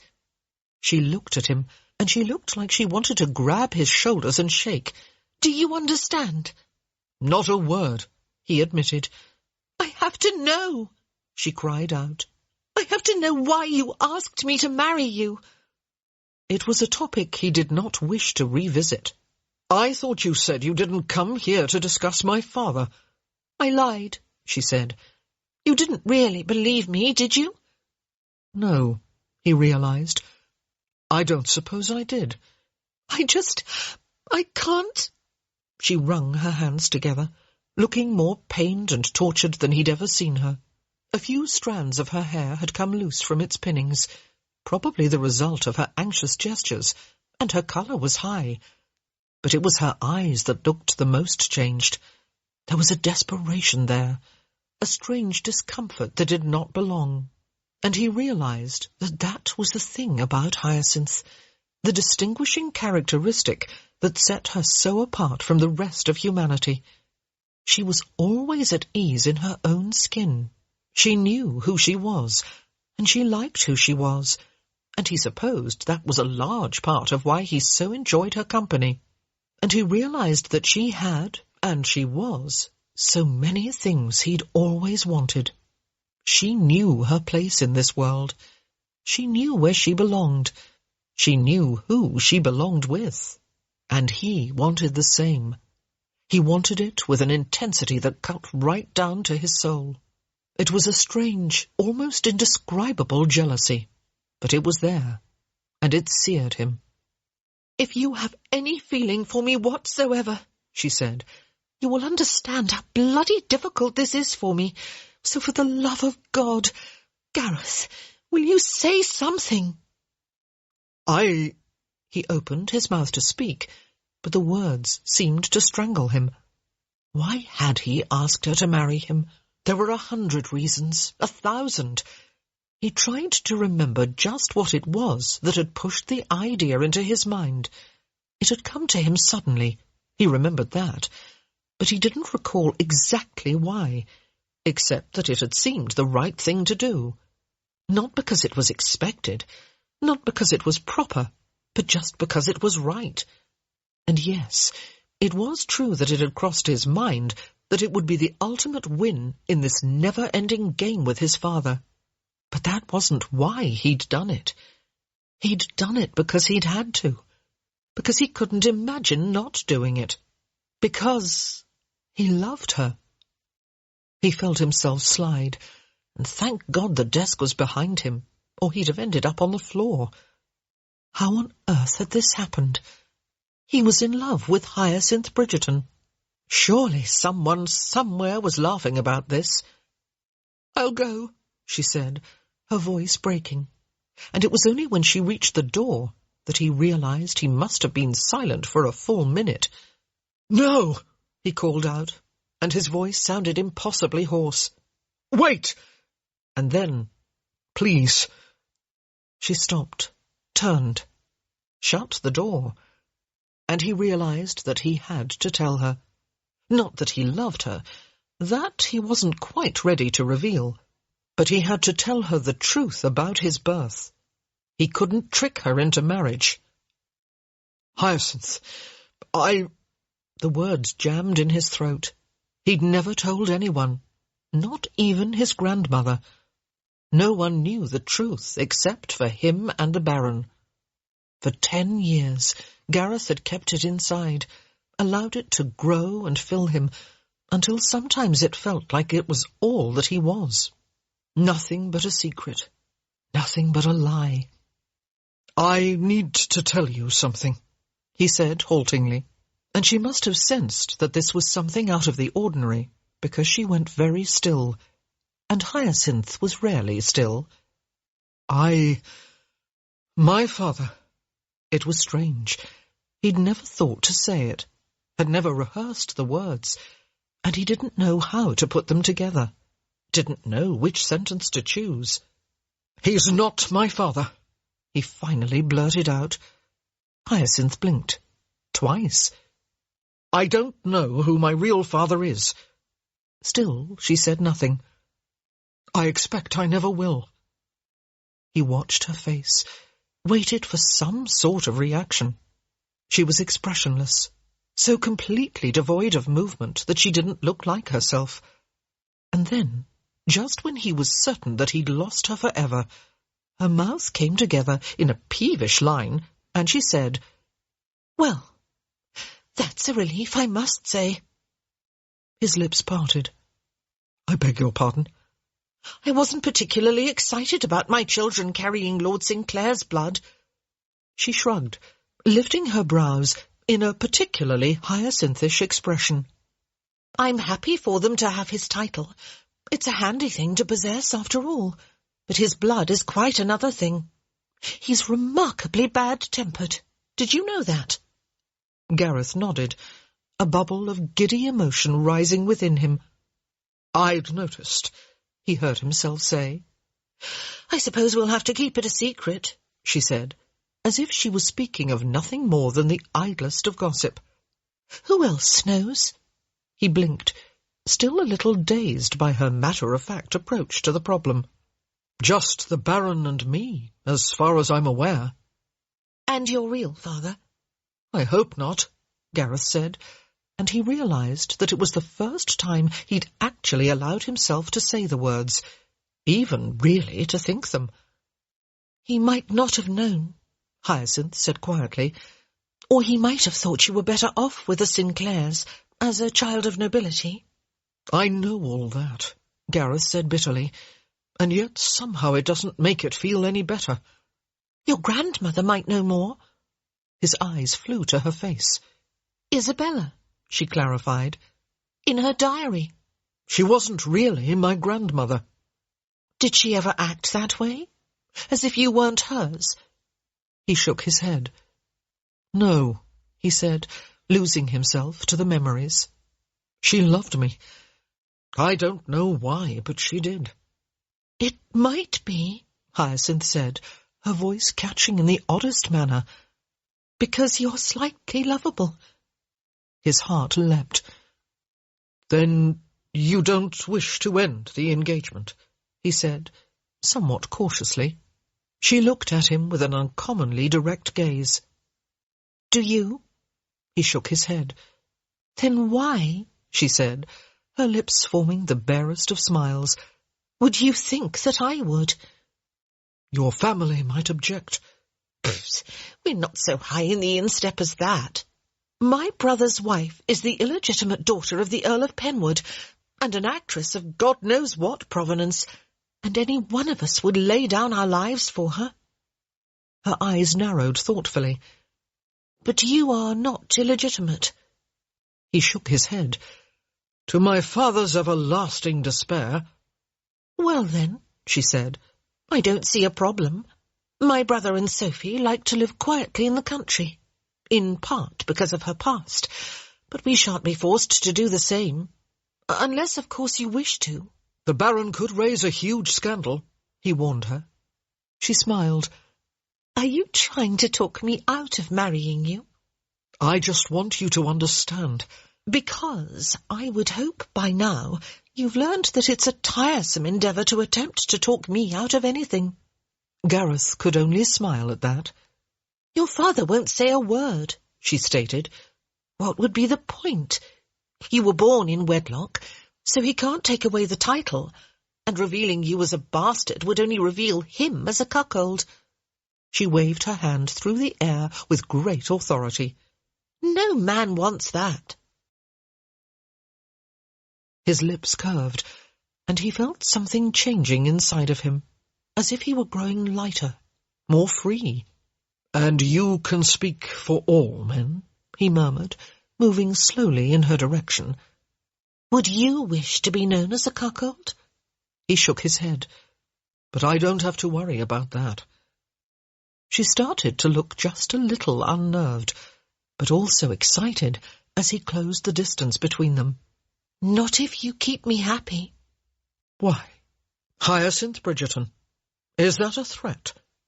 Her expression turned coy. Perhaps. He was only a step away now. I can see that I have my work cut out for me. Her chin lifted, and her chest began to rise and fall more rapidly. I'm not a particularly easy woman. He found her hand and lifted her fingers to his mouth. I do enjoy a challenge. Then it's a good thing you're... He took one of her fingers and slid it into his mouth, and she gasped. Hurrying me, she somehow finished. He moved to another finger. You do like to talk, he said with a chuckle. What do you... He smiled to himself as he moved to the inside of her wrist. Mean by that? But there wasn't much punch left in her question. She was quite literally melting against the wall, and he felt like king of the world. Oh, nothing much, he murmured, tugging her close so that he could move his lips to the side of her throat. Just that I'm looking forward to actually marrying you, so that you can make as much noise as you'd like. He couldn't see her face. He was much too busy attending to the neckline of her dress, which clearly had to be brought down, but he knew she blushed. He felt the heat beneath her skin.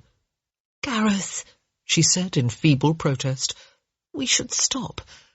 You don't mean that, he said, sliding his hand under the hem of her skirt, once it became clear that the bodice wasn't going to budge.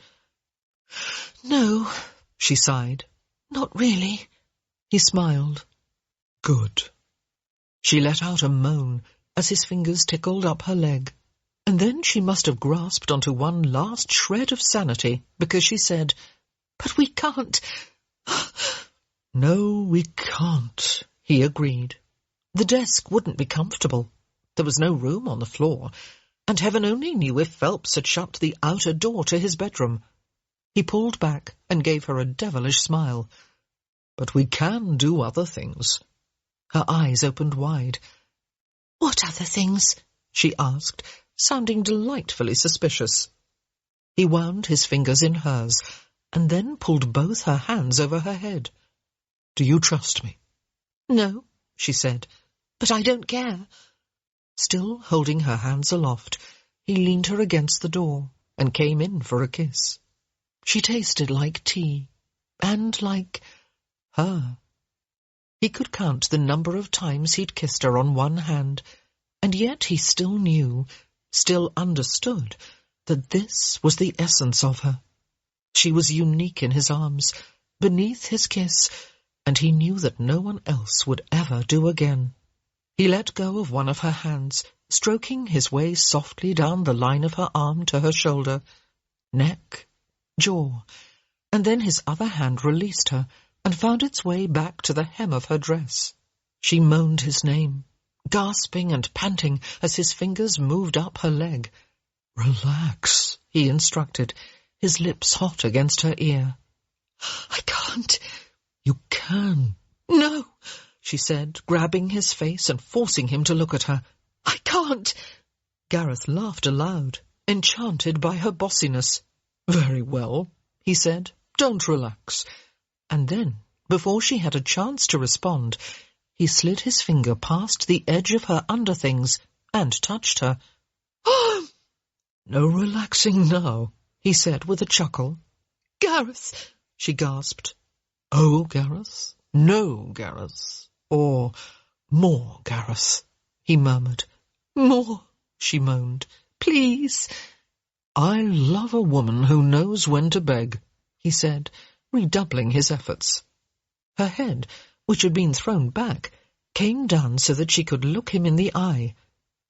You'll pay for that, she said. He quirked a brow. I will, she nodded. Just not now. He laughed softly. Fair enough. He rubbed her gently, using soft friction to bring her to a quivering peak. She was breathing erratically now, her lips parted and her eyes glazed. He loved her face, loved every little curve of it, the way the light hit her cheekbones, and the shape of her jaw. But there was something about it now, when she was lost in her own passion, that took his breath away. She was beautiful, not in a way that would launch 1,000 ships, but in a more private fashion. Her beauty was his and his alone, and it humbled him. He leaned down to kiss her, tenderly, with all the love he felt. He wanted to catch her gasp when she climaxed, wanted to feel her breath and her moan with his mouth. His fingers tickled and teased, and she tensed beneath him, her body trapped between his and the wall, grinding against them both. "Gareth!" she gasped, breaking free of the kiss for just long enough to say his name. "Soon," he promised. He smiled. "Maybe now." And then, as he captured her for one last kiss, he slid one finger inside of her, even as another continued its caress. He felt her close tight around him, felt her body practically lift off the floor with the force of her passion. And it was only then that he realized the true measure of his own desire. He was hard and hot and desperate for her, and even so, he'd been so focused on her that he hadn't noticed. Until now. He looked at her. She was limp, breathless, and as near to insensible as he'd ever seen her. Damn. That was all right, he told himself unconvincingly. They had their whole lives ahead of them. One encounter with a tub of cold water wasn't going to kill him. "Happy," he murmured, gazing down at her indulgently. She nodded, but that was all she managed. He dropped a kiss on her nose, then remembered the papers he'd left on his desk. They weren't quite complete, but still, it seemed a good time to show them to her. "I have a present for you," he said.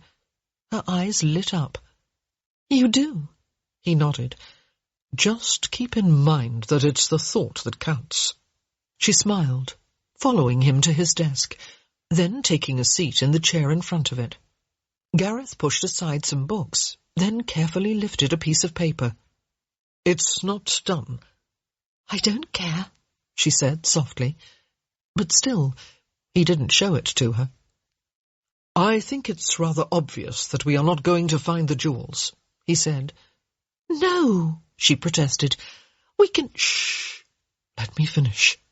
It went against her every last impulse, but she managed to shut her mouth. "I am not in possession of a great deal of money," he said. "That doesn't matter." He smiled wryly.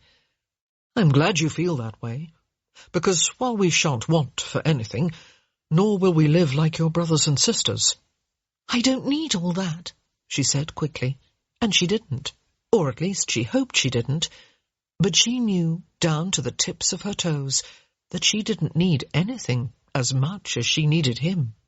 He looked slightly grateful, and also maybe just a little bit uncomfortable. "It'll probably be even worse once I inherit the title," he added. "I think the Baron is trying to fix it so that he can beggar me from beyond the grave." "Are you trying to talk me out of marrying you again?" "Oh, no," he said. "You're most definitely stuck with me now. But I did want you to know that if I could, I would give you the world." He held out the paper, starting with this. She took the sheet into her hands and looked down. It was a drawing of her. Her eyes widened with surprise. "Did you do this?" she asked. He nodded. "I'm not well trained, but I can—" "It's very good," she said, cutting him off. He would never find his way into history as a famous artist, but the likeness was a good one, and she rather thought he'd captured something in her eyes, something that she'd not seen in any of the portraits of her family had commissioned. "I have been thinking about Isabella," he said, leaning against the edge of his desk, "and I remembered a story she told me when I was young. There was a princess, and an evil prince, and, he smiled ruefully, a diamond bracelet. Hyacinth had been watching his face, mesmerized by the warmth in his eyes, but at this she looked quickly back down at the drawing. There on her wrist was a diamond bracelet. "I'm sure it's nothing like what she actually hid," he said, "but it is how I remember her describing it to me, and it is what I would give to you, if only I could." "Gareth, And she felt tears welling in her eyes, threatening to spill down her cheeks. "It is the most precious gift I have ever received." He looked not like he didn't believe her, but rather like he wasn't quite sure that he should. "You don't have to say—" "It is," she insisted, rising to her feet.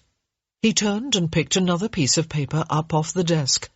"I drew it here as well," he said, "but larger, so you could see it better." She took the second piece of paper into her hands and looked down. He'd drawn just the bracelet, as if suspended in air. "It's lovely," she said, touching the image with her fingers. He gave her a self-deprecating smile. "If it doesn't exist, it should." She nodded, still examining the drawing. The bracelet was lovely, each link shaped almost like a leaf. It was delicate and whimsical, and Hyacinth ached to place it on her wrist. But she could never treasure it as much as she did these two drawings. Never. She looked up, her lips parting with surprise. She almost said, "I love you." "I love them," she said instead, but when she looked up at him, she rather fancied that the truth was in her eyes. "I love you." She smiled and placed her hand over his. She wanted to say it, but she wasn't quite ready. She didn't know why, except that maybe she was afraid to say it first. She, who was afraid of almost nothing, could not quite summon the courage to utter 3 little words. It was astounding, terrifying, and she decided to change the mood. "I still want to look for the jewels," she said, clearing her throat until her voice emerged in its customarily efficient manner. He groaned. "Why won't you give up?" Because I can't." She clamped her mouth into a frown. "I certainly don't want your father to have them now." "Oh." She looked up. "Am I to call him that?" He shrugged. "I still do. It's a difficult habit to break." She acknowledged this with a nod. "I don't care if Isabella wasn't really your grandmother. You deserve the bracelet." He gave her an amused smile. "And why is that?" That stumped her for a moment. "Because you do," she finally said. "Because someone has to have it, and I don't want it to be him. Because—" She glanced longingly down at the drawing in her hands. "Because this is gorgeous." "Can't we wait to find our Slovenian translator?" She shook her head, pointing at the note, still lying on the desk. "What if it's not in Slovene?" "I thought you said it was," he said, clearly exasperated. "I said my brother thought it was," she returned. "Do you know how many languages there are in Central Europe?" He cursed under his breath. "I know," she said. "It's very frustrating." He stared at her in disbelief. "That's not why I swore." "Then why?" "Because you are going to be the death of me," he ground out. Hyacinth smiled, pointing her index finger and pressing it right against his chest. "Now you know why I said my family was mad to get me off their hands." "God help me, I do." She cocked her head to the side. "Can we go tomorrow?" "No." "The next day?" "No." "Please," she tried. He clamped his hands on her shoulders and spun her around until she faced the door. "I'm taking you home," he announced. She turned, trying to talk over her shoulder. "Please—" "No!" Hyacinth shuffled along, allowing him to push her toward the door. When she could not put it off any longer, she grasped the doorknob, but before she turned it, She twisted back one last time, opened her mouth and— "No, I didn't very well," he groaned, practically throwing his arms up in exasperation. "You win." "Oh, but you are not coming." She froze, her mouth still open and round. "I beg your pardon," she said. "I will go," he said, looking very much as if he'd rather have all of his teeth pulled. "But you will not." She stared at him, trying to come up with a way to say, "That's not fair," without sounding juvenile. Deciding that was impossible, she set to work attempting to figure out how to ask how she would know he'd actually gone without sounding as if she didn't trust him. Botheration! That was a lost cause as well. So she settled for crossing her arms and skewering him with a glare. To no effect whatsoever. He just stared down at her and said, "No." Hyacinth opened her mouth one last time, then gave up, sighed, and said, "Well, I suppose if I could walk all over you, you wouldn't be worth marrying." He threw back his head and laughed. "You're going to be a fine wife, Hyacinth Bridgerton," he said, nudging her out of the room. He groaned. "Good God, but not if you turn into my grandmother." "It is my every aspiration," she said archly. "Pity," he murmured, tugging at her arm, so that she came to a halt before they reached his sitting room. She turned to him, questioning with her eyes. He curved his lips, all innocence. "Well, I can't do this to my grandmother." "Oh!" she yelped. How had he gotten his hand there? Or this? "Gareth!" Gareth, yes, or Gareth, no. She smiled. She couldn't help it. "Gareth, more."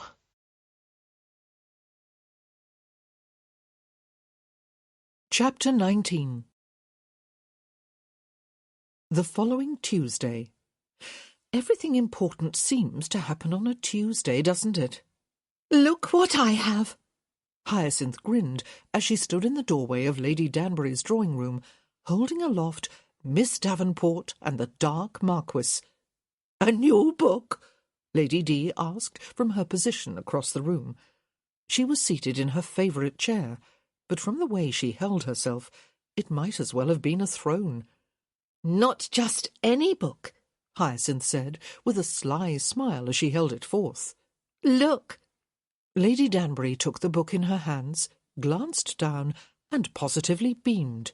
"We haven't read this one yet," she said. She looked back up at Hyacinth. "I hope it's just as bad as the rest." "Oh, come now, Lady Danbury," Hyacinth said, taking a seat next to her. "You shouldn't call them bad." "I didn't say they weren't entertaining," the Countess said, eagerly flipping through the pages. "How many chapters do we have left with dear Miss Butterworth?" Hyacinth plucked the book in question off a nearby table and opened it to the spot she had marked the previous Tuesday. 3, she said, flipping back and forth to check. I wonder how many cliffs poor Priscilla can hang from in that time." 2 at least, I should think," Hyacinth murmured, "provided she isn't struck with the plague." Lady Danbury appeared to peer at the book over her shoulder. "Do you think it possible? A bit of the bubonic would do wonders for the prose." Hyacinth chuckled. "Perhaps that should have been the subtitle. Miss Butterworth and the Mad Baron, or," she lowered her voice dramatically, "a bit of the bubonic. I prefer pecked to death by pigeons myself." "Maybe we should write a book," Hyacinth said with a smile, getting ready to launch into Chapter 18. Lady Danbury looked as if she wanted to clap Hyacinth on the head. "That is exactly what I've been telling you." Hyacinth scrunched her nose as she shook her head. "No," she said, "it really wouldn't be much fun past the titles. Do you think anyone would wish to buy a collection of amusing book titles?" "They would, if it had my name on the cover," Lady D said with great authority. "Speaking of which, How is your translation of my grandson's other grandmother's diary coming along?" Hyacinth's head bobbed slightly as she tried to follow Lady D's convoluted sentence structure. "I'm sorry," she finally said. "How does that have anything to do with people being compelled to purchase a book with your name on the cover?" Lady Danbury waved her hand forcefully in the air, as if Hyacinth's comment were a physical thing she could push away. "You haven't told me anything," she said. "I'm only a little bit more than halfway through," Hyacinth admitted. "I remember far less Italian than I had thought, and I am finding it a much more difficult task than I had anticipated." Lady D nodded. "She was a lovely woman." Hyacinth blinked in surprise.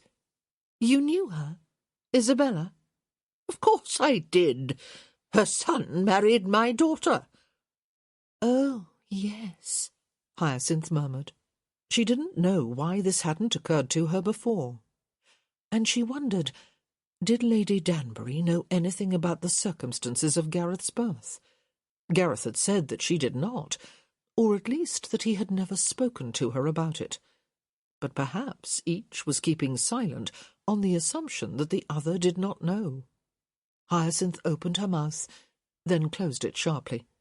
It was not her place to say anything. It was not.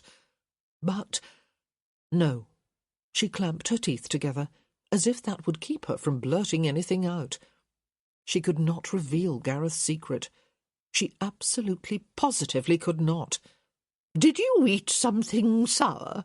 Lady D asked, without any delicacy whatsoever. "You look rather ill." "I'm perfectly well," Hyacinth said, pasting a sprightly smile on her face. "I was merely thinking about the diary. I brought it with me, actually, to read in the carriage." She had been working on the translation tirelessly since learning Gareth's secret earlier that week. She wasn't sure if they would ever learn the identity of Gareth's real father, but Isabella's diary seemed to be the best possible place to start the search. "Did you?" Lady Danbury sat back in her chair, closing her eyes. "Read to me from that instead, why don't you?" "You don't understand Italian," Hyacinth pointed out. "I know, but it's a lovely language, so melodious and smooth, and I need to take a nap." "Are you certain?" Hyacinth asked, reaching into her small satchel for the diary. "That I need a nap? Yes, more's the pity. It started 2 years ago. Now I can't exist without one each afternoon." "Actually, I was referring to the reading of the diary," Hyacinth murmured. "If you wish to fall asleep, there are certainly better methods than my reading to you in Italian." "Why, Hyacinth," Lady D said, with a noise that sounded suspiciously like a cackle. "Are you offering to sing me lullabies?" Hyacinth rolled her eyes. "You're as bad as a child." "Whence we came, my dear Miss Bridgerton, whence we came." Hyacinth shook her head and found her spot in the diary. She'd left off in the spring of 1793, 4 years before Gareth's birth. According to what she had read in the carriage on the way over, Gareth's mother was pregnant with what Hyacinth assumed would be Gareth's older brother George. She had suffered 2 miscarriages before that, which had not endeared her to her husband. What Hyacinth was finding most interesting about the tale was the disappointment Isabella expressed about her son. She loved him, yes, but she regretted the degree to which she had allowed her husband to mould him. As a result, Isabella had written, the son was just like the father. He treated his mother with disdain, and his wife fared no better. Hyacinth was finding the entire tale to be rather sad. She liked Isabella. There was an intelligence and humour to her writing that shone through, even when Hyacinth was not able to translate every word, and Hyacinth liked to think that if they had been of an age, they would have been friends. It saddened her to realize the degree to which Isabella had been stifled and made unhappy by her husband, and it reinforced her belief that it really did matter who one married, not for wealth or status, although Hyacinth was not so idealistic that she would pretend those were completely unimportant. But one only got one life, and, God willing, one husband. And how nice to actually like the man to whom one pledged one's troth. Isabella hadn't been beaten or misused, but she had been ignored, and her thoughts and opinions had gone unheard. Her husband sent her off to some remote country house, and he taught his sons by example. Gareth's father treated his wife the exact same way. Hyacinth supposed that Gareth's uncle would have been the same too, if he had lived long enough to take a wife. "Are you going to read to me or not?" Lady D asked, somewhat stridently. Hyacinth looked over at the Countess, who had not even bothered to open her eyes for her demand. "Sorry," she said, using her finger to find where she had left off. "I need just a moment to... here we are." Hyacinth cleared her throat and began to read in Italian. "Si avvicina il giorno in cui nascerà il mio primo nipote. Prego che sia un maschio." She translated in her head as she continued to read aloud in Italian. "The day draws near in which will be born my first grandchild. I pray that it will be a boy. I would love a little girl. I would probably be allowed to see her and love her more, but it will be better for us all if we have a boy. I am afraid to think how quickly Anne will be forced to endure the attentions of my son if she has a girl. I should love better my own son, but instead I worry about his wife." Hyacinth paused, eyeing Lady Danbury for signs that she understood any of the Italian. This was her daughter she was reading about, after all. Hyacinth wondered if the Countess had any idea how sad the marriage had been. But Lady D had, remarkably, started to snore. Hyacinth blinked in surprise and suspicion. She had never dreamed that Lady Danbury might fall asleep that quickly. She held silent for a few moments, waiting for the Countess's eyes to pop open with a loud demand for her to continue. After a minute, however, Hyacinth was confident that Lady D really had fallen asleep.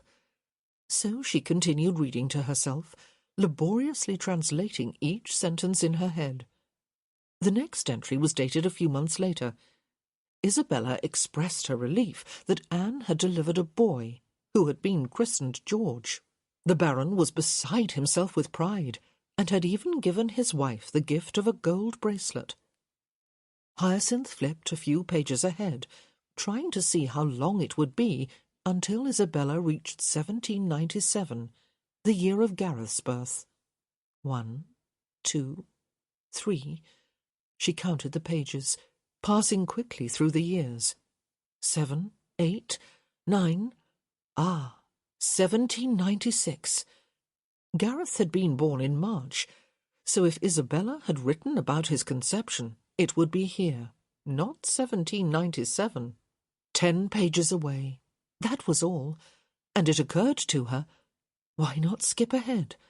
There was no law requiring her to read the diary in perfect chronological order. She could just peek ahead to 1796 and 1797 and see if there was anything relating to Gareth and his parentage. If not, she'd go right back to where she'd left off and start reading anew. And wasn't it Lady Danbury who'd said that patience most certainly was not a virtue? Hyacinth glanced ruefully down at 1793, then, holding the 5 leaves of paper as one, shifted to 1796. Back, forth, back, forth. She turned to 1796 and planted her left hand down so that she wouldn't turn back again. Definitely forth. 24th of June, 1796, she read to herself. I arrived at Clare House for a summer visit, only to be informed that my son had already left for London. Hyacinth quickly subtracted months in her head. Gareth was born in March of 1797. 3 months took her back to December 1796, And another 6 to June. And Gareth's father was out of town. Barely able to breathe, Hyacinth read on. Anne seems contented that he is gone, and little George is such a treasure. Is it so terrible to admit that I am more happy when Richard isn't here? It is such a joy to have all the persons I love so close. Hyacinth scowled as she finished the entry. There was nothing out of the ordinary there.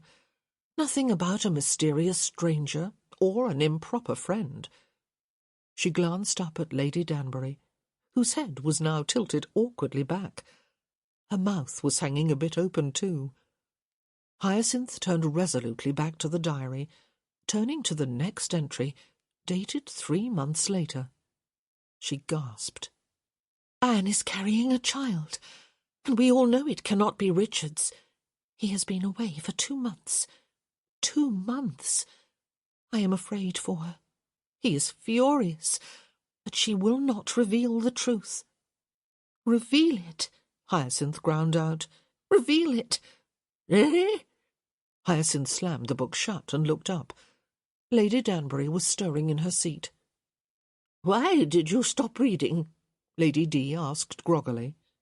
I didn't, Hyacinth lied, her fingers holding the diary so tightly it was a wonder she didn't burn holes through the binding. You fell asleep. Did I? Lady Danbury murmured. I must be getting old. Hyacinth smiled tightly. Very well, Lady D said with a wave of her hand. She fidgeted a bit, moving first to the left, then to the right, then back to the left again. I'm awake now. Let's get back to Miss Butterworth. Hyacinth was aghast. Now? As opposed to when? Hyacinth had no good answer for that. Very well, she said, with as much patience as she could muster. She forced herself to set the diary down beside her, and she picked up Miss Butterworth and the Mad Baron in its stead. She cleared her throat, turning to the first page of chapter 18. Throat bothering you?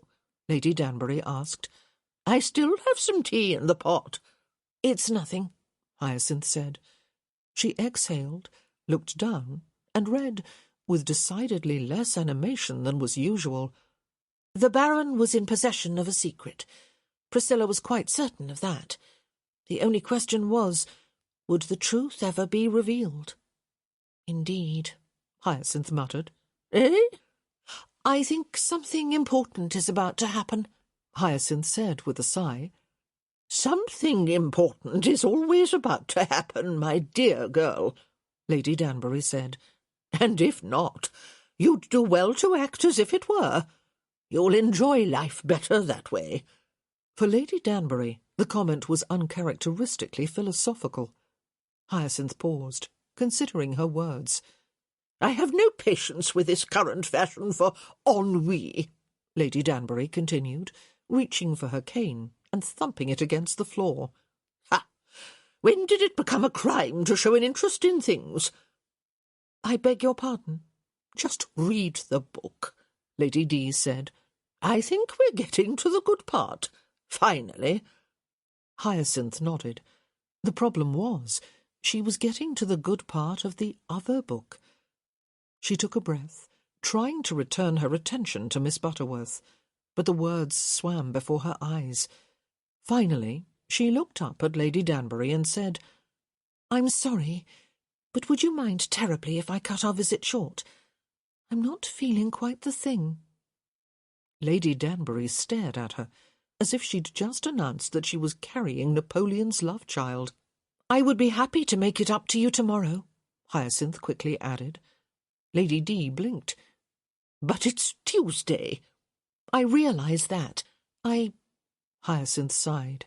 You are a creature of habit, aren't you? The hallmark of civilization is routine. Yes, I understand, but the sign of a truly advanced mind, Lady D cut in, is the ability to adapt to changing circumstances. Hyacinth's mouth fell open. Never in her wildest dreams would she have imagined Lady Danbury uttering that. "Go on, dear child," Lady D said, shooing her toward the door. "Do whatever it is that has you so intrigued." For a moment, Hyacinth could do nothing but stare at her. And then, suffused with a feeling that was as lovely as it was warm, she gathered her things, rose to her feet, and crossed the room to Lady Danbury's side. "You're going to be my grandmother," she said, leaning down and giving her a kiss on the cheek. She'd never assumed such familiarity before, but somehow it felt right. "You silly child," Lady Danbury said, brushing at her eyes as Hyacinth walked to the door. "In my heart, I've been your grandmother for years. I've just been waiting for you to make it official." Chapter 20. Later that night, quite a bit later actually, Hyacinth's attempts at translation had to be postponed for a lengthy family dinner, followed by an interminable game of charades. Finally, at 11:30, she found the information she was seeking. Excitement proved stronger than caution. Another 10 minutes, and Gareth would not have been there to hear the knock. He had pulled on his jumper, a rough woolen thing that his grandmother would have called dreadfully uncouth, but which had the advantage of being black as night. He was just sitting on his sofa to don his most quietly soled boots when he heard it. A knock, soft but adamant. A glance at the clock told him it was almost midnight. Phelps had long since gone to bed, so Gareth went to the door himself, positioning himself near the heavy wood with a "Yes?" "It is I," came the insistent reply. "What? No, it couldn't be." He yanked the door open. "What are you doing here?" he hissed, pulling Hyacinth into the room. She went flying by him, stumbling into a chair as he let go to peer out into the hall. "Didn't you bring someone with you?" She shook her head. "No time to." "Are you mad?" he whispered furiously.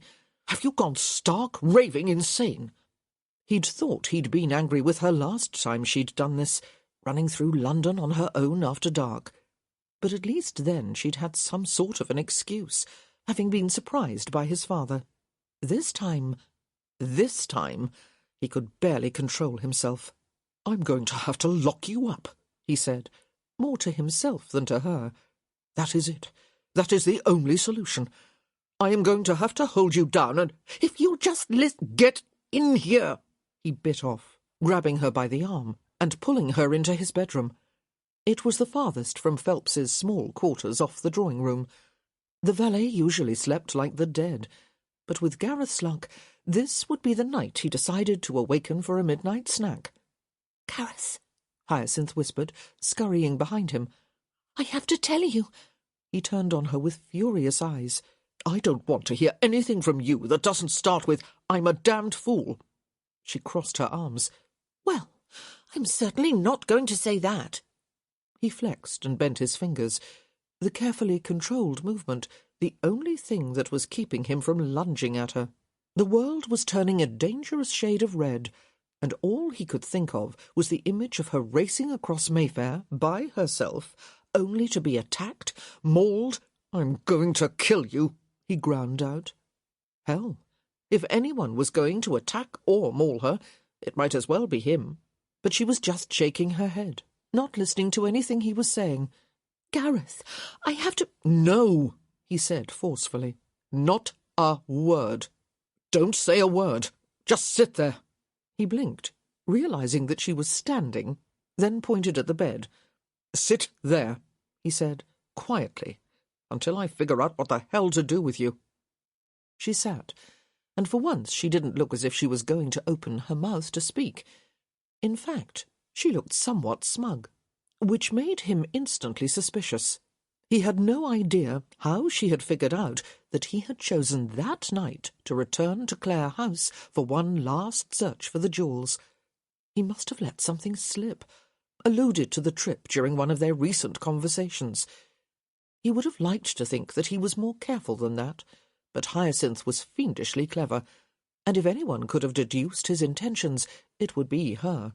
It was a damn fool endeavour, in his opinion. He didn't have a clue where the diamonds might be, save for Hyacinth's theory about the Baroness's bedchamber, but he had promised her he would go, and he must have had a more finely tuned sense of honour than he had thought, because here he was, heading out to Clare House for the 3rd time that month. He glared at her. She smiled serenely, sending him right over the edge. That was it. That was absolutely all right, he said, his voice so low it was almost shaking. We are going to lay out some rules, right here and right now. Her spine stiffened. I beg your pardon? When we are married, you will not exit the house without my permission. Ever? She cut in. Until you have proven yourself to be a responsible adult, he finished, barely recognizing himself in his own words. But if this was what it took to keep the bloody little fool safe from herself, then so be it. She let out an impatient breath. When did you grow so pompous? When I fell in love with you, he practically roared. Or he would have, if they hadn't been in the middle of a building of apartments, all inhabited by single men who stayed up late and liked to gossip. You what? Her mouth fell open into a fetching little oval, but Gareth was too far gone to appreciate the effect. I love you, you idiot woman, he said, his arms jerking and flailing like a madman's. It was astonishing, what she had reduced him to.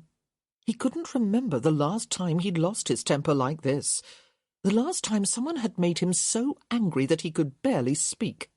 Except for her, of course. He ground his teeth together. You are the most maddening, frustrating... But... And you never know when to stop talking. But God help me. I love you anyway. But Gareth... And if I have to tie you to the damned bed just to keep you safe from yourself, as God is my witness, that is what I'll do. But Gareth... Not a word. Not a single bloody word, he said, wagging his finger toward her in an extremely impolite manner. Finally, his hand seemed to freeze. His index finger stuck into a point, and after a few jerky motions, he managed to still himself and drag his hands to his hips. She was staring at him, her blue eyes large and filled with wonder. Gareth couldn't tear his gaze away, as she slowly rose to her feet and closed the distance between them. You love me, she whispered. It will be the death of me, I'm sure. But yes. He sighed wearily, exhausted simply by the prospect of it all. I can't seem to help myself. Oh. Her lips quivered, then wobbled, and then somehow she was smiling. Good. Good, he echoed. That's all you have to say. She stepped forward, touched his cheek. I love you too, with all my heart, with everything I am, and everything... He'd never know what she'd been about to say. It was lost beneath his kiss. Gareth, she gasped, during the bare moment when he paused for breath. Not now, he said, his mouth taking hers again. He couldn't stop. He'd told her, and now he had to show her. He loved her. It was as simple as that. But Gareth... Shh! He held her head in his hands, and he kissed her, until he made the mistake of freeing her mouth by moving to her throat. Gareth, I have to tell you... Not now, he murmured. He had other things in mind. But it's very important, and... He dragged himself away. Good God, woman, he grunted. What is it? You have to listen to me, she said, and he felt somewhat vindicated that her breathing was every bit as laboured as his. I know it was mad to come here so late. By yourself, he saw fit to add. By myself, she granted him, her lips twisting peevishly. But I swear to you, I wouldn't have done something this foolish if I hadn't needed to speak with you right away. His mouth tilted wryly. A note wouldn't have done. She shook her head. Gareth, she said, and her face was so serious it took his breath away. I know who your father is. It was as if the floor was slipping away, and yet at the same time he could not tear his eyes off of hers. He clutched her shoulders, his fingers surely digging too hard into her skin. But he couldn't move. For years to come, if anyone had asked him about that moment, he would have said that she was the only thing holding him upright. "Who is it?" he asked, almost dreading her reply. His entire adult life he'd wanted this answer, and now that it was here, he could feel nothing but terror. "It was your father's brother," Hyacinth whispered. It was as if something had slammed into his chest. "Uncle Edward?" "Yes," Hyacinth said, her eyes searching his face with a mix of love and concern. "It was in your grandmother's diary. She didn't know at first. No one did. They only knew it couldn't be your the Baron. He was in London all spring and summer, and your mother wasn't." "How did she find out?" he whispered. "And was she certain?" "Isabella figured it out after you were born," Hyacinth said softly. "She said you looked too much like a Sinclair to be a bastard, and Edward had been in residence at Clare House when your father was gone." Gareth shook his head, desperately trying to comprehend this. "Did he know?" "Your father? Or your uncle?" "My—" He turned, a strange, humorless sound emerging from his throat. "I don't know what to call him. Either of them." "Your father, Lord Sinclair," she corrected. "He didn't know. Or at least Isabella didn't think he did. He didn't know that Edward had been at Clare Hall that summer. He was just out of Oxford. And, well, I'm not exactly certain what transpired, but it sounded like he was supposed to go to Scotland with friends. But then he didn't, and so he went to Clare Hall instead. Your grandmother said—" Hyacinth stopped, and her face took on a wide-eyed expression. "Your grandmother," she murmured. "She really was your grandmother." He felt her hand on his shoulder, imploring him to turn, but somehow he couldn't look at her just then. It was too much. It was all too much. "Gareth, Isabella was your grandmother. She really was." He closed his eyes, trying to recall Isabella's face. It was hard to do. The memory was so old. But she had loved him. He remembered that. She had loved him. And she had known the truth. Would she have told him? If she had lived to see him an adult, to know the man he had become, would she have told him the truth? He could never know, but maybe, if she had seen how the Baron had treated him, what they had both become. He liked to think yes. "Your uncle," came Hyacinth's voice. "He knew," Gareth said with low certitude. "He did?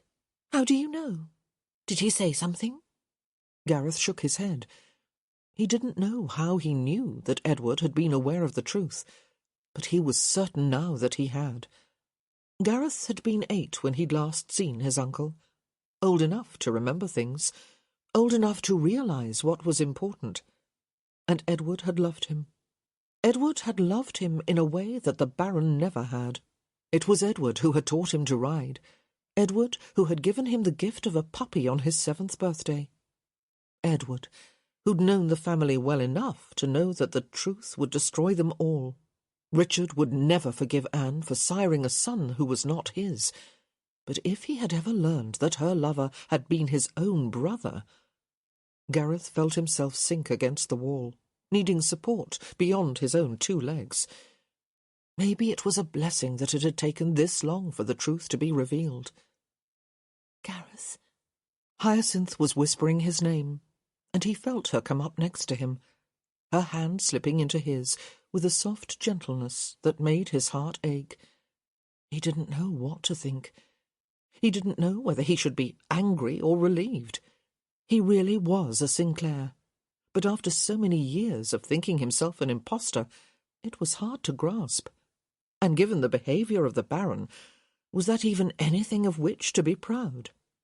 He'd lost so much, spent so much time wondering who he was, where he'd come from, and— Gareth. Her voice again, soft, whispering. She squeezed his hand. And then suddenly he knew.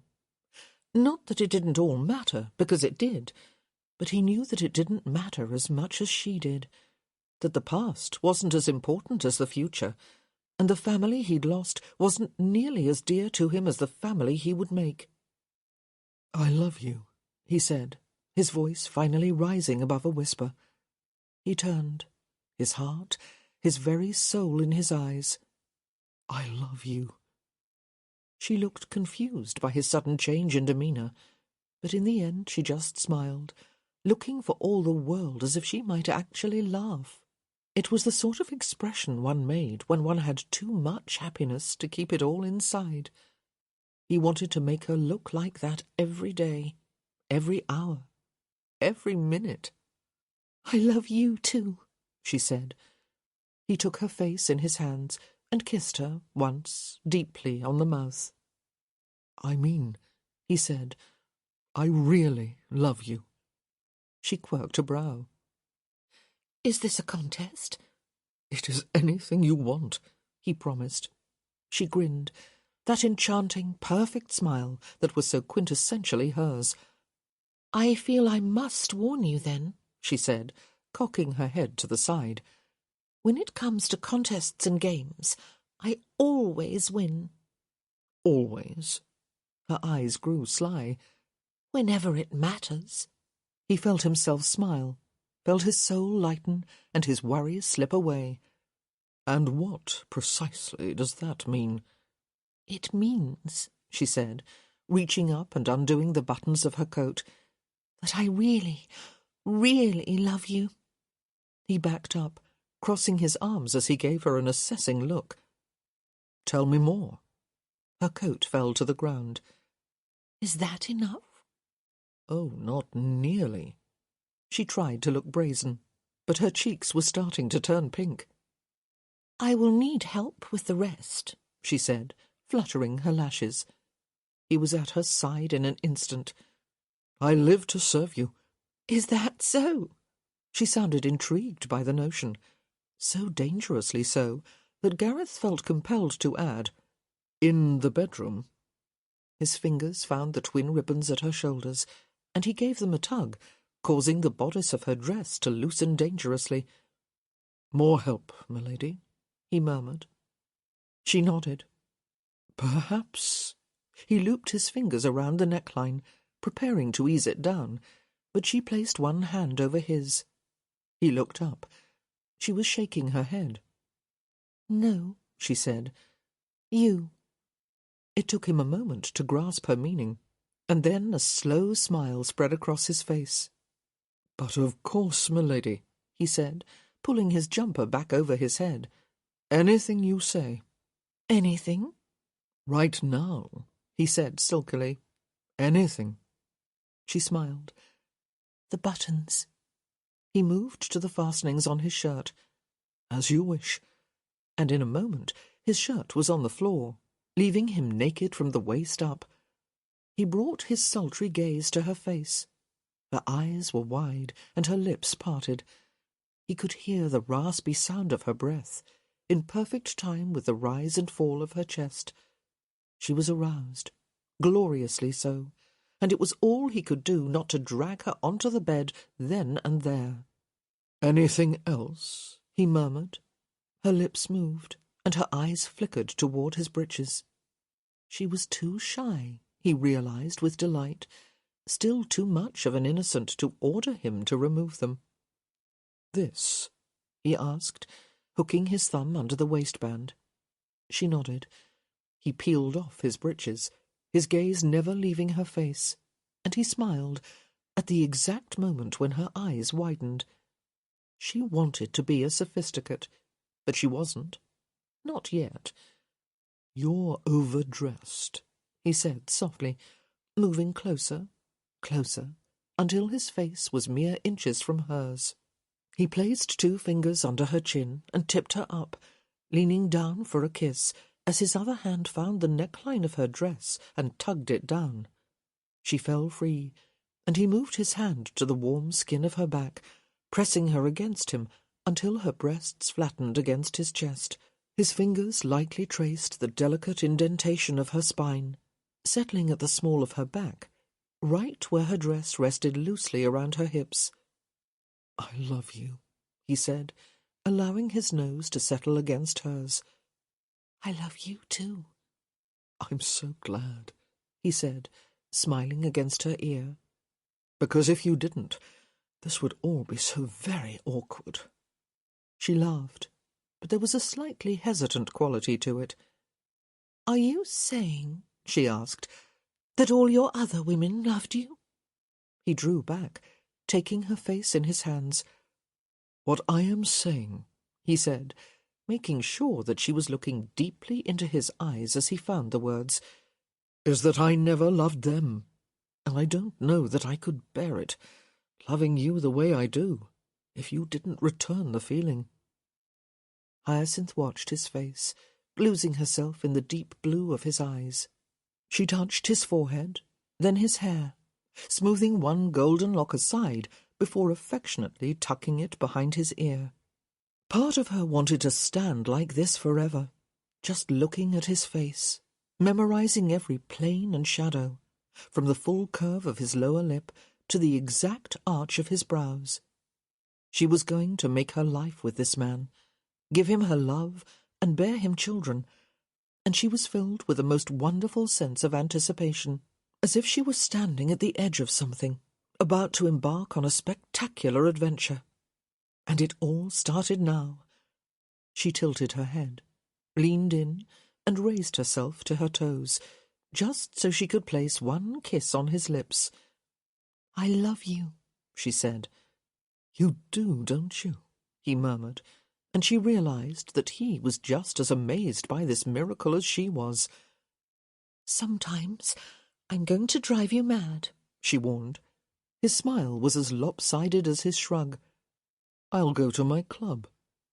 "And you'll do the same to me," she added. "You can have tea with your mother." One of his hands found hers as the other moved around her waist until they were held together almost as in a waltz. "And we'll have the most marvellous time later that night, kissing and begging each other's forgiveness."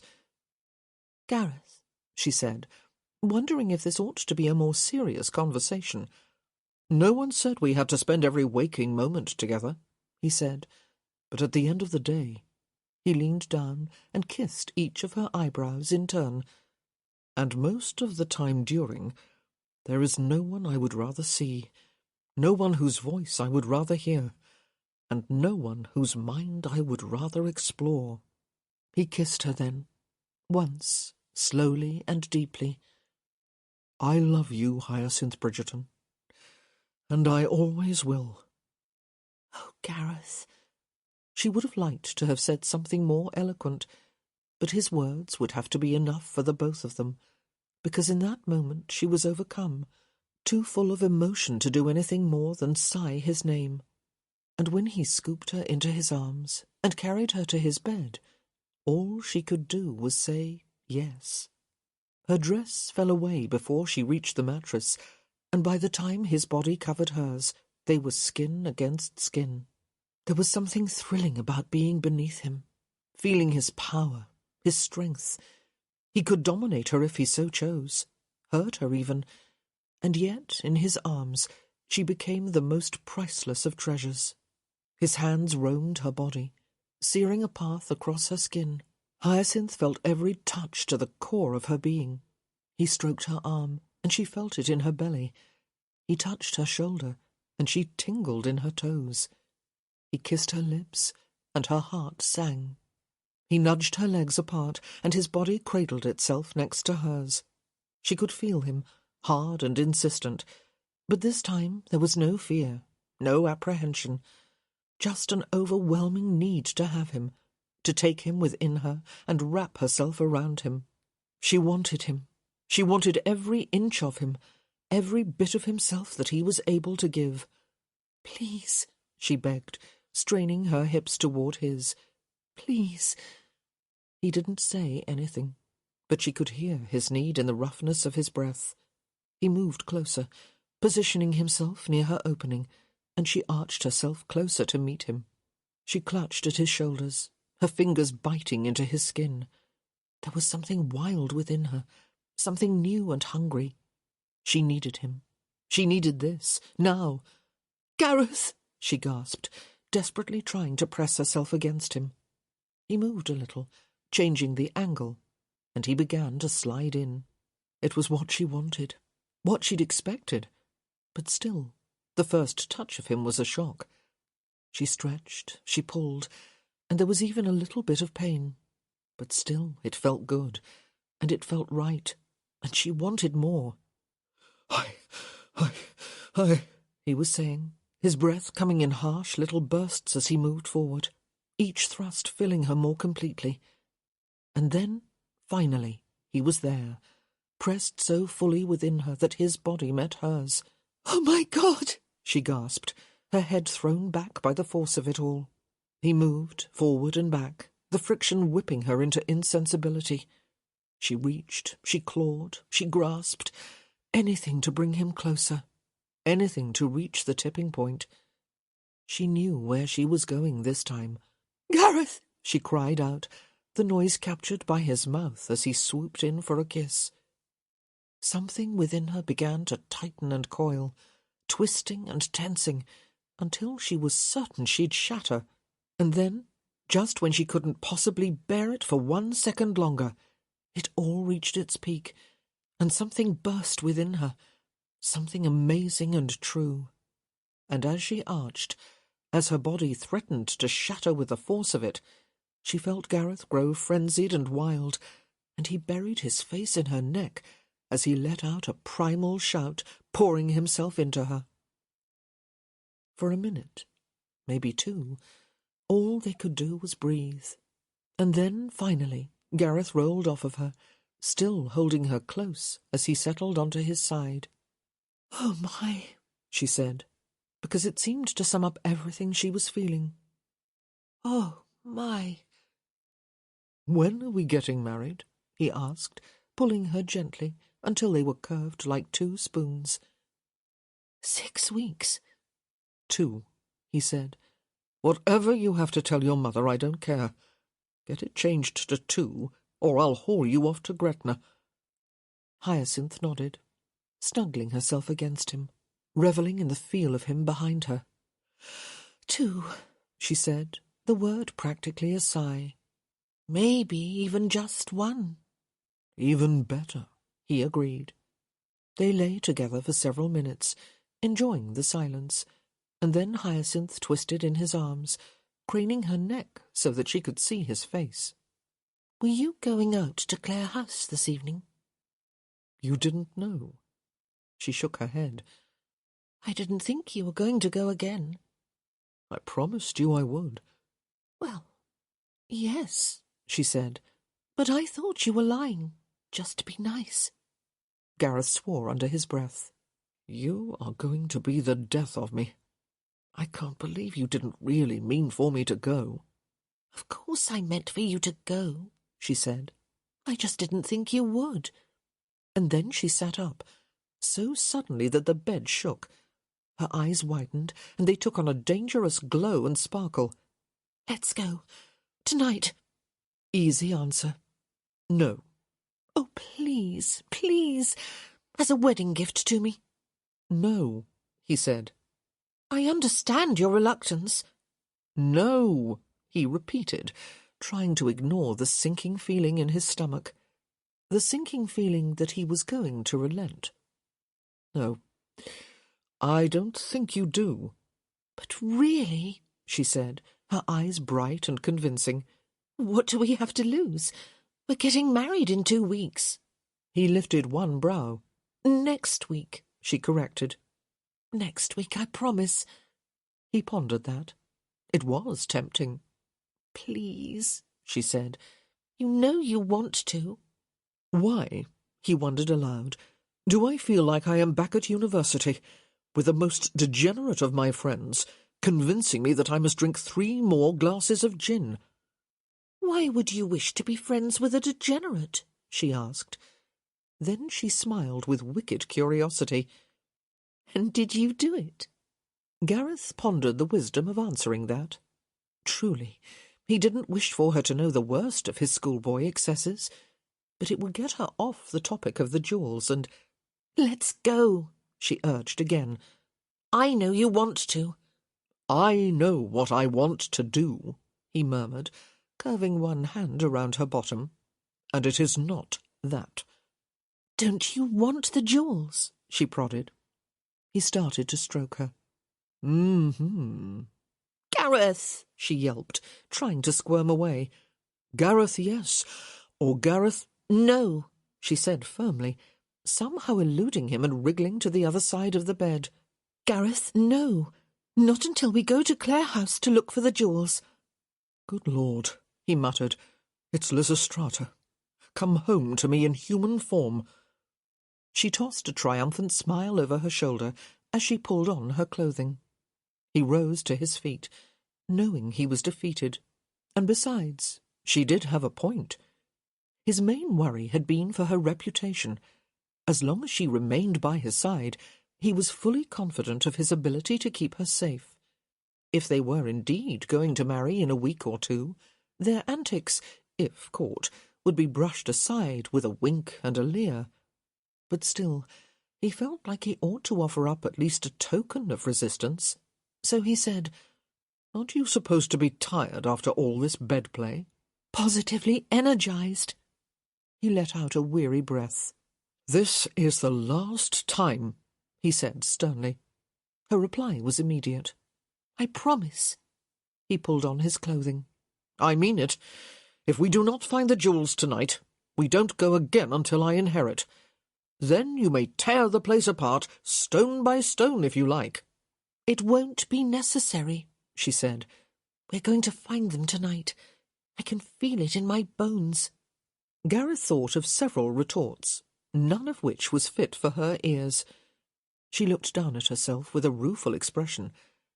I'm not really dressed for it, she said, fingering the folds of her skirt. The fabric was dark, but it was not the boys' breeches she'd donned on their last 2 expeditions. He didn't even bother to suggest that they postpone their hunt. There was no point, not when she was practically glowing with excitement. And sure enough, she pointed one foot out from beneath the hem of her dress, saying, But I am wearing my most comfortable footwear, and surely that is the most important thing. Surely. She ignored his peevishness. Are you ready? As I'll ever be, he said, with a patently false smile. But the truth was, she'd planted the seed of excitement within him, and he was already mapping his route in his mind.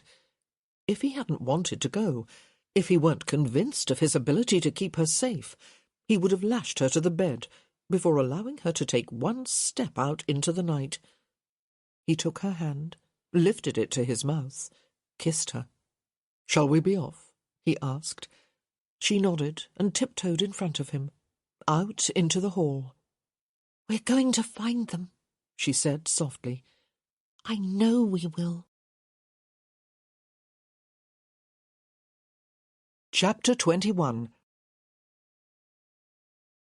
1/2 hour later. We're not going to find them. Hyacinth had her hands planted on her hips as she surveyed the Baroness's bedchamber. They had spent 15 minutes getting to Clare House, 5 sneaking in through the faulty window and creeping up to the bedchamber, and the last 10 searching every last nook and corner. The jewels were nowhere. It was not like Hyacinth to admit defeat. In fact, it was so wholly out of character that the words, "We're not going to find them," had come out sounding more surprised than anything else. It hadn't occurred to her that they might not find the jewels. She'd imagined the scene 100 times in her head. She'd plotted and planned. She'd thought the entire scheme to death, and not once had she ever pictured herself coming up empty-handed. She felt as if she'd slammed into a brick wall. Maybe she had been foolishly optimistic. Maybe she had just been blind. But this time she'd been wrong. "Do you give up?" Gareth asked, looking up at her. He was crouching next to the bed, feeling for panels in the wall behind the headboard, and he sounded not pleased exactly, but rather somewhat done, if that made any sense. He'd known that they weren't going to find anything. Or if he hadn't known it, he had been almost sure of it. And he'd come tonight mostly just to humour her. Hyacinth decided she loved him all the more for that.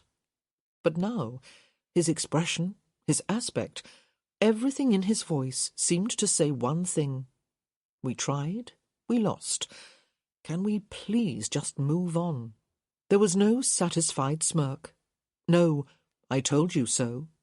Just a flat, matter-of-fact stare, with perhaps the barest hint of disappointment, as if a tiny corner of him had been hoping to be proven wrong. "Hyacinth," Gareth said, when she didn't reply.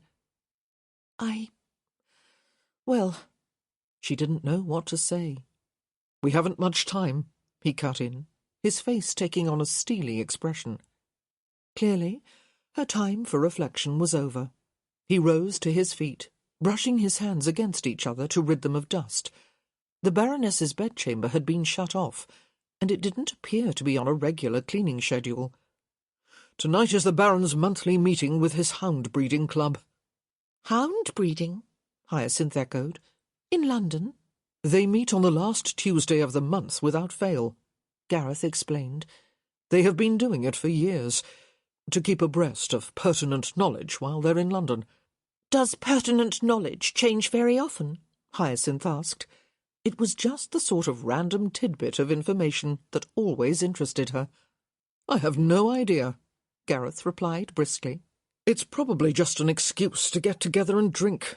The meetings always end at 11, and then they spend about 2 hours in social discourse, which means the Baron will be home." He pulled out his pocket watch and swore under his breath. "Now." Hyacinth nodded glumly. "I give up," she said. "I don't think I've ever uttered those words, while not under duress, but I give up." Gareth chucked her softly under her chin. "It's not the end of the world, Hy. And just think, you may resume your mission once the Baron finally kicks off, and I inherit the house. Which," he added thoughtfully, "I actually have some right to." He shook his head. "Imagine that." "Do you think Isabella meant for anyone to find them?" she asked. "I don't know," Gareth replied. "One would think that if she had, she might have chosen a more accessible language for her final hint than Slovene." "We should go," Hyacinth said, sighing. "I need to return home in any case. If I'm to pester my mother for a change in the wedding date, I want to do it now, while she's sleepy and easy to sway." Gareth looked at her over his shoulder as he placed his hand on the doorknob. "You are diabolical." "You didn't believe it before?" He smiled, then gave her a nod when it was safe to creep out into the hall. Together they moved down the stairs to the drawing-room, with the faulty window. Swiftly and silently they slipped outside and hopped down to the alley below. Gareth walked in front, stopping at the alley's end and stretching one arm behind him to keep Hyacinth at a distance while he peered out onto Dover Street. "Let's go," he whispered, jerking his head toward the street. They had come over in a hansom cab. Gareth's apartments were not quite close enough to walk, and they'd left it waiting 2 intersections away. It wasn't really necessary to ride back to Hyacinth's house, which was just on the other side of Mayfair. But Gareth had decided that as long as they had the cab, they might as well make use of it. There was a good spot where they could be let out, right around the corner from number 5, that was set back in shadows, and with very few windows looking out upon it. "This way," Gareth said, taking Hyacinth's hand and tugging her along. "Come on, we can—" He stopped, stumbled. Hyacinth had halted in her tracks. "What is it?" he hissed, turning to look at her. But she wasn't looking at him. Instead, her eyes were focused on something, someone to the right. The Baron. Gareth froze. Lord Sinclair, his father, His uncle, whatever he should call him, was standing at the top of the steps leading to Clare House. His key was in his hand, and he had obviously spotted them just as he was about to enter the building. "This is interesting," the Baron said. His eyes glittered. Gareth felt his chest puff out, some sort of instinctive show of bravado, as he pushed Hyacinth partly behind him. "Sir," he said. It was all he'd ever called the man, and some habits were hard to break. "Imagine my curiosity," the Baron murmured. "This is the second time I have run across you here in the middle of the night." Gareth said nothing. "And now," Lord Sinclair motioned to Hyacinth, "you have brought your lovely betrothed with you. Unorthodox, I must say. Does her family know she is running about after midnight?" "What do you want?" Gareth asked in a hard voice. But the Baron only chuckled. "I believe the more pertinent question is, what do you want? Unless you intend to attempt to convince me that you are just here for the fresh night air." Gareth stared at him, looking for signs of resemblance. They were all there. The nose, the eyes, the way they held their shoulders. It was why Gareth had never, until that fateful day in the Baron's office, thought he might be a bastard. He'd been so baffled as a child. His father had treated him with such contempt. Once he'd grown old enough to understand a bit of what went on between men and women, he had wondered about it. His mother's infidelity would seem a likely explanation for his father's behaviour toward him, but he'd dismissed the notion every time. There was that damned Sinclair nose right in the middle of his face. And then the Baron had looked him in the eye and said that he was not his, that he couldn't be, that the nose was mere coincidence. Gareth had believed him. The Baron was many things, but he was not stupid, and he certainly knew how to count to 9. Neither of them had dreamed that the nose might be something more than coincidence, that Gareth might be a Sinclair after all. He tried to remember. Had the Baron loved his brother? Had Richard and Edward Sinclair been close? Gareth couldn't recall them in each other's company, but then again he'd been banished to the nursery most of the time anyway. "Well," the Baron demanded, "what do you have to say for yourself?" And there it was, on the tip of his tongue. Gareth looked him in the eye. The man who had, for so many years, been the ruling force in his life, and he almost said, "Nothing at all, Uncle Richard." It would have been the best kind of direct hit, a complete surprise, designed to stagger and strike. It would have been worth it just for the shock on the Baron's face. It would have been perfect. Except that Gareth didn't want to do it. He didn't need to. And that took his breath away. Before, he would have tried to guess how his father might feel. Would he be relieved to know that the barony would go to a true Sinclair? Or would he instead be enraged, devastated by the knowledge that he had been cuckolded by his own brother? Before, Gareth would have weighed his options, balanced them, then gone with his instincts and tried to deliver the most crushing blow. But now, he didn't care. He would never love the man. Hell, he would never even like him. But for the first time in his life, he was reaching a point where it just didn't matter. And he was stunned by how good that felt. He took Hyacinth's hand, interlocked their fingers. "We're just out for a stroll," he said smoothly. It was a patently ridiculous statement, but Gareth delivered it with his usual savoir-faire, in the same tone that he always used with the Baron. "Come along, Miss Bridgerton," he added, turning his body to lead her down the street. But Hyacinth didn't move. Gareth turned to look at her, and she seemed frozen into place. She looked at him with questioning eyes, and he knew she couldn't believe that he'd held silent. Gareth looked at her, then he looked at Lord Sinclair, and then he looked within himself, and he realized that while his never-ending war with the Baron might not matter, the truth did. Not because it had the power to wound, just because it was the truth. and it had to be told. It was the secret that had defined both of their lives for so long, and it was time that they were both set free. "I have to tell you something," Gareth said, looking the Baron in the eye. It wasn't easy, being this direct. He had no experience speaking to this man without malice. He felt strange, stripped bare. Lord Sinclair said nothing, but his expression changed slightly, became more watchful. "I am in possession of Grandmother Sinclair's diary," Gareth said. At the Baron's startled expression, he added, "Caroline found it among George's effects, with a note instructing her to give it to me." "He did not know that you are not her grandson," the Baron said sharply. Gareth opened his mouth to retort, "But I was," but he managed to bite off the comment. He would do this right. He had to do this right. Hyacinth was at his side, and suddenly his angry ways seemed callow, immature. He didn't want her to see him like that. He didn't want to be like that. "Miss Bridgerton has some knowledge of Italian," Gareth continued, keeping his voice even. "She has assisted me in its translation." The Baron looked at Hyacinth, his piercing eyes studying her for a moment before turning back to Gareth. "Isabella knew who my father was," Gareth said softly. "It was Uncle Edward." The Baron said nothing, not a word, except for the slight parting of his lips.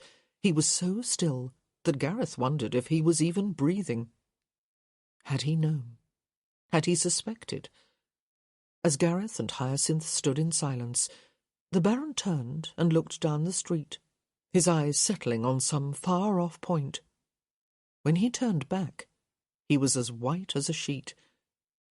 He cleared his throat and nodded, just once, as an acknowledgment. "You should marry that girl," he said, motioning with his head toward Hyacinth. "The Lord knows you're going to need her dowry." And then he walked up the rest of the steps, let himself into his home, and shut the door. "That's all?" Hyacinth said, after a moment of just standing there with her mouth agape. "That's all he's going to say?" Gareth felt himself begin to shake. It was laughter, he realized, almost as an aside. He was laughing.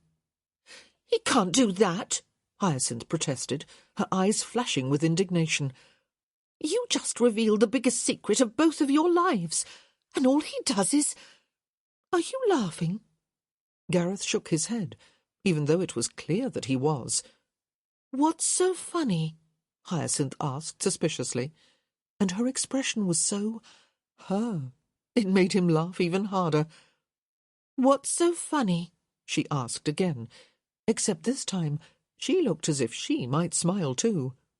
"Gareth," she persisted, tugging on his sleeve, "tell me." He shrugged helplessly. "I'm happy," he said, and he realized it was true. He'd enjoyed himself in his life, and he'd certainly had many happy moments, but it had been so long since he'd felt this. Happiness, complete and whole. He'd almost forgotten the sensation. She placed her hand abruptly on his brow. "Are you feverish?" she muttered. "I'm fine." He pulled her into his arms. "I'm better than fine." "Gareth," she gasped, ducking away as he swooped down for a kiss. "Are you mad? We're in the middle of Dover Street and it's—" He cut her off with a kiss. "It's the middle of the night," she spluttered. He grinned devilishly. "But I'm going to marry you next week, remember?" "Yes, but—" "Speaking of which," he murmured. Hyacinth's mouth fell open as he dropped down to one knee. "What are you doing?" she squeaked, frantically looking this way and that. Lord Sinclair was surely peeking out at them, and heaven only knew who else was too. "Someone will see," she whispered. He seemed unconcerned. "People will say we're in love." Good heavens, but how did a woman argue against that? "Hyacinth Bridgerton," he said, taking her hand in his. "Will you marry me?" She blinked in confusion. I already said I would.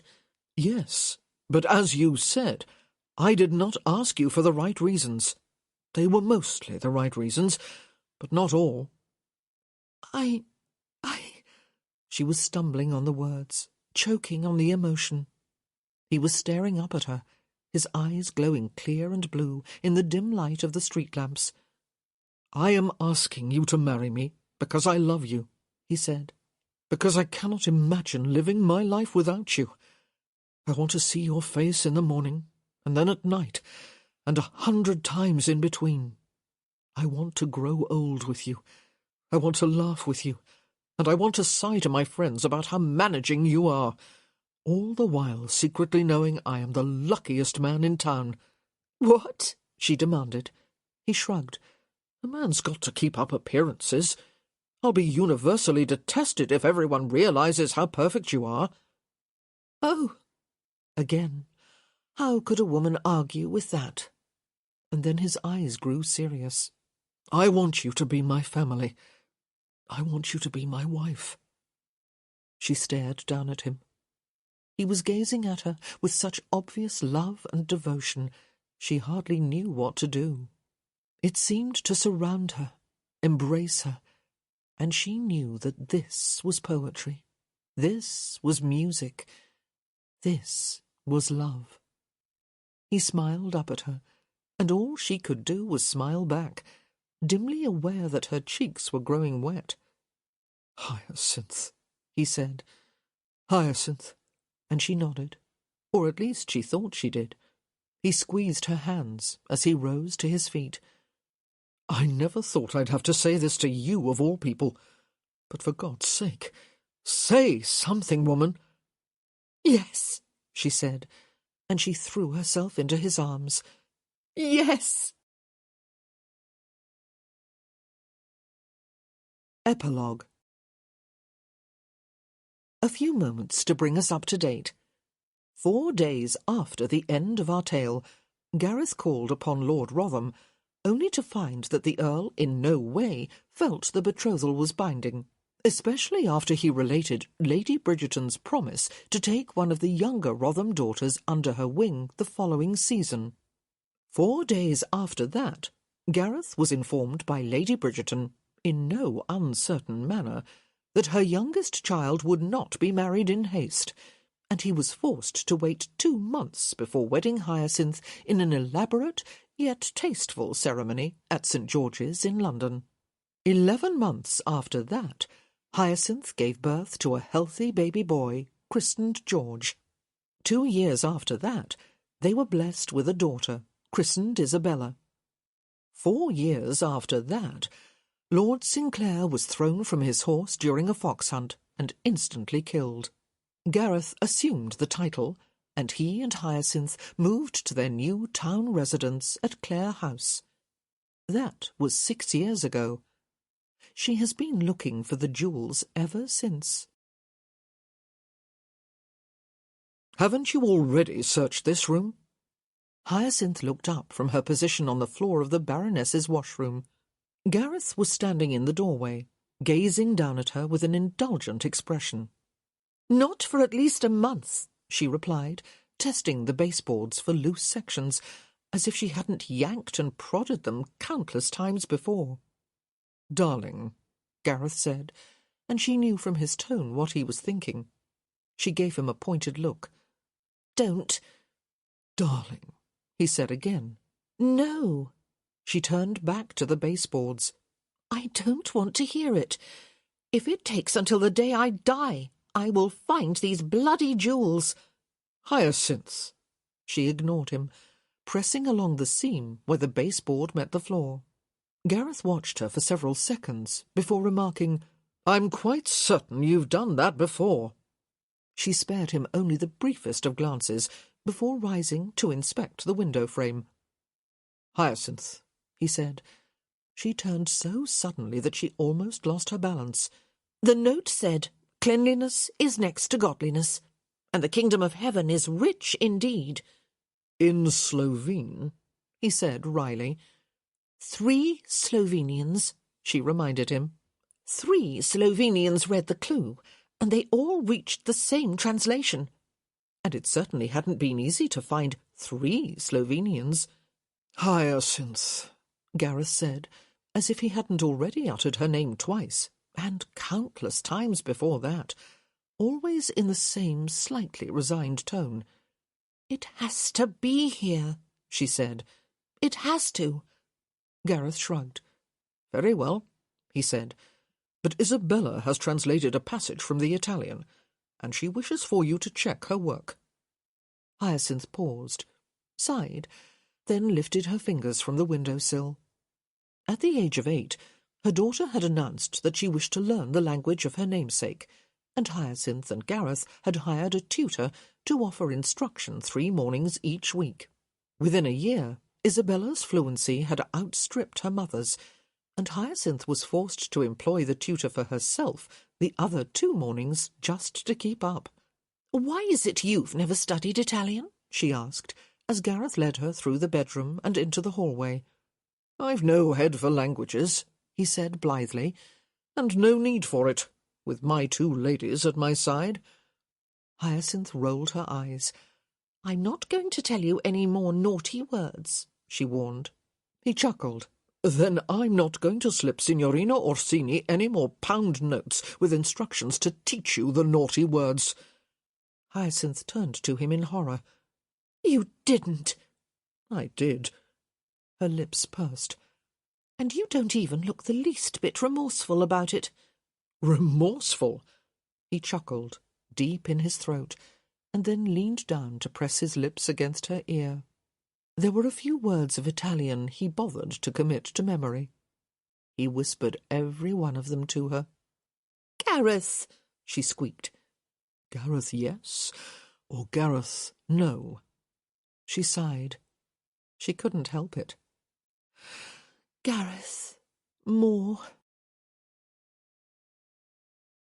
Isabella Sinclair tapped her pencil against the side of her head as she regarded the words she'd recently written. It was a challenge, translating from one language to another. The literal meaning never read quite right, so one had to choose one's idioms with the utmost of care. But this...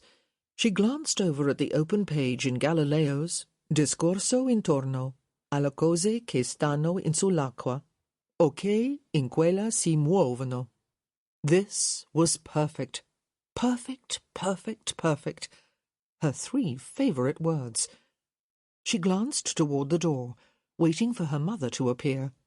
Isabella loved translating scientific texts because her mother always seemed to stumble on the technical words, and it was, of course, always good fun to watch her mum pretend that she actually knew more Italian than her daughter.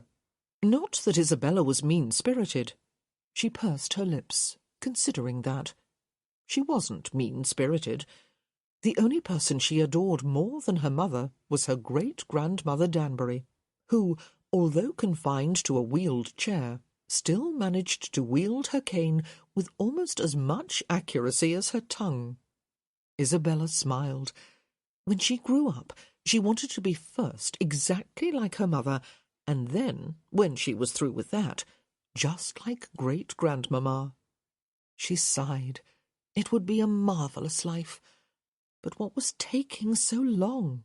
It had been ages since she'd sent her father down, and it should be added that she loved him with equal fervour. It was just that he was merely a man, and she couldn't very well aspire to grow to be him. She grimaced. Her mother and father were probably giggling and whispering and ducking into a darkened corner. Good heavens, it was downright embarrassing. Isabella stood, resigning herself to a long wait.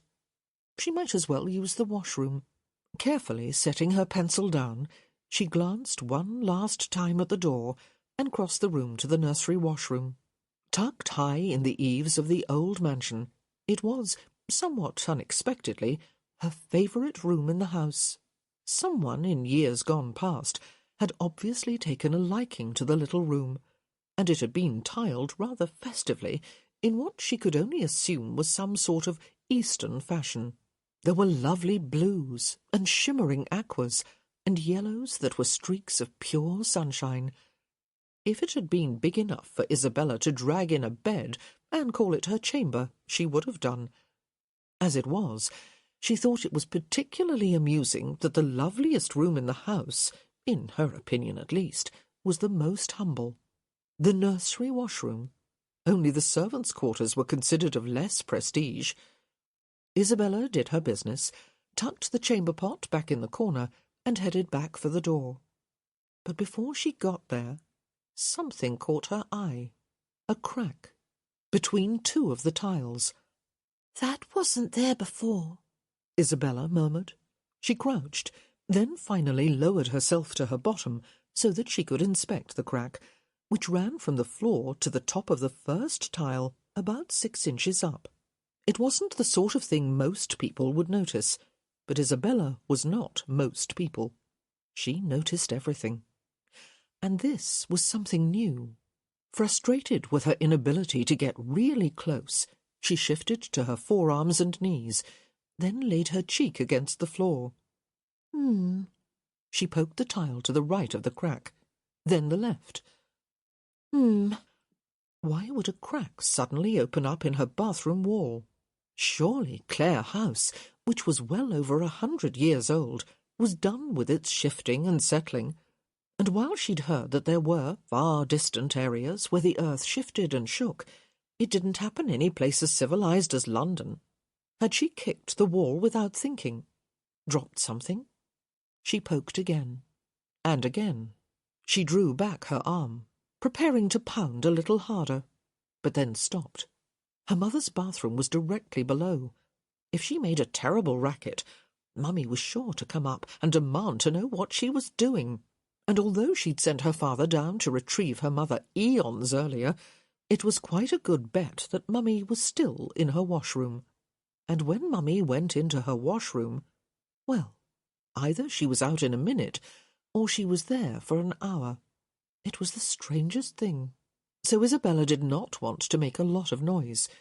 Surely her parents would frown upon her taking the house apart. But perhaps a little tap. She did a little nursery rhyme to decide which tile to attack, chose the one to the left, and hit it a little harder. Nothing happened. She stuck her fingernail at the edge of the crack and dug it in. A tiny piece of plaster lodged under her nail. Perhaps she could extend the crack. She glanced over at her vanity table until her eyes fell upon a silver comb. That might work. She grabbed it and carefully positioned the last tooth near the edge of the crack, and then, with precise movements, she drew it back and tapped it against the plaster that ran between the tiles. The crack snaked upward, right before her eyes. She did it again, this time positioning her comb over the left tile. Nothing. She tried it over the right, and then harder. Isabella gasped as the crack literally shot through the plaster until it ran all the way along the top of the tile, and then she did it a few more times until it ran down the other side. With bated breath, she dug her nails in on either side of the tile and pulled. She shifted it back and forth, shimmying and jimmying, prying with all her might. And then, with a creak and a groan that reminded her of the way her great-grandmother moved when she managed to hoist herself from her wheeled chair into her bed, the tile gave way. Isabella set it down carefully, then peered at what was left. Where there should have been nothing but wall, there was a little compartment, just a few inches square. Isabella reached in, pinching her fingers together to make her hand long and skinny. She felt something soft, like velvet. She pulled it out. It was a little bag, held together with a soft, silky cord. Isabella straightened quickly, crossing her legs so that she was sitting Indian style. She slid one finger inside the bag, widening the mouth, which had been pulled tight, and then, with her right hand, she upended it, sliding the contents into her left. "Oh, my God!" Isabella quickly swallowed her shriek. A veritable pool of diamonds had showered into her hand. It was a necklace, and a bracelet, And while she did not think of herself as the sort of girl who lost her mind over baubles and clothes, oh, my God, these were the most beautiful things she had ever seen. "Isabella?" Her mother. "Oh, no. Oh, no, oh, no, oh, no. Isabella, where are you?" "In—" She stopped to clear her throat. Her voice had come out like a squeak. "Just in the washroom, Mummy. I'll be out in a moment." What should she do? What should she do? Oh, very well. She knew what she should do. But what did she want to do? "Is this your translation here on the table?" came her mother's voice. Yes," she coughed. "It's from Galileo. The original is right next to it." "Oh." Her mother paused. Her voice sounded funny. "Why did you—" "Never mind." Isabella looked frantically at the jewels. She had only a moment to decide. "Isabella," her mother called, "did you remember to do your sums this morning? You're starting dancing lessons this afternoon. Did you recall?" Dancing lessons? Isabella's face twisted, rather as if she'd swallowed lye. "Monsieur Larouche will be here at 2, promptly. So you will need—" Isabella stared at the diamonds. Hard. So hard that her peripheral vision slipped away, and the noise around her faded into nothing. Gone were the sounds of the street, floating through the open window. Gone was her mother's voice, droning on about dancing lessons and the importance of punctuality. Gone was everything but the blood rushing past her ears and the quick, uneven sound of her own breath. Isabella looked down at the diamonds, and then she smiled and put them back. Dear listener, have you ever wondered what happened to your favourite characters after you closed the final page? Wanted just a little bit more of a favourite novel? I have, and if the questions from my readers are any indication, I'm not the only one. So, after countless requests from Bridgerton fans, I decided to try something a little different, and I wrote a second epilogue for each of the novels. These are the stories that come after the stories. At first, the Bridgerton second epilogues were available exclusively online. Later they were published, along with a novella about Violet Bridgerton, in a collection called The Bridgertons, Happily Ever After. Now, for the first time, each second epilogue is being included with the novel it follows. I hope you enjoy Gareth and Hyacinth as they continue their journey. Warmly, Julia Quinn. It's in his kiss. The second epilogue. 1847, and all has come full circle. Truly. It was official then. She had become her mother. Hyacinth Sinclair fought the urge to bury her face in her hands as she sat on the cushioned bench at Madame Langlois, dressmaker, by far the most fashionable modiste in all London. She counted to 10, in 3 languages, and then, just for good measure, swallowed and let out an exhale, because really, it would not do to lose her temper in such a public setting, no matter how desperately she wanted to throttle her daughter. "Mummy." Isabella poked her head out from behind the curtain. Hyacinth noted that the word had been a statement, not a question. "Yes," she returned, affixing onto her face an expression of such placid serenity she might have qualified for one of those Pieta paintings they had seen when they'd last travelled to Rome. "Not the pink." Hyacinth waved a hand. Anything to refrain from speaking. "Not the purple either." "I don't believe I suggested purple," Hyacinth murmured. "The blue's not right, and nor is the red. And frankly, I just don't understand this insistence society seems to have upon white. And, well, if I might express my opinion—" Hyacinth felt herself slump. Who knew motherhood could be so tiring? And really, shouldn't she be used to this by now? "A girl really ought to wear the colour that most complements her complexion, and not what some over-important ninny at Almack's deems fashionable." "I agree wholeheartedly," Hyacinth said. "You do?" Isabella's face lit up, and Hyacinth's breath positively caught, because she looked so like her own mother in that moment, it was almost eerie. "Yes," Hyacinth said, "but you're still getting at least one in white." "But—" "No buts." "But—" "Isabella!" Isabella muttered something in Italian. "I heard that," Hyacinth said sharply. Isabella smiled, a curve of lips so sweet that only her own mother, certainly not her father, who freely admitted himself wound around her finger, would recognize the deviousness underneath. "But did you understand it?" she asked, blinking 3 times in rapid succession. And because Hyacinth knew that she would be trapped by her lie, she gritted her teeth and told the truth. "No." "I didn't think so," Isabella said. "But if you're interested, what I said was—" "Not." Hyacinth stopped, forcing her voice to a lower volume. Panic at what Isabella might say had caused her outburst to come out overly loud. She cleared her throat. "Not now. Not here," she added meaningfully. Good heavens, her daughter had no sense of propriety. She had such opinions, and while Hyacinth was always in favour of a female with opinions, she was even more in favour of a female who knew when to share such opinions.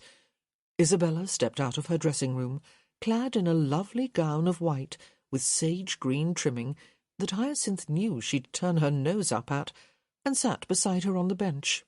"What are you whispering about?" she asked. "I wasn't whispering," Hyacinth said.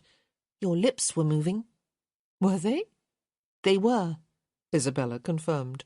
"If you must know, I was sending off an apology to your grandmother." "Grandmamma Violet?" Isabella asked, looking around. "Is she here?" "No, but I thought she was deserving of my remorse nonetheless." Isabella blinked and cocked her head to the side in question.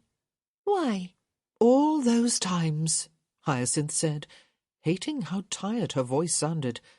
"All those times she said to me, 'I hope you have a child just like you.'" "And you do," Isabella said, surprising her with a light kiss to the cheek. "Isn't it just delightful?" Hyacinth looked at her daughter. Isabella was 19. She'd made her debut the year before, to grand success. She was, Hyacinth thought rather objectively, far prettier than she herself had ever been.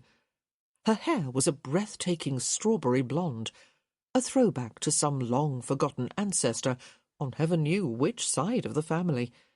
And the curls! Oh, my! They were the bane of Isabella's existence, but Hyacinth adored them. When Isabella had been a toddler, they'd bounced in perfect little ringlets, completely untamable and always delightful.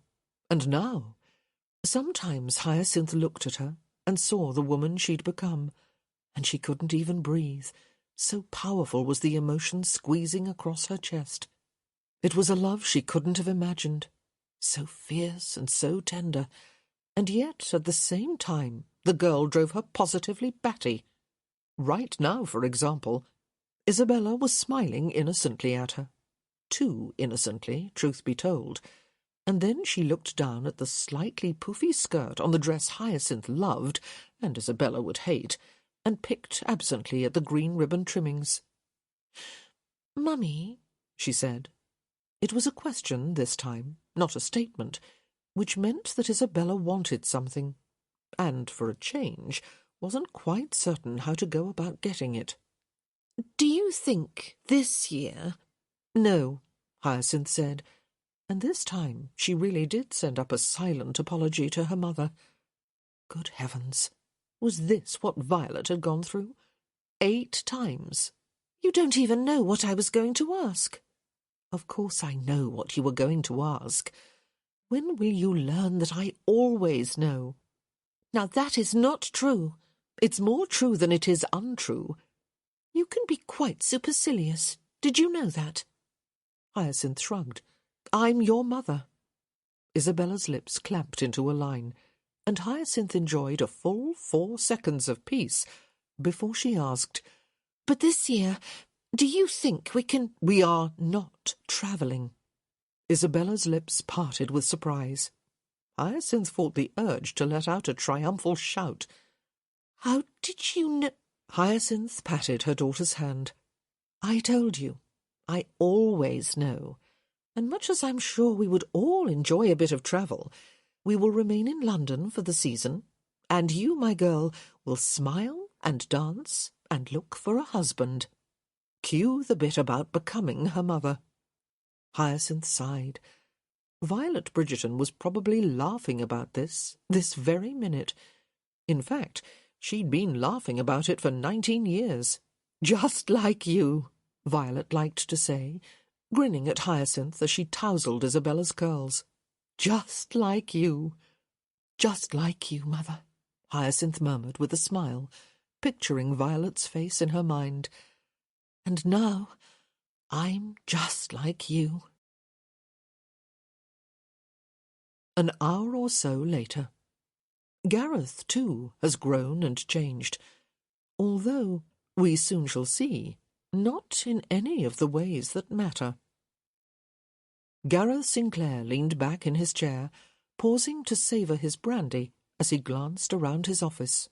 There really was a remarkable sense of satisfaction in a job well done and completed on time.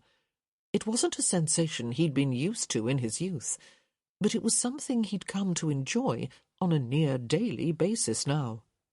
It had taken several years to restore the Sinclair fortunes to a respectable level. His father, he'd never quite got round to calling him anything else, had stopped his systematic plundering and eased into a vague sort of neglect once he learned the truth about Gareth's birth. So Gareth supposed it could have been a great deal worse. But when Gareth had assumed the title, he discovered that he'd inherited debts, mortgages, and houses that had been emptied of almost all valuables. Hyacinth's dowry, which had increased with prudent investments upon their marriage, went a long way toward fixing the situation. But still, Gareth had had to work harder and with more diligence than he'd ever dreamed possible to wrench his family out of debt. The funny thing was, he'd enjoyed it. Who would have thought that he, of all people, would find such satisfaction in hard work? His desk was spotless, his ledgers neat and tidy, and he could put his fingers on any important document in under a minute. His accounts always summed properly. His properties were thriving, and his tenants were healthy and prosperous. He took another sip of his drink, letting the mellow fire roll down his throat. Heaven! Life was perfect. Truly perfect. George was finishing up at Cambridge. Isabella would surely choose a husband this year. And Hyacinth... He chuckled. Hyacinth was still Hyacinth. She'd become a bit more sedate with age, or maybe it was just that motherhood had smoothed off her rough edges, but she was still the same outspoken, delightful, perfectly wonderful Hyacinth. She drove him crazy half the time, but it was a nice sort of crazy. And even though he sometimes sighed to his friends and nodded tiredly when they all complained about their wives, secretly he knew he was the luckiest man in London. Hell, England even, the world. He set his drink down, then tapped his fingers against the elegantly wrapped box sitting on the corner of his desk. He'd purchased it that morning at Madame Lefleur, the dress shop he knew Hyacinth did not frequent, in order to spare her the embarrassment of having to deal with salespeople who knew every piece of lingerie in her wardrobe. French silk, Belgian lace. He smiled. Just a little bit of French silk, trimmed with a minuscule amount of Belgian lace. It would look heavenly on her, what there was of it. He sat back in his chair, savouring the daydream. It was going to be a long, lovely night. Maybe even... His eyebrows rose as he tried to remember his wife's schedule for the day. Maybe even a long, lovely afternoon. When was she due home? And would she have either of the children with her? He closed his eyes, picturing her in various states of undress, followed by various interesting poses, followed by various fascinating activities. He groaned. She was going to have to return home very soon, because his imagination was far too active not to be satisfied, and— "Gareth!" Not the most mellifluous of tones. The lovely erotic haze floating about his head disappeared entirely. Well, almost entirely. Hyacinth might not have looked the least bit inclined for a bit of afternoon sport as she stood in the doorway, her eyes narrowed and jaw clenched, but she was there, and that was half the battle. "Shut the door," he murmured, rising to his feet. "Do you know what your daughter did?" "Your daughter, you mean?" "Our daughter," she ground out, but she shut the door. "Do I want to know?" "Gareth." "Very well," he sighed, followed by a dutiful, "What did she do?" He'd had this conversation before, of course, countless times. The answer usually had something to do with something involving marriage, and Isabella's somewhat unconventional views on the subject. And, of course, Hyacinth's frustration with the whole situation. It rarely varied. "Well, it wasn't so much what she did," Hyacinth said. He hid his smile. This was also not unexpected. "It's more what she won't do." "Jump to your bidding?" "Gareth." He halved the distance between them. "Aren't I enough?" "I beg your pardon." He reached out, tugged at her hand, pulled her gently against him. "I always jump to your bidding," he murmured. She recognized the look in his eye. "No." She twisted around until she could see the closed door. "Isabella is upstairs." "She won't hear." "But she could." His lips found her neck. "There's a lock on the door." "But she'll know." He started working on the buttons of her frock. He was very good at buttons. "She's a smart girl," he said, stepping back to enjoy his handiwork as the fabric fell away. He loved when his wife didn't wear a chemise. "Gareth." He leaned down and took one rosy-tipped breast into his mouth before she could object. "Oh, Gareth." And her knees went weak, just enough for him to scoop her up and take her to the sofa, the one with the extra deep cushions. "More." "God, yes," she groaned. He slid his hand under her skirt until he could tickle her senseless. "Such token resistance," he murmured.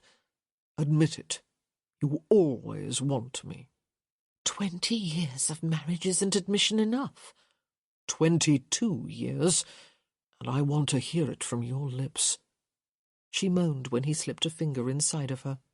"Almost always," she conceded. "I almost always want you." He sighed for dramatic effect, even as he smiled into her neck. "I shall have to work harder, then." He looked up at her. She was gazing down at him with an arch expression, clearly over her fleeting attempt at uprightness and respectability. "Much harder," she agreed. "And a bit faster, too, while you're at it." He laughed out loud at that. "Gareth." Hyacinth might be a wanton in private, but she was always aware of the servants. "Don't worry," he said with a smile. "I'll be quiet. I'll be very, very quiet." With one easy movement, he bunched her skirts well above her waist and slid down until his head was between her legs. "It's you, my darling, who will have to control your volume." "Oh, oh, oh." "More?" "Definitely more." He licked her then. She tasted like heaven, and when she squirmed, it was always a treat. "Oh, my heavens! Oh, my—" He smiled against her, then swirled a circle on her until she let out a quiet little shriek. He loved doing this to her, loved bringing her, his capable and articulate wife, to senseless abandon. 22 years. Who would have thought that after 22 years he'd still want this one woman, This one woman only, and this one woman so intensely. "Oh, Gareth," she was panting. "Oh, Gareth, more, Gareth." He redoubled his efforts. She was close. He knew her so well, knew the curve and shape of her body, the way she moved when she was aroused, the way she breathed when she wanted him. She was close. And then she was gone, arching and gasping until her body went limp. He chuckled to himself as she batted him away. She always did that when she was done, saying she couldn't bear one more touch, that she'd surely die if she wasn't given the chance to float down to normalcy. He moved, curling against her body until he could see her face. "That was nice," she said. He lifted a brow. "Nice?" "Very nice." "Nice enough to reciprocate?" Her lips curved. "Oh, I don't know if it was that nice." His hand went to his trousers. "I shall have to offer a repeat engagement, then." Her lips parted in surprise. "A variation on a theme, if you will." She twisted her neck to look down. "What are you doing?" He grinned lasciviously. "Enjoying the fruits of my labours." And then she gasped as he slid inside of her, and he gasped from the sheer pleasure of it all. And then he thought how very much he loved her. And then he thought nothing much at all. The following day, we didn't really think that Hyacinth would give up, did we? Late afternoon found Hyacinth back at her second favourite pastime, although favourite didn't seem quite the right adjective, nor was pastime the correct noun. Compulsion probably fit the description better, as did miserable, or perhaps unrelenting. Wretched? Inevitable. She sighed. Definitely inevitable. An inevitable compulsion. How long had she lived in this house? 15 years? 15 years. 15 years and a few months atop that, and she was still searching for those bloody jewels. One would think she'd have given up by now. Certainly anyone else would have given up by now. She was, she had to admit, the most ridiculously stubborn person of her own acquaintance. Except, perhaps, her own daughter. Hyacinth had never told Isabella about the jewels, if only because she knew that Isabella would join in the search with an unhealthy fervour to rival her own. She hadn't told her son George either, because he would tell Isabella, and Hyacinth would never get that girl married off if she thought there was a fortune in jewels to be found in her home. Not that Isabella would want the jewels for fortune's sake. Hyacinth knew her daughter well enough to realize that in some matters, possibly most, Isabella was exactly like her, and Hyacinth's search for the jewels had never been about the money they might bring. Oh, she freely admitted that she and Gareth could use the money, and could have done with it even more so a few years back. But it wasn't about that. It was the principle. It was the glory. It was the desperate need to finally clutch those bloody rocks in her hand and shake them before her husband's face and say, "See? See? I haven't been mad all these years." Gareth had long since given up on the jewels. They probably didn't even exist, he told her. Someone had surely found them years earlier. They'd lived in Clare House for 15 years, for heaven's sake. If Hyacinth was going to find them, she'd have located them by now. So why did she continue to torture herself? An excellent question. Hyacinth gritted her teeth together as she crawled across the washroom floor for what was surely the 800th time in her life. She knew all that. Lord help her, she knew it. But she couldn't give up now. If she gave up now, what did that say about the past 15 years? Wasted time? All of it wasted time? She couldn't bear the thought. Plus, she really wasn't the sort to give up, was she? If she did, it would be so completely at odds with everything she knew about herself. Would that mean she was getting old? She wasn't ready to get old. Perhaps that was the curse of being the youngest of 8 children. One was never quite ready to be old. She leaned down even lower, planting her cheek against the cool tile of the floor so that she could peer under the tub. No old lady would do this, would she?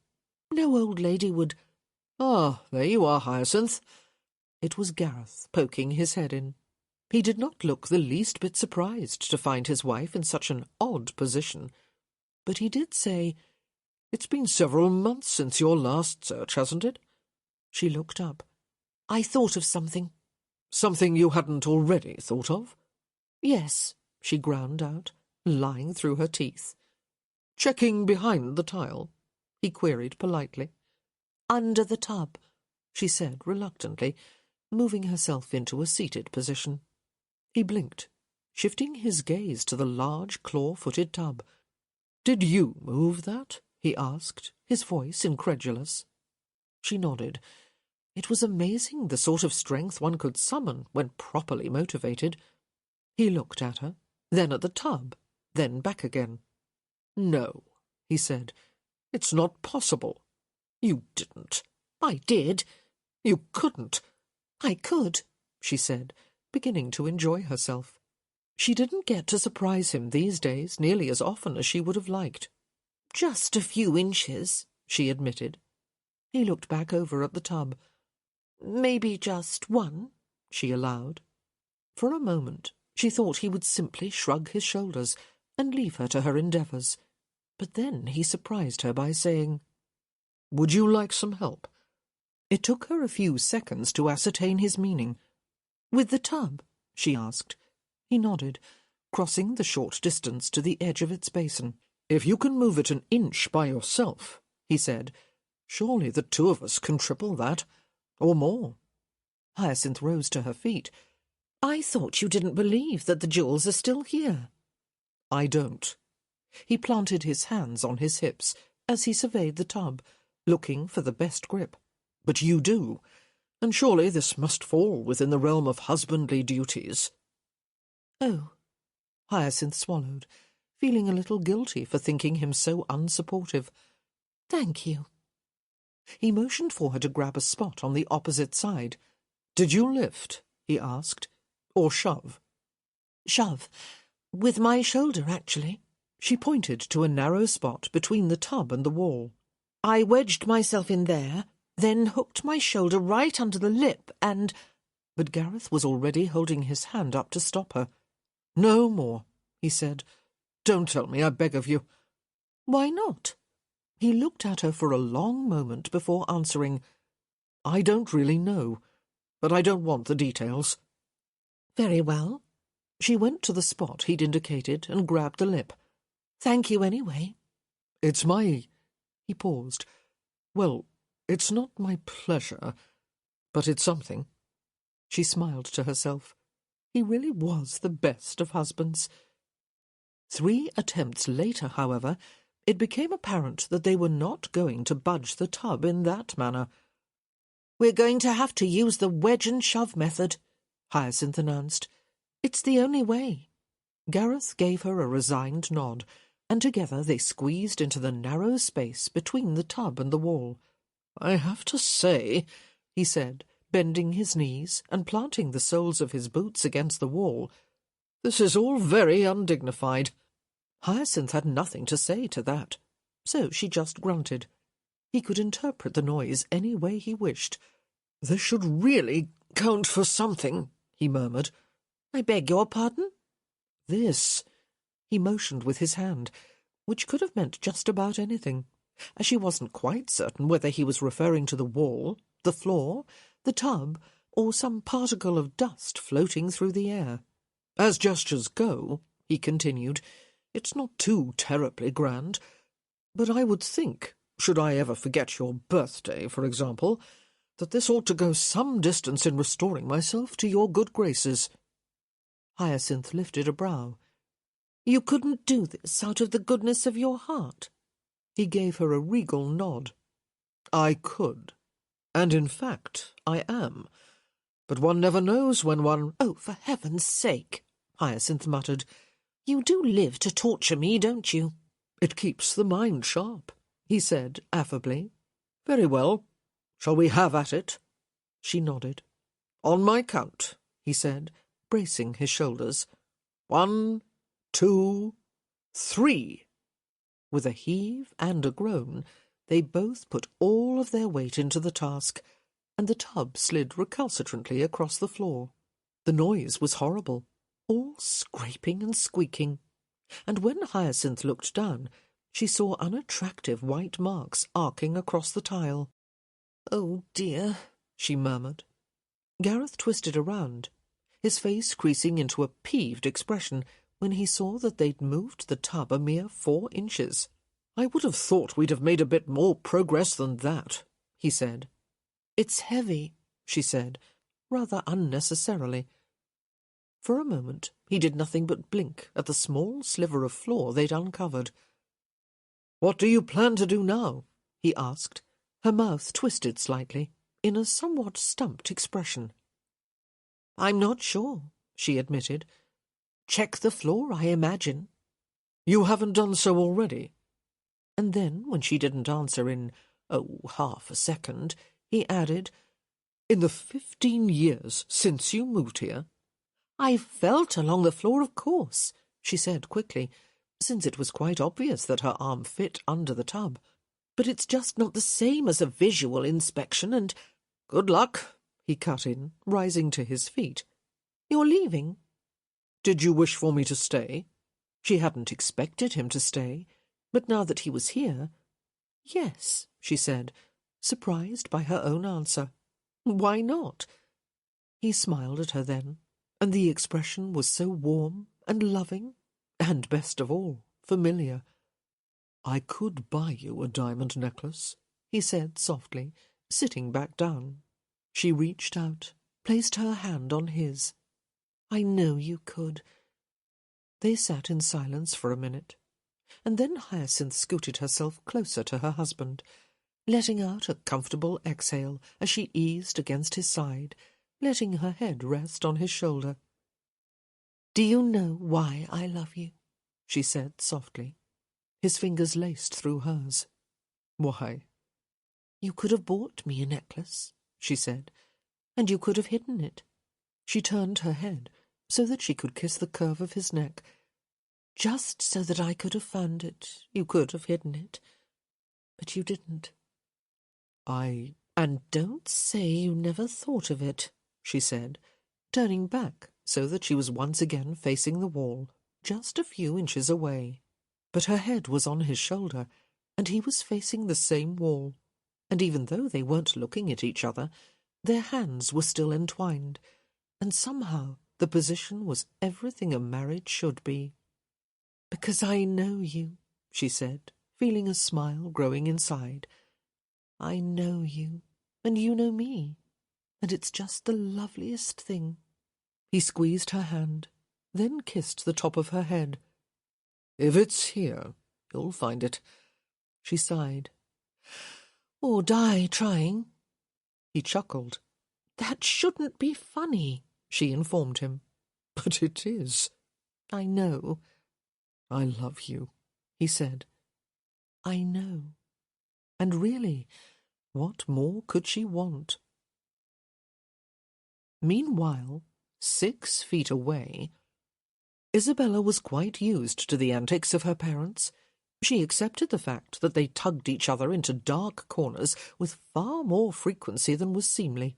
She thought nothing of the fact that her mother was one of the most outspoken women in London, or that her father was still so handsome that her own friends sighed and stammered in his presence. In fact, she rather enjoyed being the daughter of such an unconventional couple. Oh, on the outside they were all that was proper, to be sure, with only the nicest sort of reputation for high-spiritedness. But behind the closed doors of Clare House, Isabella knew that her friends were not encouraged to share their opinions as she was.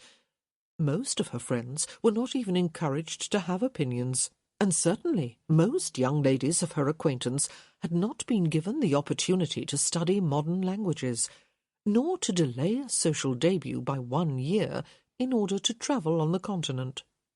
So, when all was said and done, Isabella thought herself quite fortunate, as pertained to her parents, and if that meant overlooking the occasional episodes of not acting one's age, well, it was worth it, and she'd learned to ignore much of their behaviour.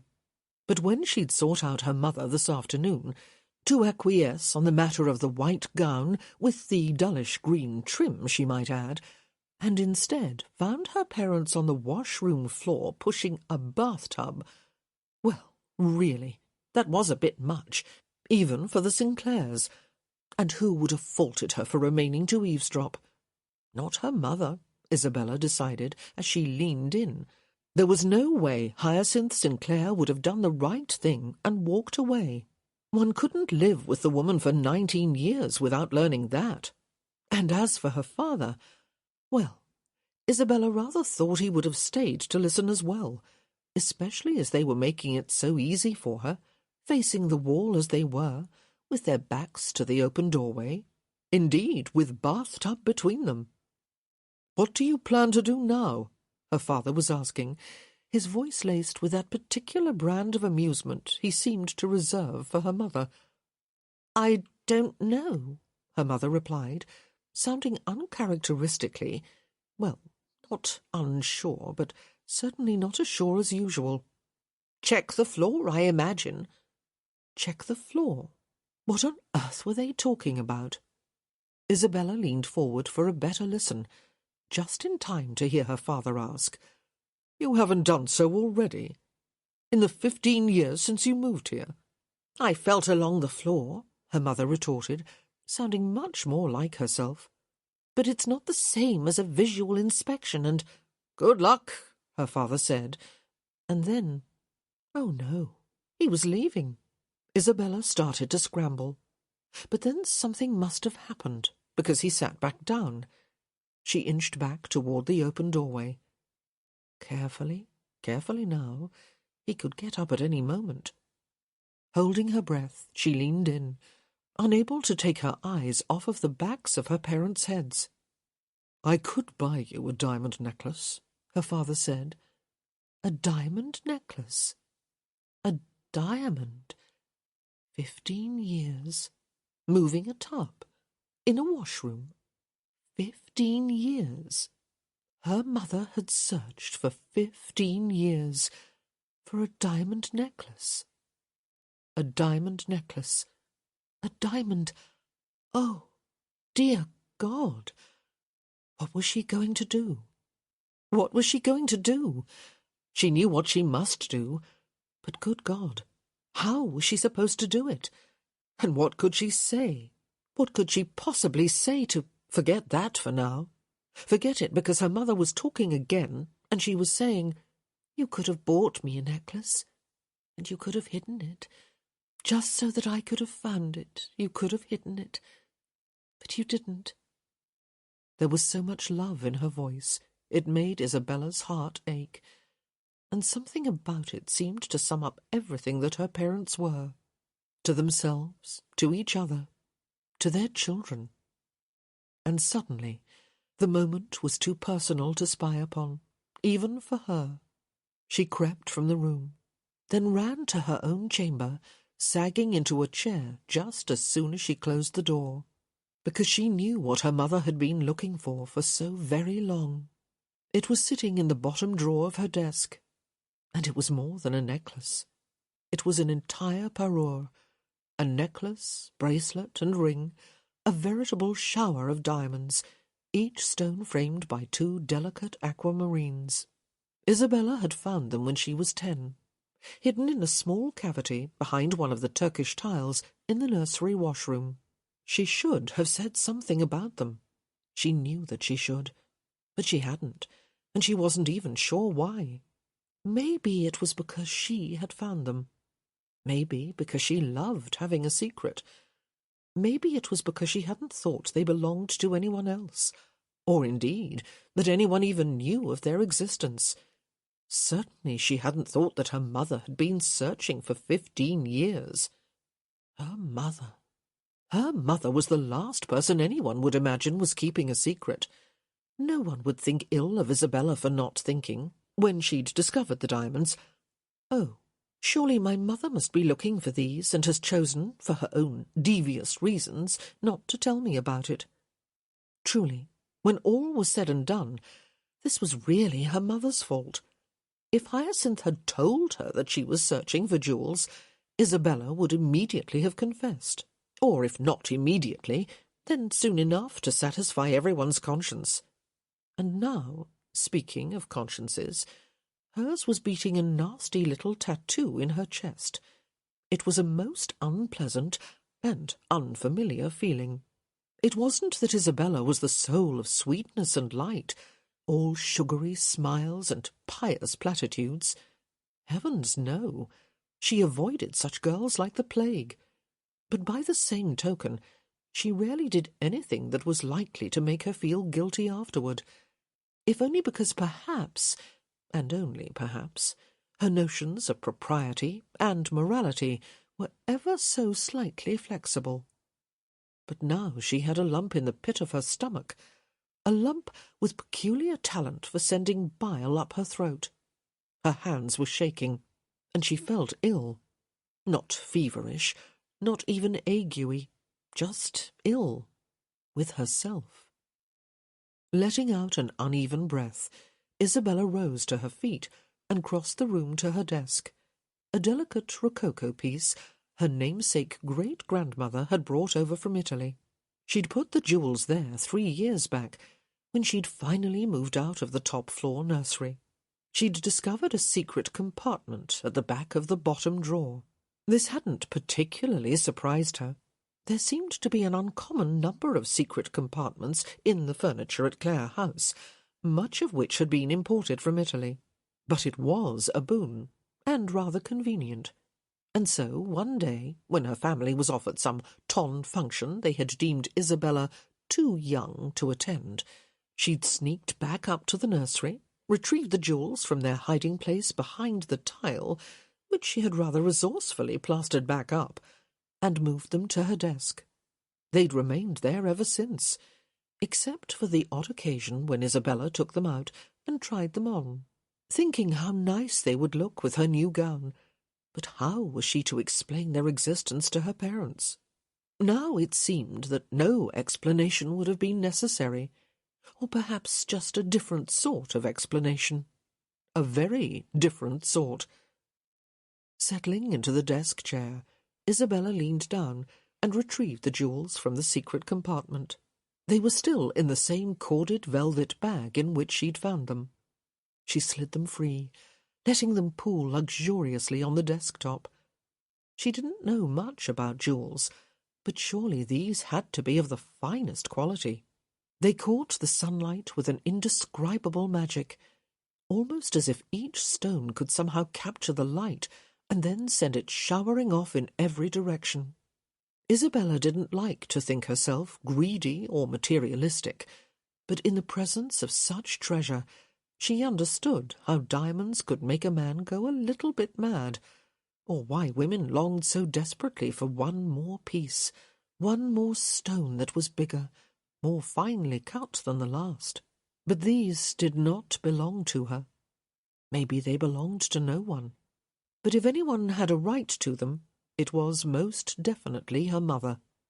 Isabella didn't know how or why Hyacinth knew of their existence, but that didn't seem to matter.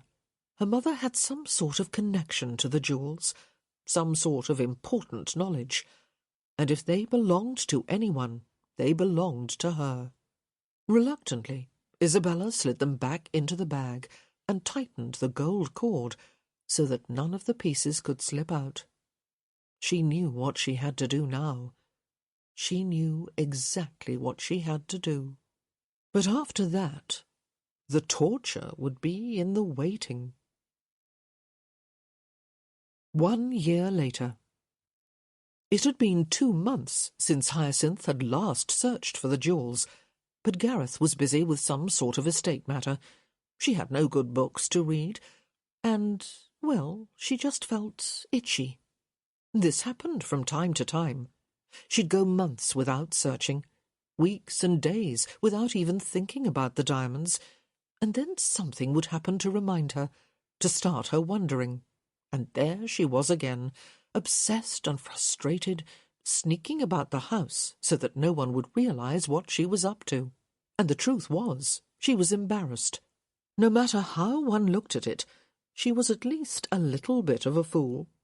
Either the jewels were hidden away at Clare House, and she hadn't found them despite 16 years of searching, or they weren't hidden, and she'd been chasing a delusion. She couldn't even imagine how she might explain this to her children.